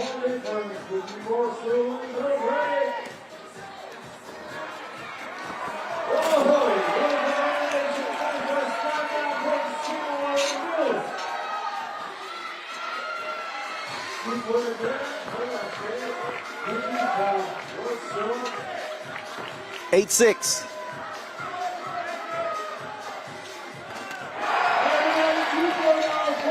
So another 2-ball.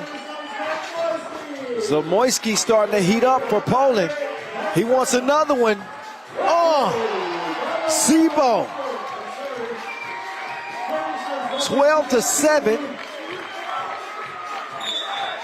As Warsaw was waiting for that spark, and there he is. Przemysław Zamoyski. First the throwdown from Raduk. He can still get up to get down, and then Zebo finding his touch from deep.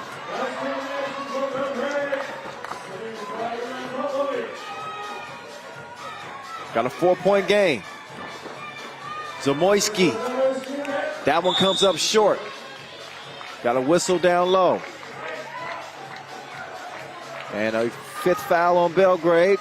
Warsaw's really showed some discipline defensively. They've been stuck on 6 defensive fouls for some time now. This is after they accumulated them pretty quick. 2:39 and counting. Raduk, oh man, halfway down, but the rim spit it out. Stays a 4-point game for the moment. Popovich to the cut and the dunk. Thank you very much, Stevanovic. He's going to deliver. Mashing like 2 potatoes. Thanks to the setup from Popovich. 2:25 and counting.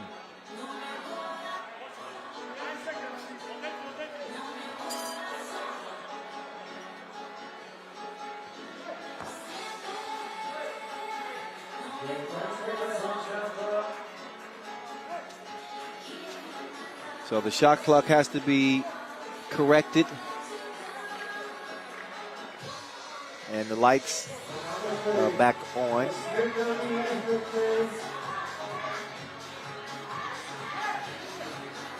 But due to the rain that we had, steady showers over the night last night, and some added showers throughout the day today, it has gotten to the wiring a little bit, so bear with us. The show must go on.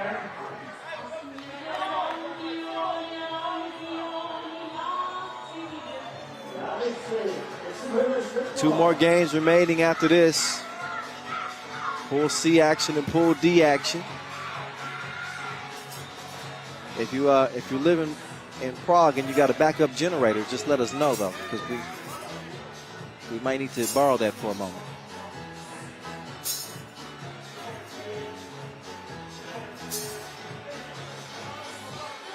(12-9). Warsaw over Belgrade. Keep your fingers crossed. We can keep the lights on. Trust me, we paid the bill. It's all due to the rain. Here we go, back to it. Zebo, the man with the hot hand. Too much heat on the pass, though, as he'll give it over to Belgrade. 2:16 left.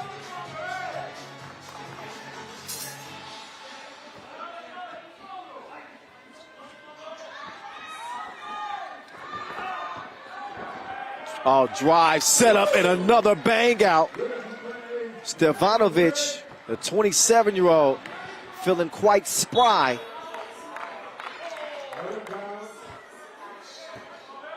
So a one-possession game, 2-point lead for Warsaw. 2:03 exactly left. Must be nice to have hops like that. Well, he stands 2:03. That might help a little bit too. Stefanovic to Popovic. Popovic changes direction. He's got Raduk in hot pursuit. Lost it out of bounds. And I believe that was tipped. Ruled off of Warsaw. They want to challenge that. So, official Tot will take a closer look at the scores table and see if this out of bounds challenge will actually be won. As it stands right now, 1.5 seconds left on the shot clock. And it would be Belgrade ball. As if the call on the floor stands.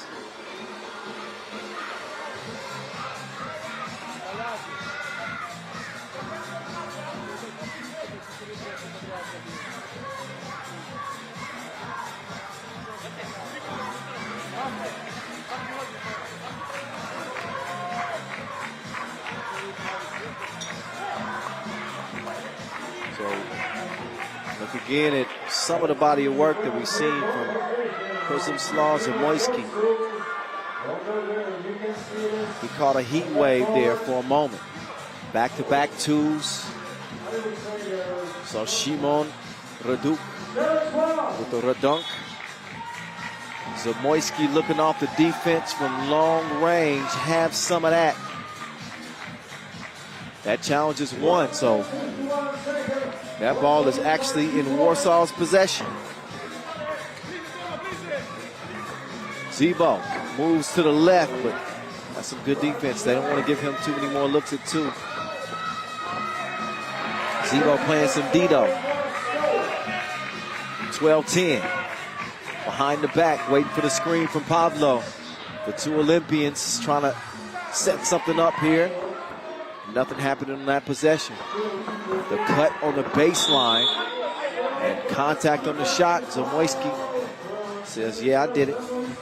And what?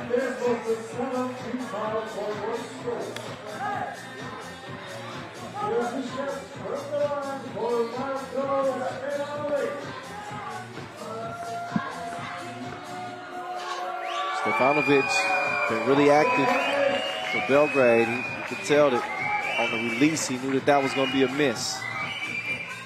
And he knows he's got to make them count. Every possession so critical here in the final minute 22. And now a 2-point game still. He missed them both. Warsaw on the penalty with 7 fouls. Belgrade, they got 1 to give. And we get another dunk. That one courtesy of Kakarevic. Popovic with an up fake. He finishes with a lay. It's 12-12 just like that. Pablo down to the block, trying to do some work on Popovic. He misses the mark. Rebound goes to Belgrade.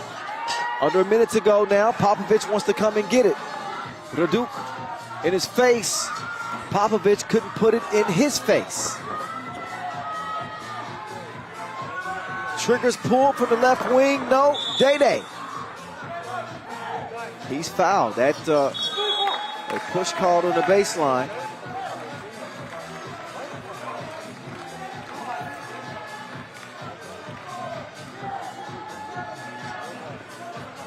I believe that's going to be the 6th foul on Belgrade.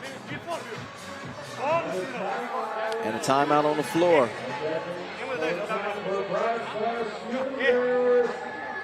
Each team fighting tooth and nail to make sure their spot on day 2 is secure with a $40,000 bag at stake. In our 3rd stop on the Pro Tour this year.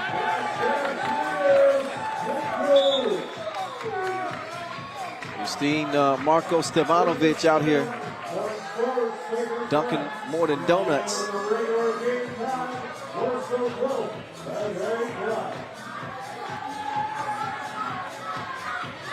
(12-12).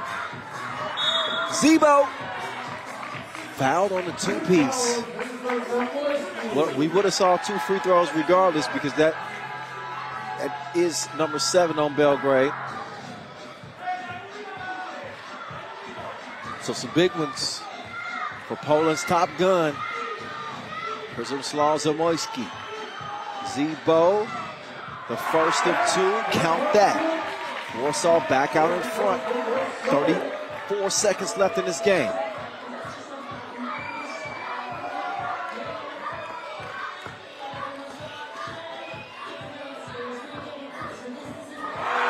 And that one is good. Again, Warsaw need 18 points and a win. Nobody home to defend that dunk. So Belgrade keeping pace. So Zamoyski fires one up. I'm not sure why he took that so early in the shot clock with his team up by 1. But you can see that one is cleared, and Kakarevic is able to make it count. Trying to keep count as the game goes on. For Belgrade, that's their 33rd point. Warsaw is now up to 21 points, 24 points total. They managed 10 in that loss to Liman. And Liman, who ended up with 26 points. It's going to be close. First, we got to see. It doesn't look likely that Warsaw is going to get the points necessary to top either Belgrade or Liman. Whoa. I'm not sure. That was a clear. But I don't think they challenged that. You got to get 1 foot clearly beyond that 2-point arc, and then you got to lift the second.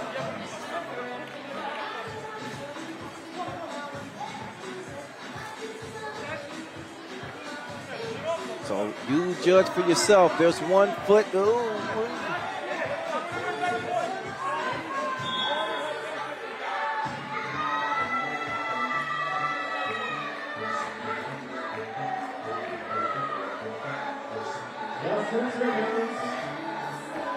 One-point game. Warsaw ball is poked away for the moment. Pablo to Szymon. Raduk missed it. That ball over to Belgrade. With 2 seconds left.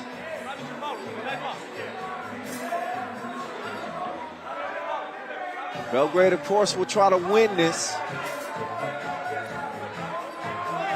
And the ball will be in the hands of Popovic at the top of the key with Zamoyski defending.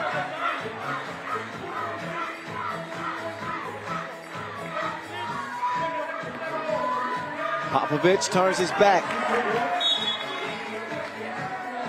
That's poked away. I'm not sure how much time is going to be determined that's left in this game.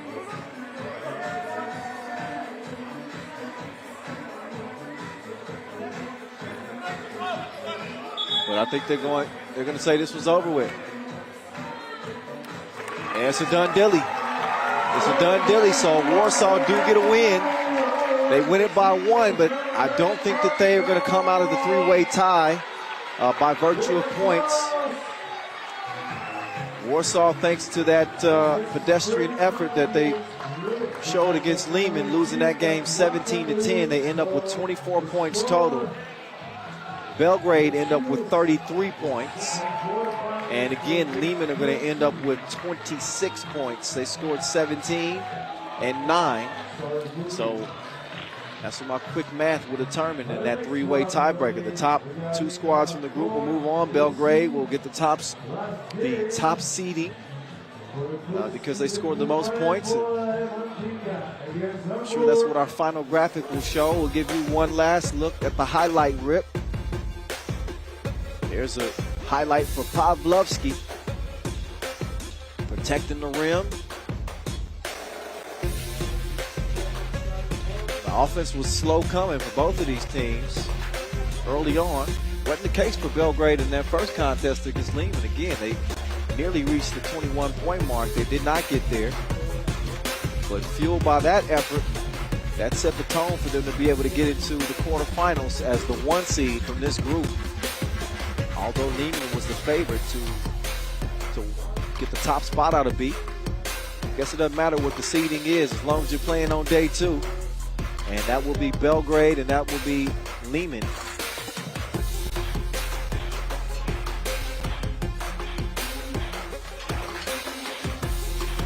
So Moisky, we saw him really get cooking there for a stretch. Look at the range on that one. Deep 2-piece. The acrobatic finish as the response. Marko Stefanovic played really well for Belgrade in this one. He got set up several times and he finished with authority. There's another one. Off the steal. Number 4, Kakarevic getting in on the dunk action too. All right, so we're down to our final 2 games. We get into Pool C. We will not see Warsaw tomorrow. Is it going to be Marijampolė or Hamburg?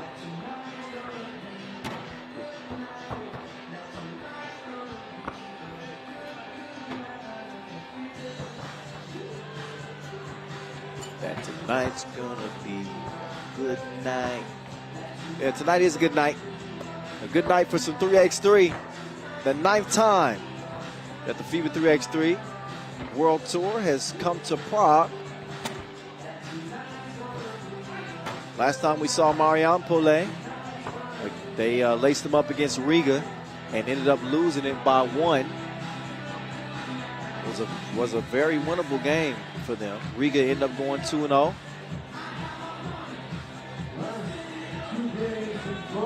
So this will be a play-in game. Before the end of the day 1, please work your soul. Please, ladies and gentlemen, let's make some noise for team of Marijampolė Mantinga. So Marijampolė Mantinga against Hamburg.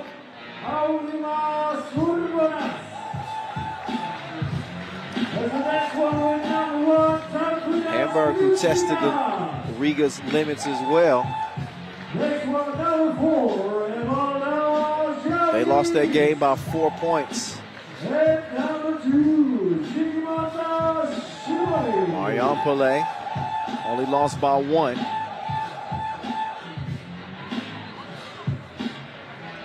So whoever gets the win here gets the number 2 spot.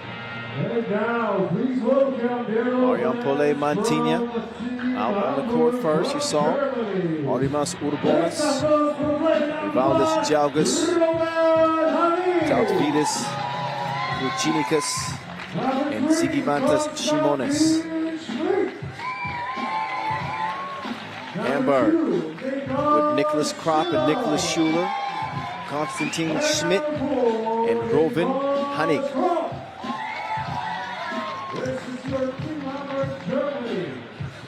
Finished number 3 in the final standings at the Hamburg Challenger in their own backyard. That's the reason that they're here.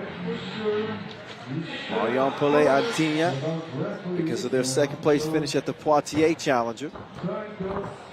Now whoever can win this 10-minute sprint to 21 will be playing again tomorrow. You take the ball? Okay, good luck.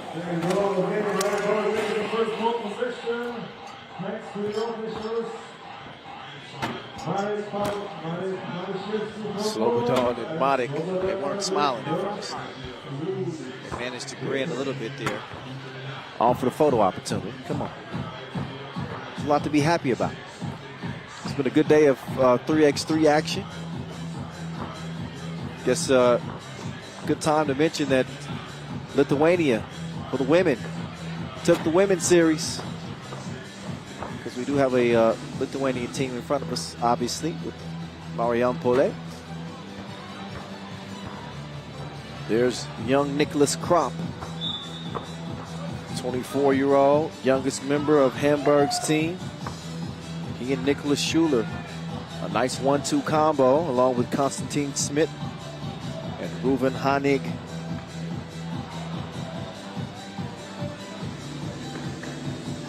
Well-rounded Marijampolė Antinya team as well.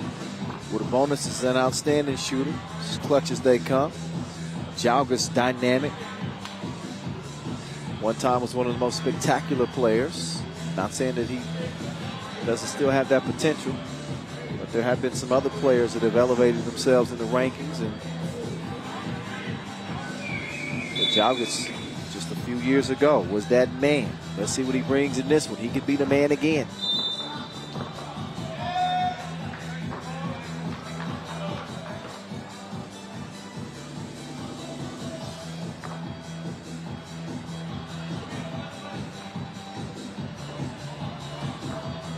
Quick move, Nicholas. That ball loose, ball fake. Jalgas lets it go. Ball finds its way to Hamburg. The Germans and the Lithuanians. Long range strike, short from the left wing. Quickly cleared, nice ball move. It doesn't stick too much with Marijampolė. Up fake. Jalgas puts it up and in. Marijampolė Antinya get the scoring started. An offensive foul is called as the ball will go back over.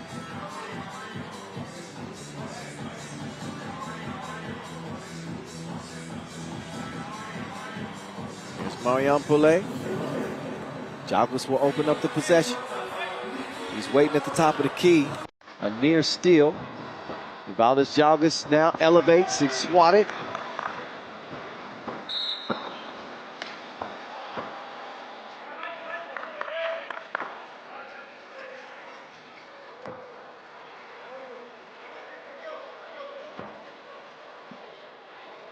And here we go.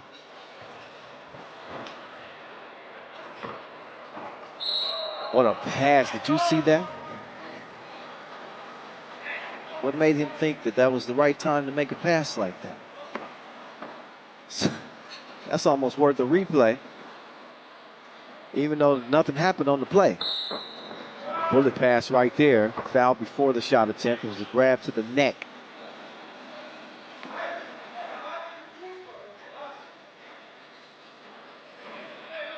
If you want to make sure that you stay abreast on everything happening on the World Tour and our national events with 3x3 Women's Series as well, log on to www.FIBA3x3.basketball, and you can find everything you need there.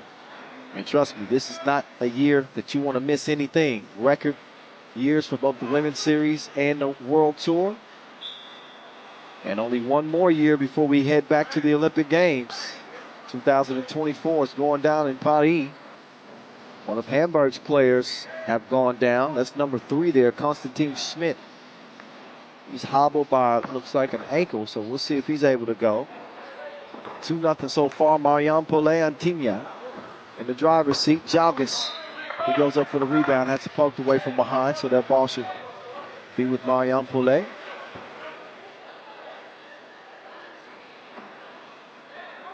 Two zip. And offensive foul is called. Moving on the screen. Shimonis got the whistle he didn't want. 3 fouls apiece. Minute and a half in. As momentum carried him forward. It's a point of emphasis in officiating this year. You have to stay sound on the screens. No pushing off and no moving. Schmidt. Oh, no. He got hung on the rim.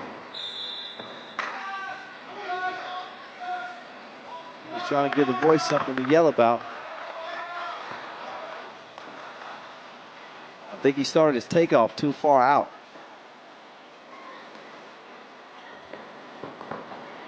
Mid-range. No, sir. 2-zip game still. 2 minutes in. Oh, on the cut. Wasn't quite looking for it. So missed chance there for the bonus. Saw that one go off his fingertips.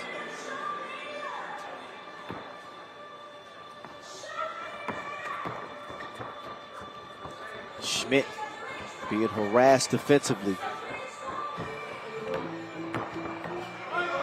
Now Schmidt late in the shot clock.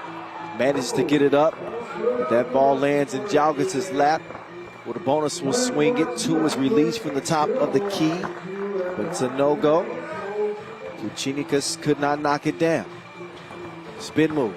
Jump hook. Off the iron. 2.5 minutes in. Only 2 points to speak of. Both of them with Marijampolė Mantinga. And a foul on the way up. Valdis Jalgis.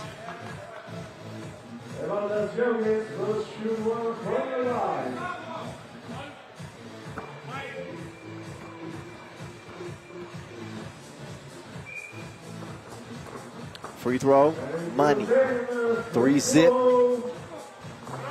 Hamburg still looking for that first score. And a couple of missed chances there for Marijampolė. Poked away from behind. Ball movement being disrupted by some active hands in the passing lanes. Pull up from deep. No, sir. Prop couldn't get it to go. Here's Krop. Couldn't get it to drop. So dunk's not just the only issue for Krop. You got to get that shot going too. See, that's how you do it. 2 ball. Too sweet. Shimonis. There's the scoop. Hamburg get on the board finally. Took them 3.5 minutes, but they are on the board at least, and they trail it by 4. Make that 5 as Jalgis gives it back to him. Krop elevating. Goes for the layup that time. That's going to count. Off the miss. No good. Look at the rotation. Swish, swish. Hamburg starting to feel it now. That one goes down courtesy of Nick Schuler. Schuler is a shooter. TV timeout. The offense starting to show some good signs here in the last minute or so. We'll see if either team can continue to put the cookie in the cup.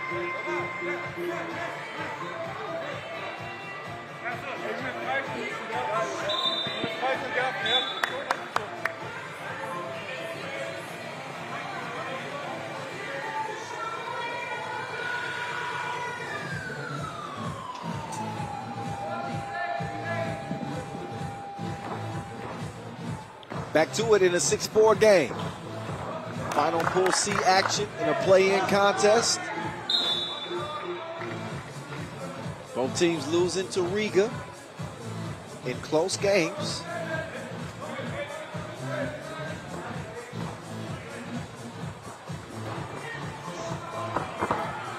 Nice Nice baseline feed. It's missed though.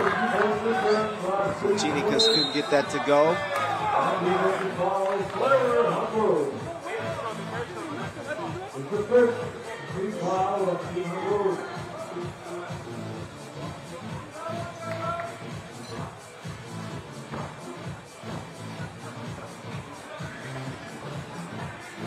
Two-point game, it stays. The 2 is fired. It's missed.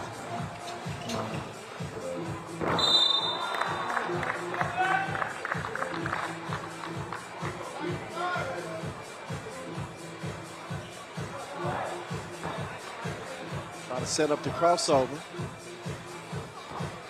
And he tripped him up. Why you tripping? Under 6 to play. That ball mishandled. They got to do something with it. Not that. Are you kidding me? He threw it up like liquor on an empty stomach. That was sick. Take a look. Oh my goodness, Nicholas Schuler.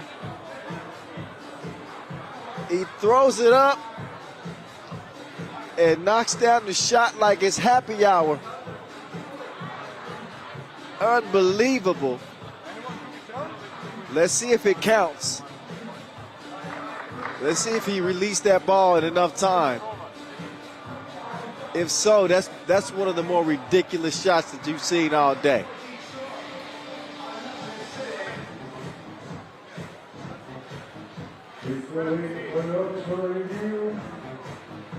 That is over. Marijampolė still got 6 points. Number 4. It's 5 minutes and 35. So one more look. You be the judge. Unbelievable. So I think the question was if he cleared it or not. Oh yeah, he did. There's one toe on the line, but he threw that up. And somehow, some way, it finds the bottom of the net. 6-4.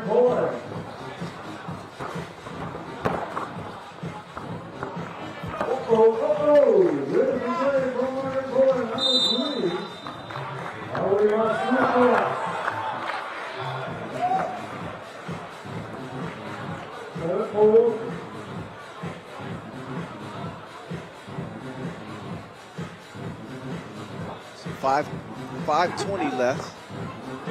He's trying to get some clarification on whether that counted or not, or what the discrepancy was to begin with. This time the crossover is lost.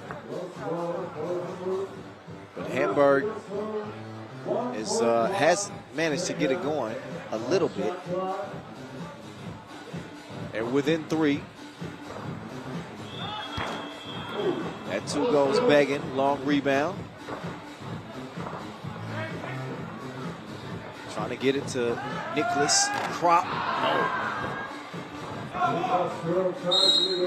Good feed to the cutting Jalvis, but there's a push. 4 minutes, 54 seconds.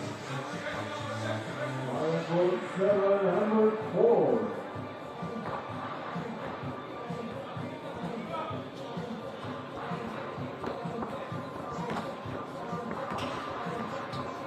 .447 and counting.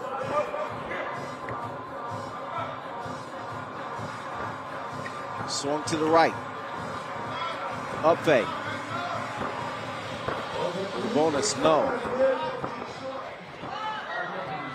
2 in the corner, no. 4:27 left. Jalvis, instead of saving the ball, he just said, forget it. I'd rather take the rest.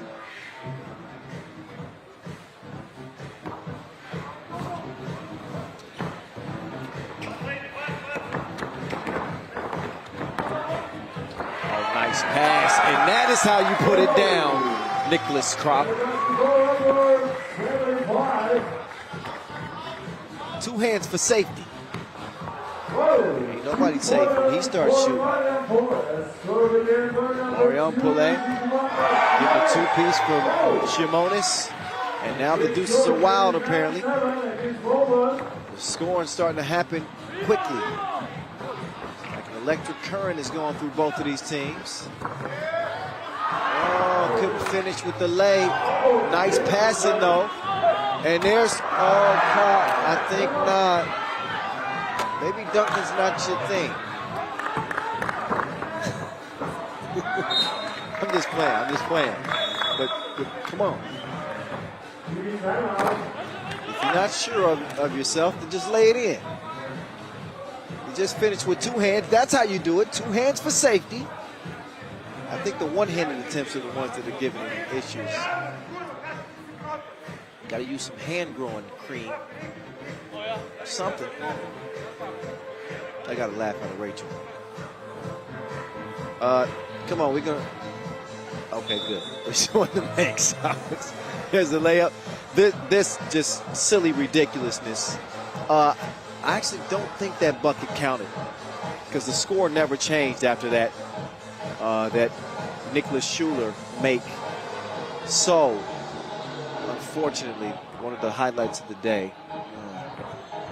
I love that shot. That's a shame. Anyway, no defense there to stop that layup. That's Rovin Hanig makes it a one-point contest. That feed to Hanig. And I'll remind you, this is a play-in game. Winner plays tomorrow. $40,000 will be at stake. So you got to play this one like 40 grand is on the line right now. There's Nicholas. He's going to take the safe route and the quick route. Took a shortcut to the rim. 10-9 Hamburg. Two-piece. No, sir. Ball will go back over to Hamburg.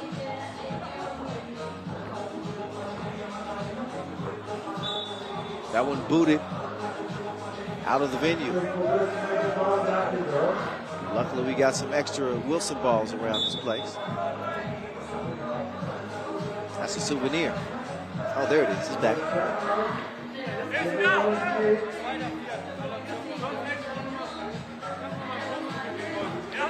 So, ATV timeout. Give us a chance to kind of look back at how this story has shaped to this point. Things have really turned up a notch. The last minute and a half or so, 2 minutes of game time. 10-9, especially for Hamburg. Oh, there's an ankle that's out of sorts. Schuler did it to him. Jalgis, what a reverse finish. And they throw it away. It's 11-10. Nicholas Schuler with that slight hezzy. Take another look. Oh, he made his game glitch. Why he did that. 2 ball from with a bonus, no. Nicholas Schuler going back to work. Schuler down low. He's going to clear some space. Back to Nick. Tries to get the fade to fall, but it's tipped. Jalgis will get that ball moving around the perimeter. He wants to get it back. Sets the screen. That Wilson is lost. Now it's in the hands of the enemy. And that too sees its way through. Nicholas Schuler shooting the lights out. Schuler, he's feeling it now. That's a heat check. Can't track it down in enough time. He grabbed some pom-poms, but he didn't get the Wilson. Take another look at Schuler. Clear vision. And he shreds the threads from the top of the key. 1:31 remaining in a 2-point game. Hamburg in front. Play-in contest. Who wants to be number 2 out of Pool C? Nice hustle on the save attempt.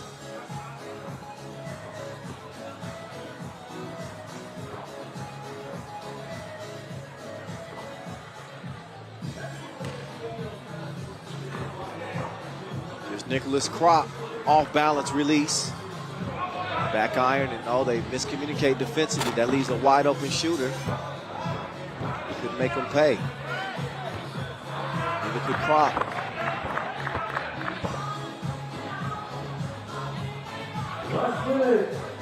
Bonus down low to Jalgis. Jalgis trying another one of his reverse layup attempts. He's going to get another chance this time. He drops it off to with a bonus. Back out to Jalgis. Jalgis. Splash. 13 off. 44 seconds to go. Pull up mid-range. Thank you very much for the bonus. Couldn't make that count from deep.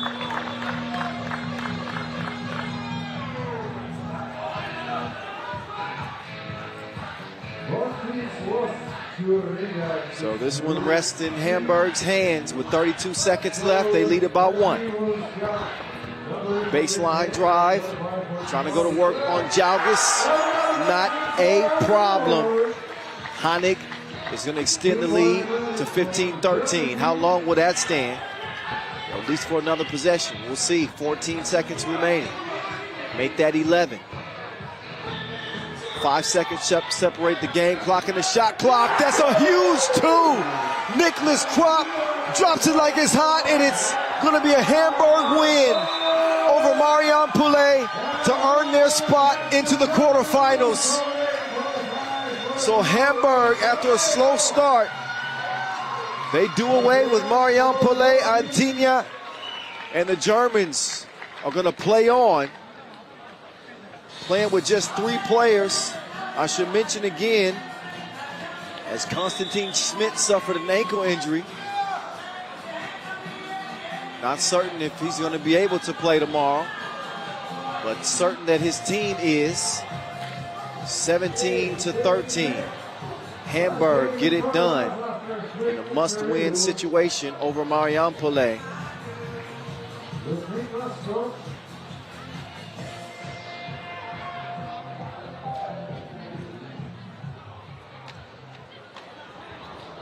And we'll get it down to Rachel Rominger, who's standing by with our post-game interview. That's Nicholas Kropp. Let's get it over to you, Rach. Take it away.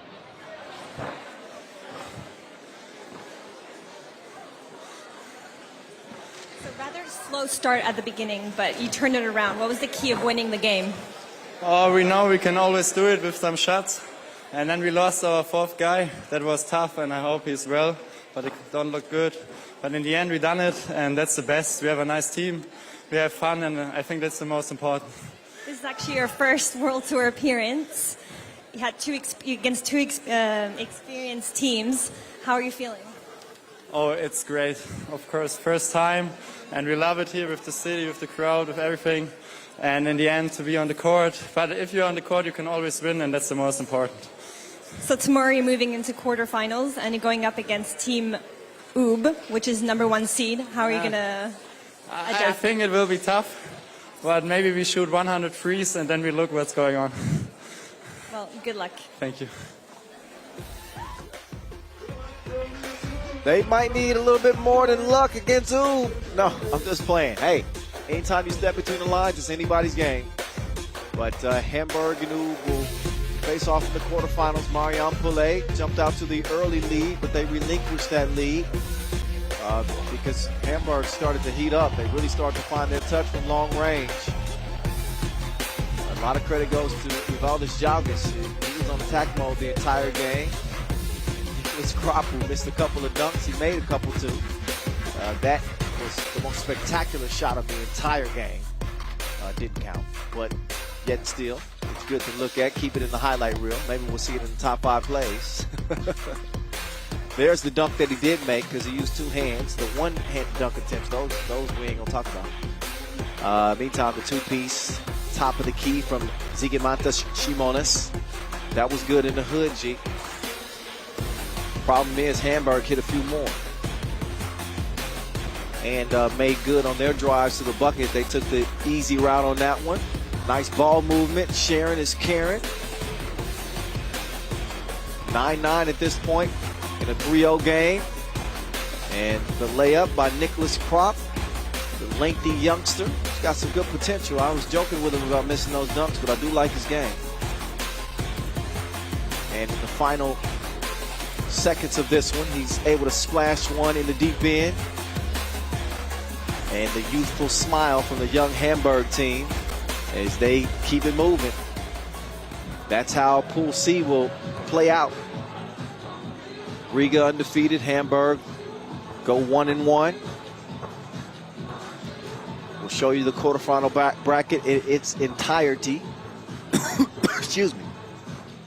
Once we wrap up the day's action, which is coming to a close with our final 10-minute sprint. Game number 22 in total on the day. The 15th game in the men's competition.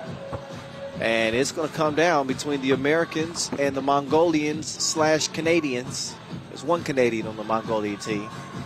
And he tends to stand out sometimes. Steve, yes, sir. A double-digit scoring effort for Sir in that big win for Ulaanbaatar. Despite being up against the ropes earlier against Šakiai Gulbelė, they end up shocking the Lithuanians. And now they find themselves in position to maybe go 2-0. Washington, D.C. must get a win. They lost it by 1 to Šakiai Gulbelė earlier, so you know the Lithuanians will be looking closely to this one. But that final was 21-13, Ulaanbaatar MMC Energy over Šakiai Gulbelė. So the Americans, they're going to be charged with having to defend Davasambu on the inside. They're going to have to deal with the pesky defense of Dolgan Inkbot.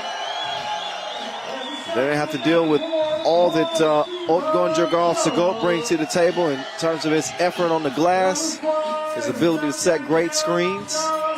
And of course, they're going to have to deal with the shooting of Steve Yezer.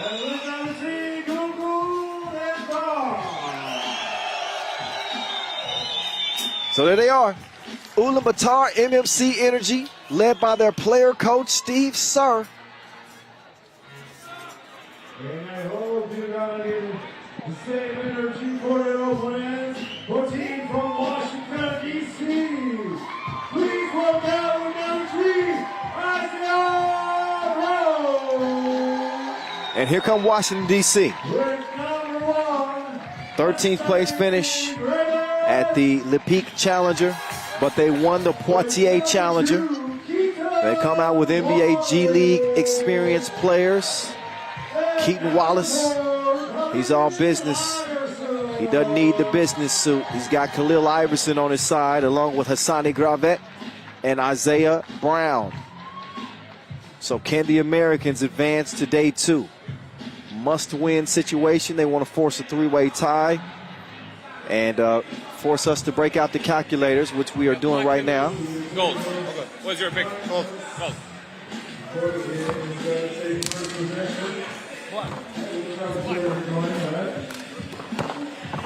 So, you got a ball? Okay, good luck. Good luck. And our 2 officials to wrap this one up, Slobodan Novakovic and Cecilia Tot. The final 10-minute sprint is awaiting you. Kyle Montgomery, a.k.a. the voice of 3x3 in your ear. Follow us on social media at FIBA 3x3. Use the hashtag 3x3WT. If you want to follow me, it's easy, at 3x3 the voice. This is the last game of a 12-hour marathon. We started at 10 a.m. this morning. I've been here the whole time. Where y'all been?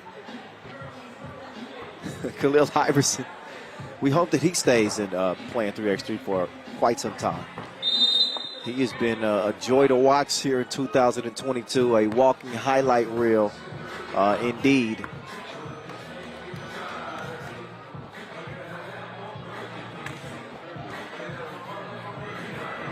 Keaton Wallace and company, they look focused, man.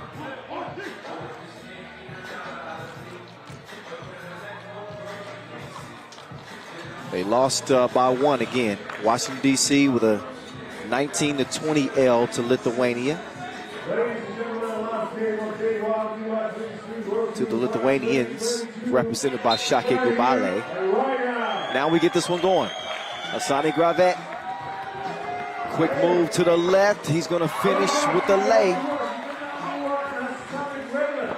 So great. Gravet. Gravet. Take your pick. Said it 3 different ways. One of them's got to be right.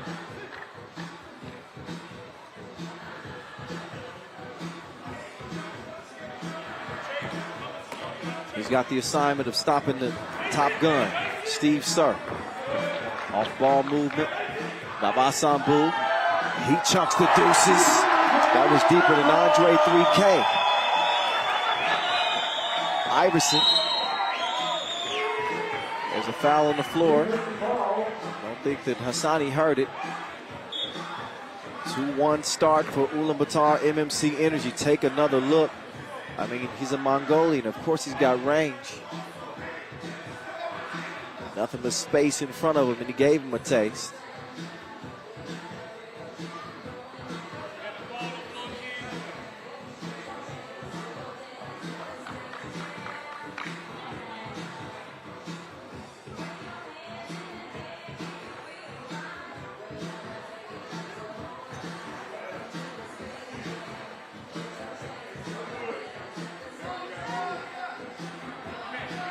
All right, we're ready to get back to it. 30 seconds in.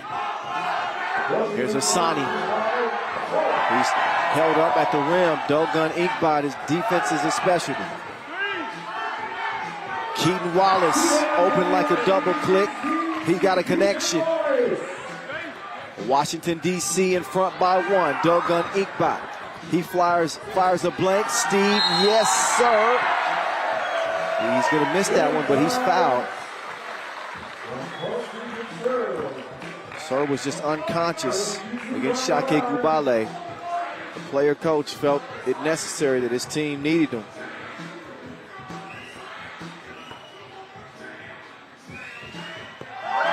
And free throws are like layups for this guy. A 47% three-point shooter in his collegiate days. The most proficient shooter from distance in college basketball history. Look it up. Keaton Wallace with the hezzy. He had all dazed and confused, stumbling and bumbling. He looked up to see the Wilson going through the net. Who is this man? What? All balanced, Keaton Wallace. He's going to have a chance for a two-point play. And they're hearing the boos from the Mongolian fan section. 4-4. Nice start to the contest for both teams. Davasambu has knocked down a deep two.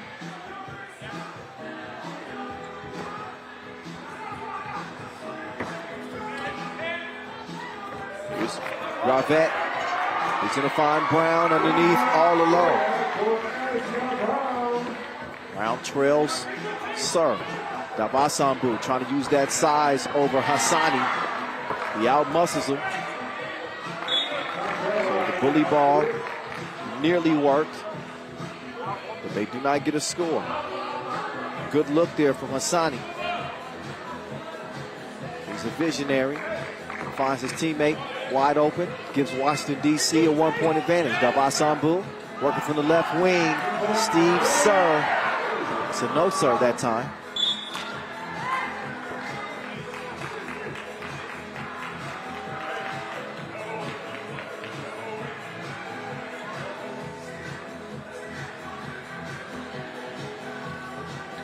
Sir defending Ravette.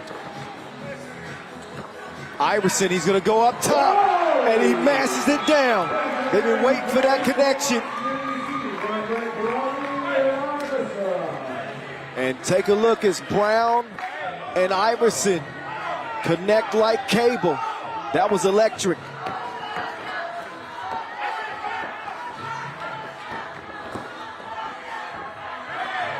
Ojungogo, he missed it.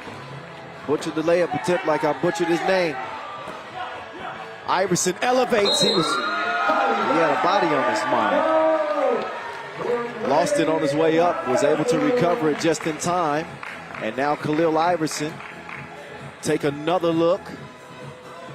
It's set up, the dish, and it is devoured.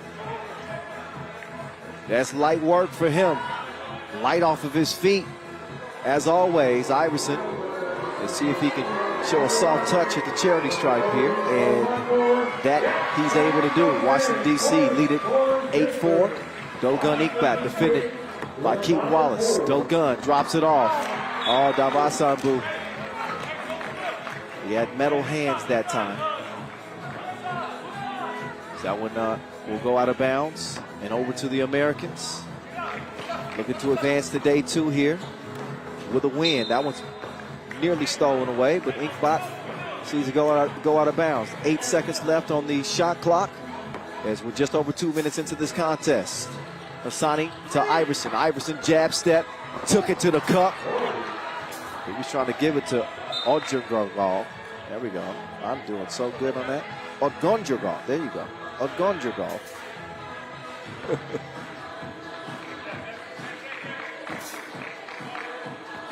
4-point difference. Belgrade Davasambu. The Bull couldn't finish off the spin. Now Davasambu might be in trouble. Oh, somebody help. Ball fake. Lay is missed.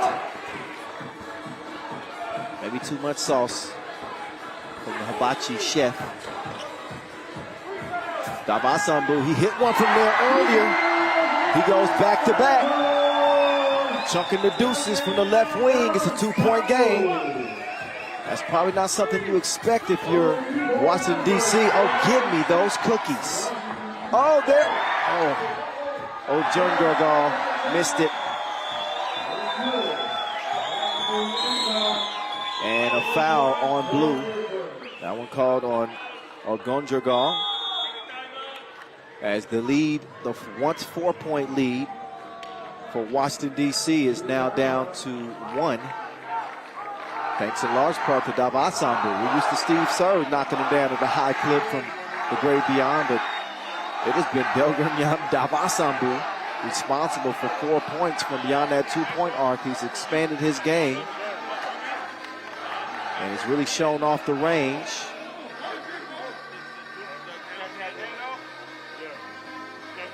There he is, hand up. So what?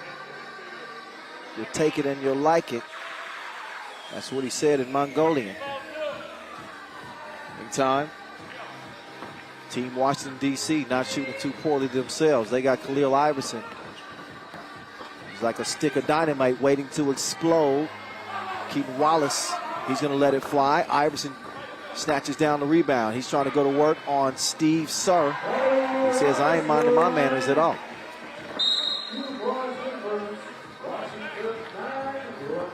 Back out to a 2-point game. Washington, D.C. in a must-win situation after suffering that 1-point loss to Šakiai Gulbelė. Here's Sir. He's going to get to the 2-point arc. He's double-teamed. Odgonjurgal, he needs some milk. Sold the bag on the easy layup. Isaiah Brown, Hezzy, behind the back, step back. Missed it. Gravette will track it down. Waiting for the screen, decides not to take it. Instead, it goes right at Steve Sir. Steve Sir, man, said you tripping. Stolen away, Wallace. It's cleared. Wallace looks off the defense, and then he wedged the layup attempt. It'll stay a 2-point game. Dogun to, oh, wow. Odgonjurgal couldn't make it. Wallace guns one from the corner. So not the best possessions. Sir, he's off target that time. And a foul called on the inside on the floor on Hassani.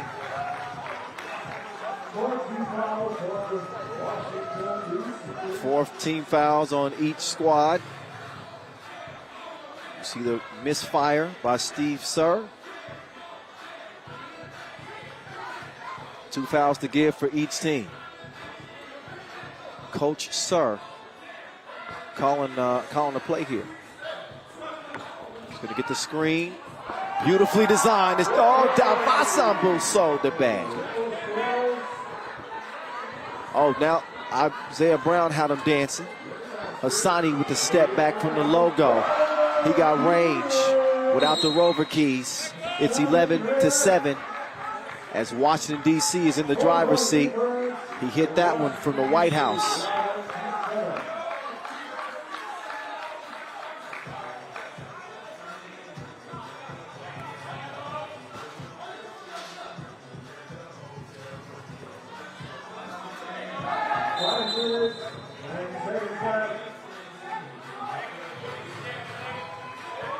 So a 4-point advantage here for Washington, D.C.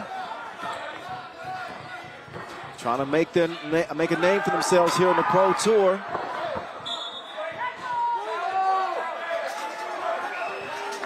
So the sniper, Steve Sir, has been having some trouble finding the Americans in his crossfires so far in this one. But shooters shoot, and they got short memories. He ain't done yet. We're going to see. But this is a 10-minute sprint to 21. Here's Iverson going to the spin move, puts it up with the left, stays on the attack. Gravette will scoop it over to Brown. Isaiah Brown off the iron. The Americans staying active on that offensive glass. Now Brown gets to a spot, misses it. Davasambu will recover the rebound. Dogun from the left wing. It's a no. Now Isaiah Brown with Steve Sir defending. He's trying to get tricky with it. He decides to flip the wrist. Maybe a better opportunity on the drive there. And Washington, D.C. settling for a lot of twos. Brown comes down with the rebound. 4:20 and counting. Khalil Iverson. Here's Iverson to Hassani. Hassani in the corner. But they run out of time. So not exactly efficient offense on display.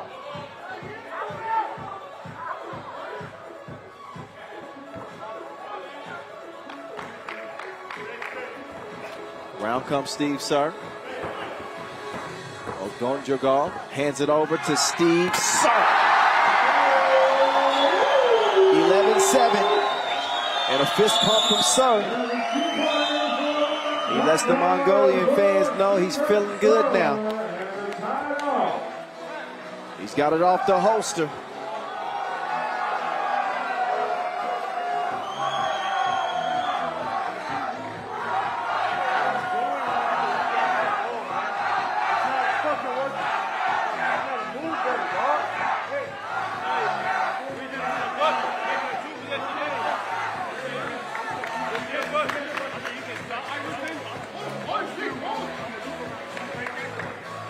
Look back at the highlights in this one.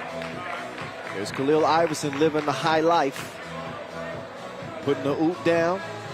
The twos have been falling for Davasambu. We saw Steve Sir just get one to go. I think this is his first two make of the game. And that makes it a 2-point difference between the two. Keaton Wallace, he drives. Changes pace at the rim, but still comes up empty. Steve Sir curling around the screen, trying to do something with it, lost it. Inkbot drop step, and he's fouled by Wallace. That one on the floor, not in the process of the shot. So we're under 4 minutes, so we will get a TV timeout now. Both teams will get much needed breathers, it looks like. Washington, D.C., 11-9 advantage. They just can't keep this pesky Mongolian team away. We'll see how the rest of this game plays out. Again, Washington, D.C. have to win to move on. We'll give you the point scenario in terms of what they'll need to get by here momentarily. But in the meantime, a few highlights for you from an action-packed final game of the day.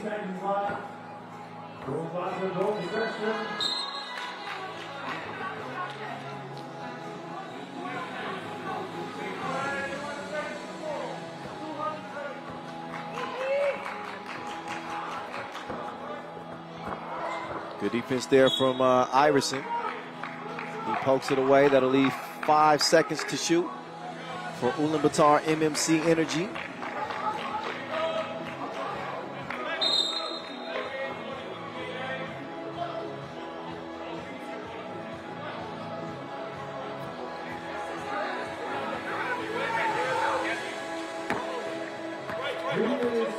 Steve Sir, 2 people in his face, it don't matter. He's got a point for each of them.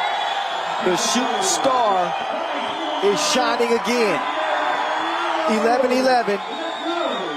Dogun Inkbot with the move. Steve Sir. To the point to where everybody in this venue expects Steve Sir to make every shot. I think he missed his first 4 or 5. Look at this one. He said, I don't discriminate. Anybody can get it. 3x3 players, G League players, NBA players, collegiate players. Who wants it? 11-11. Keaton Wallace. He's trying to give Steve Sir a taste. He misses. Gravette will turn around. 2-ball corner. No. Ball over the blue. So the Washington, D.C. offense is falling flat. They're going to get a good look from Asani Gravette. It is wet.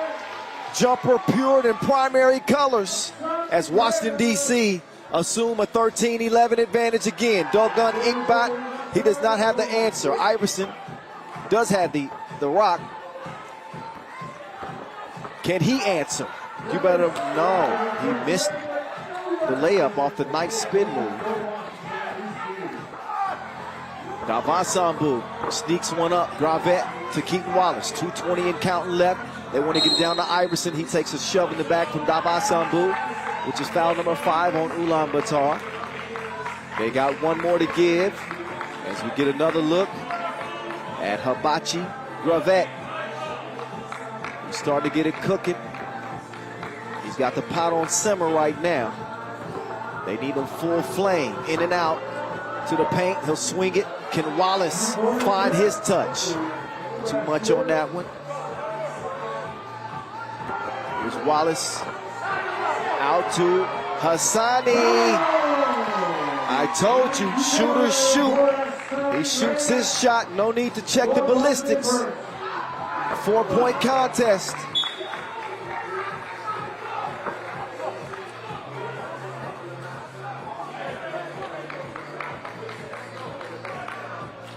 Another look. So he did it from the left wing and then the right wing. Washington, D.C. with a 4-point advantage, looking for more. Keaton Wallace has been quiet scoring. He was the top scorer for them at the Poitiers Challenger with 30 points. But he's been missing like old people's teeth. It's 15, make that 12. As the Bull is on the charge to the iron. Hassani trying to get in his bag. He's held up by a now 6th foul on Ulaanbaatar MMC Energy. Next defensive foul will lead to Washington, D.C. free throws. Another look at the Bull playing bully ball. Iverson waiting for something to develop. He tries to swing through on Davasambu. That ball will stay with Washington, D.C. 6 seconds left on the shot clock. And I think Iverson is trying to implore his teammates to give him some movement off the ball. Here's Wallace. Good in the ISO game. This time he's going to drive. He misses the layup, but he gets the foul call. And he's going to get a chance to shoot 2. And Wallace is a little bit out of sync. This dude is an absolute stone cold scorer. He can, I'm telling you, I've seen him go off. But he is.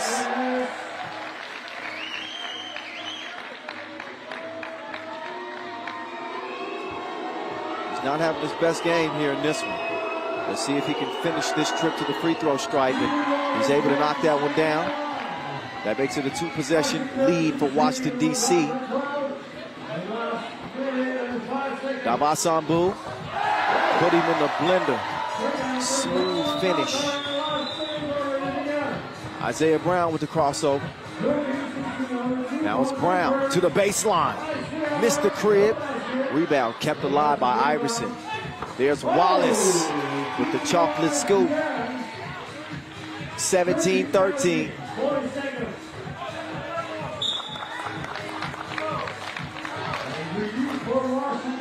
.38 left.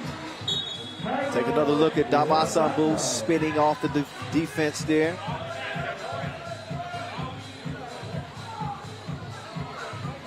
Timeout on the floor.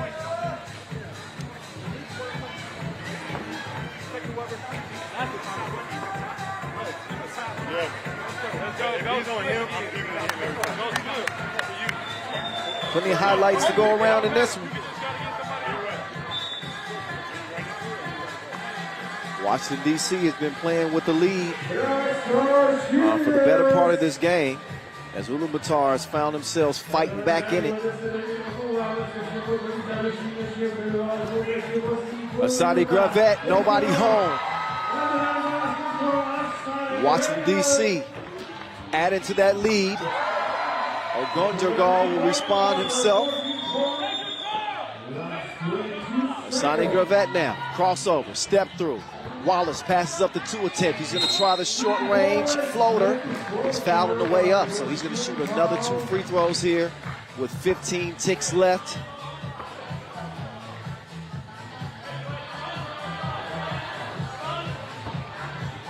Washington, D.C. in line to get a win.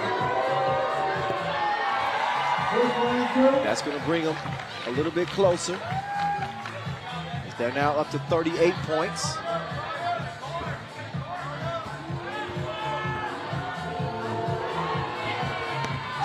And another make.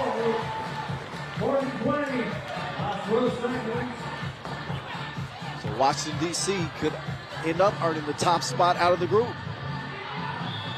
Dogan missed it. Asadi Gravet, he will run the clock out. Probably should have put a shot up, but it ends 20-14. Washington, D.C. dig deep. And they come out with a win over Ulaanbaatar MMC Energy. Again, they take it by 6. Of course, the quarterfinals are now officially set. Don't officially have the scoring totals for you right now, but I will. Don't worry about it. It's 39 points total score for Washington, D.C. Ulaanbaatar MMC Energy end up with 35, I believe. And Czech Republic 33. So there it is, it's settled. So let's hear from Asadi Gravet on his team advancing to the quarterfinals after a big win against the Mongolians. Rachel, over to you. Great win. How did you rebound from your heartbreaking loss earlier? Honestly, it was simple. We just needed to get on the glass more and come out with more intensity, make every single possession count. And we actually played like ourselves this game. We moved around more than let the ball stick, and that's how we got it done. So this is your first World Tour experience. Is it different from what you were expecting? I'm sorry? This is your first World Tour experience. Is it different from what you were expecting? Nah, man. I expected exactly what we got, a great environment. You know, we're not from here. We expect a lot of people to go against us. So we just try to keep that chip on our shoulder and use that to fight each and every game. Thank you. Of course, thank you. So the two teams that you see on your screen by way of total points scored are going to be playing again day 2. It is going to be Ulaanbaatar, MMC Energy, and Washington, D.C. Washington, D.C. takes the top spot out of the group after outpacing the Mongolians in this one and just losing by 1 to Szake Gulbelė. You saw a 1-through-4 effort. It was Khalil Iverson really sparking his team early. Saw a nice alley-oop from him. But after that, Asadi Gravet took this thing over. There's the oop I was talking to you about. Saw some outstanding shooting from Belgrade Davasambu. As all of a sudden, he's become a 2-point shooter in the last 12 months or so. He shot it at a pretty high clip here in 2022. You can't be mad at that. Szake Gulbelė ended up being the odd team out. As again, they end up with 33 points, 35 for Ulaanbaatar. 11-11 at this point. And how about the hustle plays? A ton of fight. In the States, we say they got a lot of dog in them. And this Washington, D.C. team most certainly has a lot of dog in them. They do not give up. They will fight you tooth and nail until the very end. And you will have an opportunity to see them again tomorrow. That's how it played out. Coming out of a 3-way tie in the pool of death, as we call it. D.C. come out of it by way of total points scored, 39. Ulaanbaatar will play tomorrow as well, so we'll see the sharp shooting of Steve Sir as we look again at a full day, to say the least. 15 games. It started with the qualifying draw, and once we got into the main draw, we saw UB go unbeaten. We saw Riga go unbeaten as well. A couple of other shocks on the day. Well, the way Liman started was certainly a shock. They end up losing by 9 points, but they make their way into day number 2. Belgrade earned the top seed out of Pool B. Your only 2 unbeaten teams are UB and Riga. A little bit of a shock. Hamburg, the young German team, will play on as well. I'll show you exactly who's going to be playing who and what time we're going to get started tomorrow. Certainly expecting better weather tomorrow. Thankful to have as little rain as we did, because there was more in the forecast. But anyway, we survived. We survived a long day of 3x3 action. We hope that y'all enjoyed it for certain, and we know that you're going to want to join us tomorrow. And again, we'll be handing out $40,000 to our grand prize winner at this 3rd stop on the Pro Tour this year. Congratulations to Lithuania, who won the women's series stop here earlier today. And here are the quarterfinals for you. UB and Hamburg, Washington, D.C., and Liman. Belgrade will face off with Ulaanbaatar, and Riga will face the Israel team, Tel-Aviv. So there are your Elite 8 that will be back on the court here in Prague tomorrow to hand out our 2022 Prague Masters crown and $40,000. All right, we'll be getting started here at 5 p.m. local time tomorrow. So make sure y'all join us live on youtube.com/FIBA 3x3. But that is it for today. I'm Kyle Montgomery, a.k.a. the voice of 3x3. Hit me up at 3x3 The Voice. I'll see you guys tomorrow. Same spot, 5 p.m. Don't miss it.